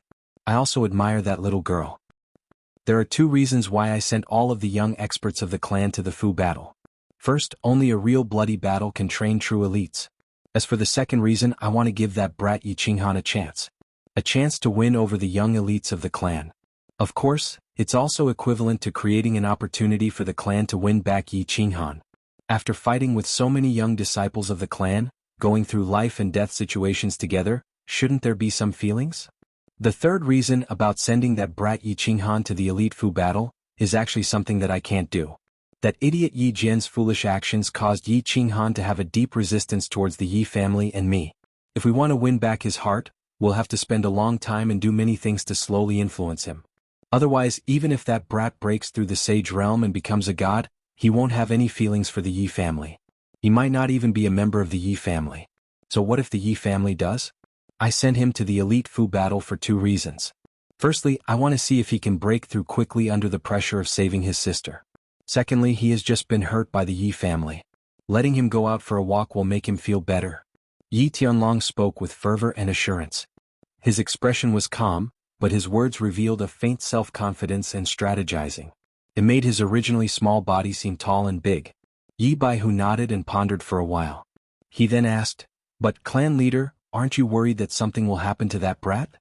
After all, his strength is so low. Once the news that he has a holy beast is exposed, he will definitely become a must-kill target for the Goblin clan and Barbarian clan. Of course I'm worried, but I believe that nothing will happen to that brat. Moreover, based on his strength, I estimate that he will definitely break through again before he reaches Dragon City." Yi Tianlong laughed mischievously as if he had thought of something. "Baihu, there are some things that you don't know. Do you know what level that brat Yi Qinghan's strength was before he summoned his beast? 1st level elite realm." "What?" Yi Baihu had lived at the back of the mountain all year round. This was the first time he had heard of Yi Qinghan's detailed information. After being stunned for a while, his eyes flashed and he frowned. "Clan leader, this doesn't make sense. 2 days ago, I still remember that this brat broke through to Commander Realm level 2 in the back of the mountain. A level 1 elite realm warrior broke through to level 4 in 3 months. Could it be that he hid his strength before? Or did he not cultivate before?" Yi Tianlong shook his head. There was a trace of curiosity and excitement in his eyes. "No. According to my investigation, this brat was stuck at elite realm level 1 before he summoned his beast. Then his cultivation soared rapidly. After a trip to Barbarian City, he came back as a Commander Realm level 1. This brat has too many secrets. And this time I sent Yi Shisan and Yi 17 to him for the Fu battle. His safety should not be a problem. Moreover, his 200-man team is the Death God team that Green Bull has trained for many years. I have already blocked the news of the Yi family. His information should not be leaked." Yi Baihu was silent for a long time before he calmed down from the shock in his heart. That thin and stubborn brat really gave him too many surprises. Hearing Yi Tianlong's arrangements for Yi Qinghan's safety, he nodded and felt relieved. He seemed to have absolute confidence in Yi Shisan, Yi 17 and the Death God team.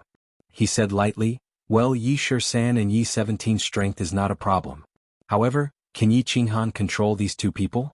Also, clan leader, are you sure you can get the spirit pill this time? You should know that this time, the Divine City has thrown out a spirit pill as the first treasure to be exchanged. The other families will definitely covet it. After all, the spirit pill only appears once in 100 years. Moreover, 100 years ago, the Feng family paid a terrible price to get the spirit pill in the Divine City battle. This time we need 2. Hearing Yi Baihu's question, Yi Tianlong's expression also became solemn. Whether he can control it or not depends on his luck and ability. As for the spirit pill, Yi Qingyo should be able to get the first place to exchange for it. Whether they can get so many points or not will depend on their performance in the Divine City battle. As for the other pill, in half a month when you are in charge of Tsang City, I will go to the other side of the sea and ask for one. The other side of the sea. Hearing the words the other side of the sea, Yi Tianlong's expression became obviously respectful and even a little fearful. He nodded and said, "Since clan leader has arranged everything, there should be no problem. I hope everything goes smoothly." Yi Qinghan was not in a good mood. Although he was sitting in a super luxurious carriage, and although he had never enjoyed such high treatment, he still felt a little sad. The carriage was very big, enough to seat more than 10 or 20 people. However, he was the only one sitting quietly inside. The carriage was very luxurious. Not only was the exterior luxurious, but the interior was also very luxurious and comfortable. Pulling the carriage were 4 strong and beautiful black-winged horses from the Savage Mountains. It was said that they could travel 100 miles in a day without panting. In front of the carriage were 2 men in black. They were both guards and coachmen. The men in black were called Yi 13 and Yi 17. According to Yi Tianlong, they were the Yi family's secret death warriors. They were shockingly powerful and were at the 2nd and 3rd level of the noble realm. It could be said that he was currently enjoying the life of a crown prince. Not to mention Yi Qingxian, even Yi Qinghuang had not enjoyed such treatment before. However, Yi Qinghan did not feel honored or flattered. He had long experienced the cruelty of this world. What if he was still that good for nothing? Would the Yi family treat him like this?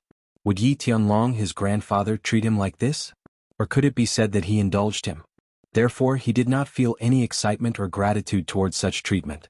Instead, he felt a faint sorrow of separation because he was leaving this place and the white-haired girl sleeping in the small pavilion at the back of the mountain. This journey would take more than a year.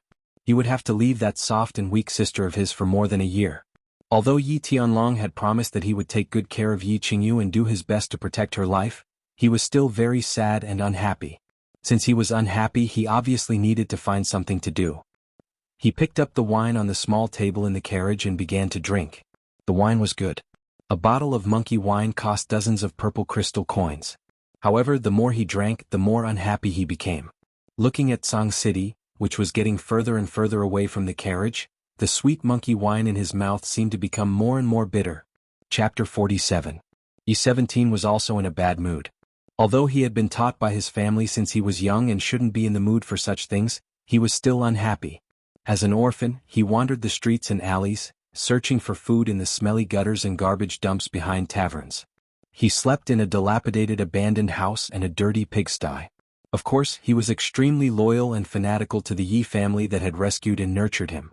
He was adopted at the age of 7. The family had nurtured him for 20 years and he had also contributed to the family for 20 years. This time he was ordered to participate in the elite prefectural battle. He was extremely happy about this mission. He could finally kill again.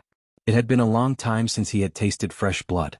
However, it seemed that the most important thing on the order wasn't to kill. Instead, it was to protect the frail little fellow in the carriage. He didn't dare to disobey the family's orders, nor would he disobey them. But the family didn't order him to be in a good mood, right? So naturally he wasn't in a good mood. It wasn't that he hadn't received orders to protect the young master of the family. He had also secretly expressed his displeasure and ridicule towards the arrogant and unreasonable young masters of the family. However, he still didn't dare to show it on the surface. But this time he was deeply suspicious of the family's orders. Was this little fellow, who was obviously only 15 or 16 years old, really going to participate in the prefectural battle? Second-level commander? He shook his head inwardly. Wouldn't the family know how many people would die if they brought such a young master to participate in the prefectural battle? 17. Seeing Yi 17's gloomy face, Yi 13 glanced at the carriage behind and reminded him in a low voice. Umph. Yi 13 glanced at the curtain behind him and let out a low snort that only the two of them could hear, expressing his displeasure. It seemed that the young master in the carriage was even more arrogant than the previous young masters. He had been sitting in the carriage for more than a month, yet he hadn't said a single word to the 2 Marquis realm experts. He hadn't even stepped out of the carriage. It seemed that this young master was even more arrogant than Yi Qinghuang. Yi Qinghan wasn't in the mood to talk nonsense. He didn't have the time either because he had been living a monotonous life of pain and happiness for more than a month. He was attacking the remaining 2 main meridians. In the Savage Mountain Range, he unexpectedly discovered a shortcut that could allow him to cultivate to the general realm at a terrifying speed. Using battle chi to attack the meridians and block the substance, he had done so. With the help of his strong mental fortitude and the miraculous bronze ring, he was already halfway there. In 1 month in the Savage Mountain Range, he had opened 6 small meridians and broken through to the Commander realm. However, he did not give up on cultivating diligently. When the nightstick sent him back to the Yi family in a horse carriage, he worked hard every day. Finally, on the 2nd day of his stay at the Yi family's back mountain, he successfully opened a major meridian, the Extraordinary Meridian. He had stepped into the 2nd level of the Commander realm.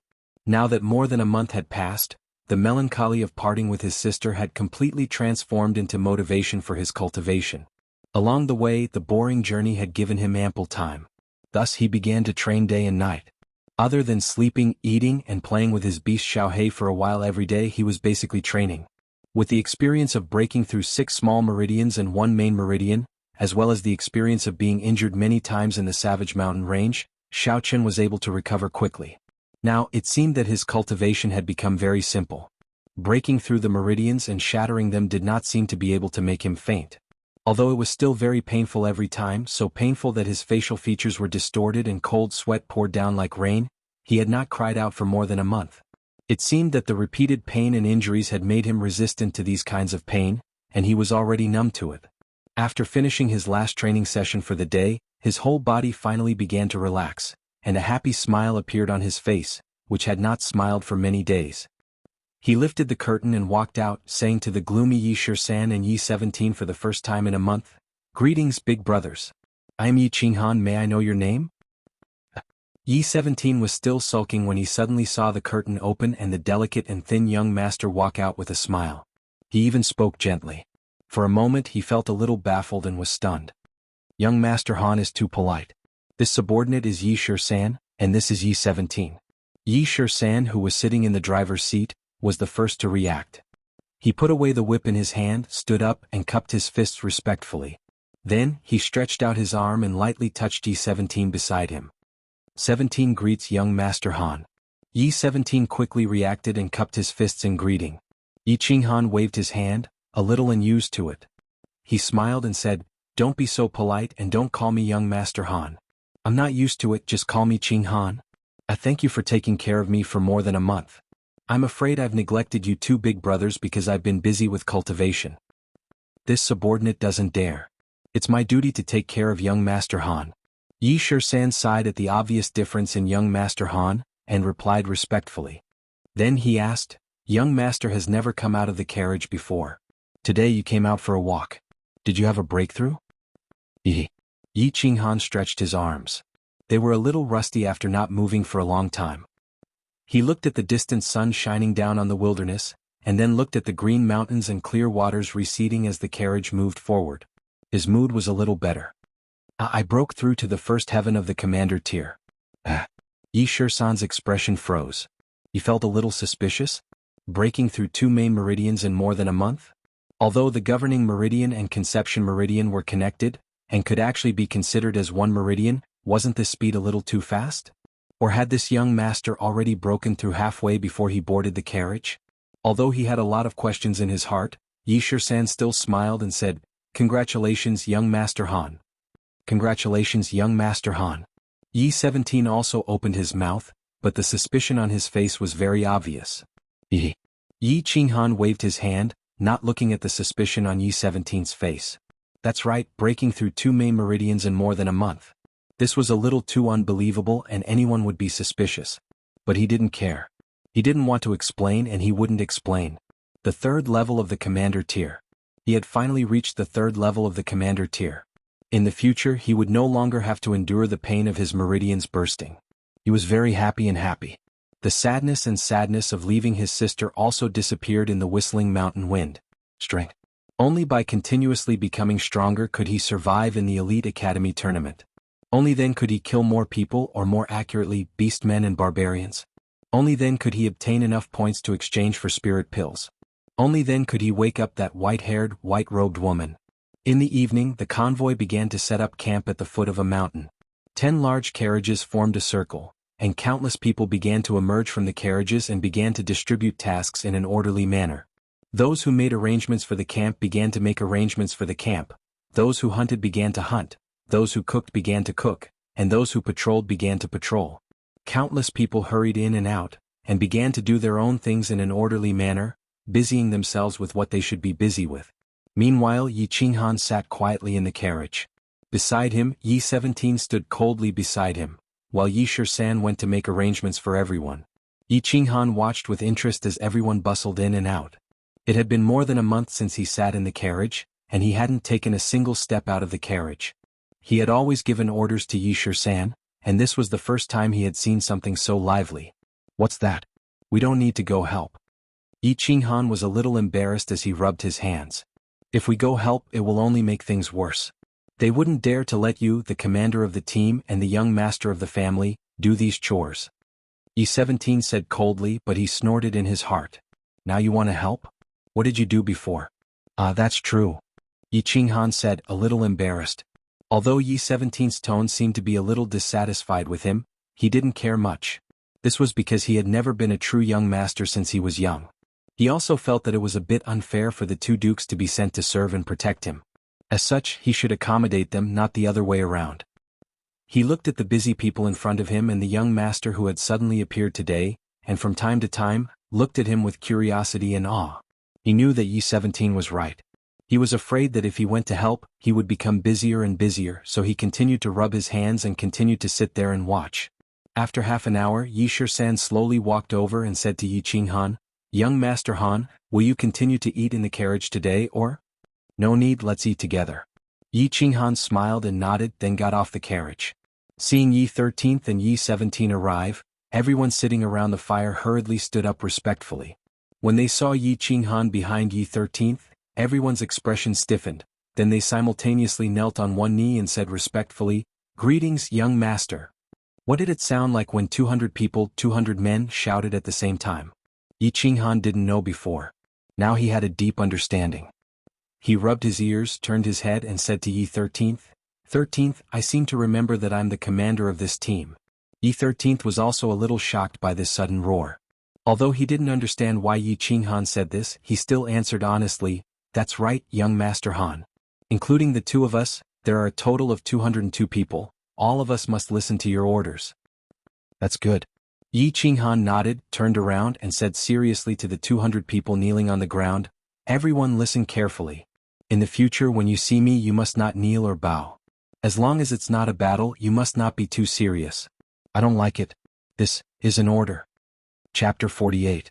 The 200 people quietly looked at the handsome young man in front of them and listened to his strange words. They were a little confused. They were all men of sacrifice secretly trained by the Yi family. They were the Reaper squad. Like Yi Shisan and the others, they were orphans from all over the House of Aries. They had been adopted and trained by the Yi family since they were young. However, their talents were not as terrifying as Yi Shisan and the others. Therefore they were arranged into a group of 200 people. After being adopted into the Yi family, they were very grateful to the Yi family and had been taught and trained by the Yi family for more than 10 years. Therefore, they had always taken the orders of the Yi family as the highest standard. Before they came, their chief instructor, Elder Yi Qingyou, had personally told them that Yi Qinghan would be their master from now on. He was the person they would protect with their lives. If Yi Qinghan wanted them to die, they would die. Therefore they were very puzzled. Why was the first order given by this new master that they must never kneel in the future? Did they not need to respect their master? If they wanted to respect him, they had to kneel.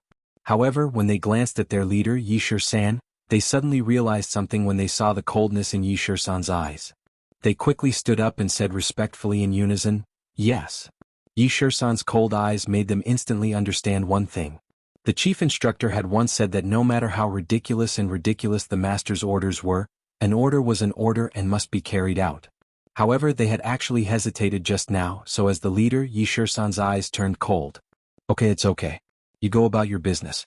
Those who can eat, those who can drink, and those who can brag, just pretend that I'm not here." Feeling that the atmosphere in the field was a little heavy, and this heavy atmosphere was caused by him, Yi Qinghan felt a little embarrassed. He waved his hand and sat down next to the fire at the edge. After taking a yellow rabbit leg from Yi Shisan, Yi Qinghan waved his hand and motioned for the two of them to sit down. Yi Shisan hesitated for a moment before sitting down with Yi 17. Yi Qinghan nodded. He was very satisfied with the barbecue technique and turned to ask Yi Shisan, I feel like they respect me very much. Or should I say they are very afraid of me? Because they are the Reaper Squad. The chief instructor, Elder Yi Qingyo, bestowed this team to you, which means that the lives of these 200 people will be yours in the future. Furthermore, before the Elite Academy battle ends, both of our lives are yours. If you tell us to die, we don't even dare to live. How could they not respect you? Not afraid of you? Before Yi Shisan could answer, Yi 17 interjected. He seemed to find Yi Qinghan's question a little strange. They had originally thought that Yi Qinghan was a very important young master of the family. This time, it was obvious that the clan wanted these 200 people to be his escorts for the prefecture battle. Then, before he left, the clan would definitely tell him of their existence and their role. Thus, when Yi Shisan asked this question, Yi 17 easily misunderstood that Yi Qinghan was showing off his power as a young master. He was asking a question that he already knew the answer to, so his answer was obviously a little sarcastic. There's such a thing? Yi Qinghan frowned slightly, revealing the shock in his heart. He had never seen any of these people before. He had told Yi Tianlong that the first branch didn't want any of them. But in the end, Yi Tianlong had sent out the clan's secret suicide squad and directly bestowed a squad to him. Yi Shisan and Yi 17 were obviously not over 30 years old, but they had actually reached the second and third level of the Duke realm. With such strength, they were more than enough to be sent out to be city lords. It was obvious that they were experts that the Yi family had secretly nurtured, but now they were only sent to protect him? Young Master Han really doesn't know about the Reaper Squad? You didn't know about our existence in the past? Yi Shisan asked doubtfully when he saw that Yi Qinghan's expression was obviously not artificial. Any young master of the clan could shit on me in the past. My status in the clan was probably higher than any one of the 200 people. Why do you think the clan would let me know about your existence? Yi Qinghan said self-deprecatingly. Thinking of his past life, he smiled somewhat bitterly. 17 and I didn't know. We wrongly accused young Master Han. Please forgive us. Yi Shisan and 17 quickly looked at each other and saw a trace of surprise and shame in each other's eyes. They had wrongly accused him. It seemed that this young master definitely didn't have a good life in the clan in the past. They were afraid that he had some fortuitous encounter recently and was valued by the clan leader. Thinking of what Yi Qinghan said on the carriage just now that he had just broken through to the third level of the commander realm, the two felt that it was really possible. Seeing this young man's somewhat bitter smile, Yi Shisan and Yi 17 seemed to gradually feel that this young master had a trace of familiarity. It seemed that he had the same experience as them, that he had slowly been valued by the clan through his own efforts. This made the two feel that he had something in common. Thinking that this thin and weak young man hadn't gotten off the carriage for more than a month, it turned out that it wasn't because he was arrogant, but because he was cultivating. The two felt that they had somewhat wrongly accused him, and the trace of disgust they had for him slowly faded away. Yi Shisan paused and opened his mouth to explain to Yi Qinghan, Young Master Han, let me give you a brief introduction.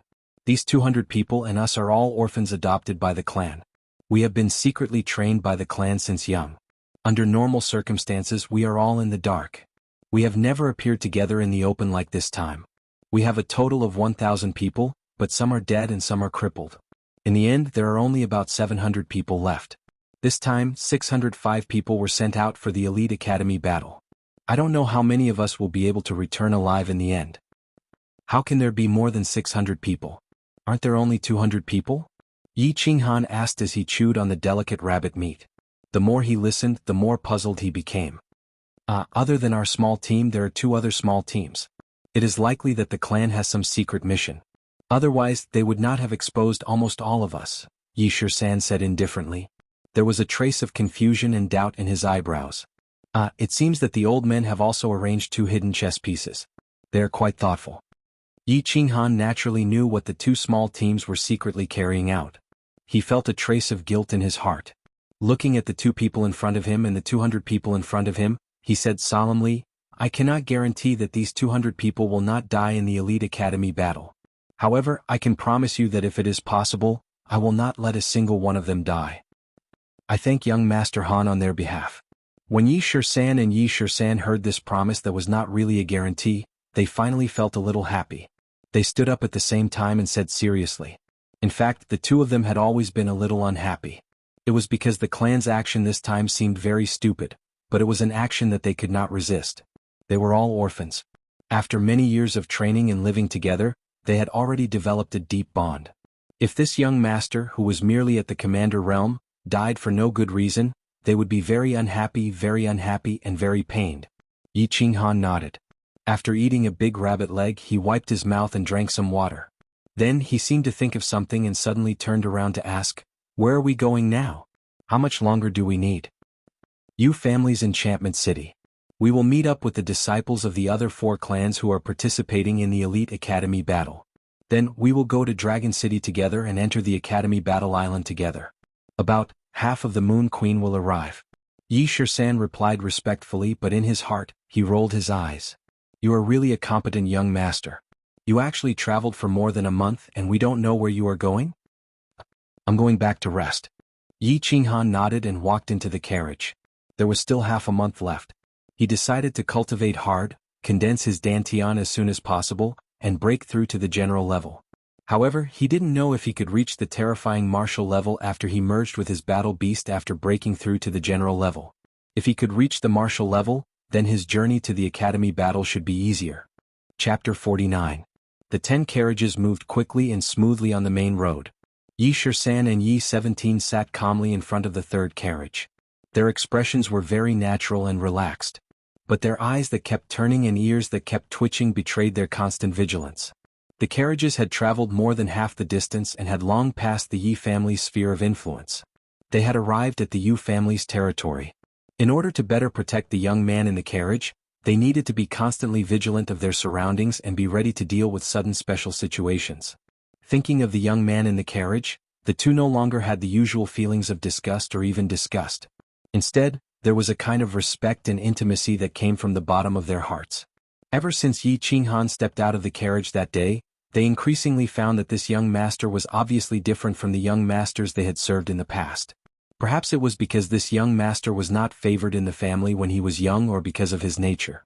Yi Qinghan did not put on any airs. He was very easygoing with the Death God squad and very respectful to the 2 of them. This made them feel very comfortable and honored. This made the 2 of them feel closer to their master, Yi Qinghan, and they were somewhat satisfied. What made them feel even more respect was the hard work of the young master in his cultivation. Apart from eating and sleeping, Yi Qinghan was holed up in the carriage every day to cultivate. Back then he was able to stand out among the 1,000 orphans.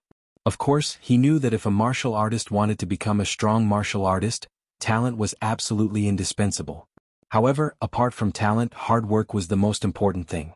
And this young Master Han, since he could break through to the 3rd level of the Commander realm in more than a month, his talent was definitely not bad, at least for now. Now, seeing how diligent he was in training and hearing that he even had a pretty good beast, although they didn't know what level it was, they knew that if young Master Han continued to work hard, he would definitely become a strong warrior in the future, and strong warriors deserved respect. At this moment, Yi Qinghan certainly did not know that his position in the hearts of Yi Shisan and the others had changed from disgust to closeness and respect. He did not deliberately do anything to make them respect him. He only did certain things according to his nature. From Yi Shisan and 17, he learned that they were all deathsworn of the clan. They were people who silently contributed to the clan without asking for anything in return. Therefore he was very respectful to these people. He did not feel superior to them because of their status and his current status. Because they had participated in the mansion battle to save his sister, he felt grateful and guilty towards them. Therefore he was very easygoing with the Reaper squad and very respectful to Yi 13th and 17. He told himself to work hard and improve his strength as soon as possible so that he could save more people's lives in the mansion battle and complete the mission faster. Therefore at this moment he was still sitting in the carriage, closing his eyes and continuously cultivating. He needed to condense his dantian, break through the commander realm and enter the general realm. Battle chi was like wine and human meridians were like wine bottles. However, these bottles were very small. Warriors needed more power, so they had to have more battle chi in a bigger bottle. Therefore, the last stage of a martial artist's basic training was to condense a bigger bottle and condense the dantian. Once the dantian was successfully condensed, the warrior's battle chi would have a much larger storage space than before. Secondly, it could allow the battle chi to circulate faster in the meridians. The human body had 12 meridians and 9 minor meridians. The 3 major meridians had a common connection, which was the dantian acupoint in the lower abdomen. Therefore, the dantian was condensed in the dantian acupoint. Relatively speaking, the dantian acupoint was the closest to every part of the human body. If battle chi was needed, it could travel from the dantian acupoint to every part of the body faster. Unneeded battle chi would return to the dantian, and needed battle chi would be deployed from the dantian. The dantian was like a hub that could make battle chi play a greater role and faster. Therefore, the dantian was very important. Therefore, if a warrior without a dantian was a baby, a general realm warrior with a dantian was definitely a teenager. As for an emperor realm expert who could vaguely sense some of the rules of heaven and earth, he could be considered a teenager. Above the sage realm, he was definitely in his prime. Condensing the dantian sounded simple, but it was actually very complicated. It was simple because in theory, the dantian only needed to constantly push the junction of the 12 meridians in the dantian acupoint with battle chi so that the junction would expand. Finally, the junction would become an ellipse and the two sides of the ellipse would fuse with the dantian acupoint. Once it was stabilized, it would be considered a success. The reason it was complicated was because the process couldn't be too fierce. The control of battle chi had to be gentle. The balloon had to be blown up slowly and carefully. Moreover, it had to be blown up a little and nourished with battle chi for a period of time so that the meridians at the junction would slowly become thick and tough to prevent it from exploding. Then, it had to be blown up again. Moreover, it had to be completely focused on that point, the balloon, to sense its limit and control the speed of the battle chi. Because this was related to one's cultivation and life. If the balloon exploded, one's cultivation might be crippled. If the explosion was too fierce, one might lose his life.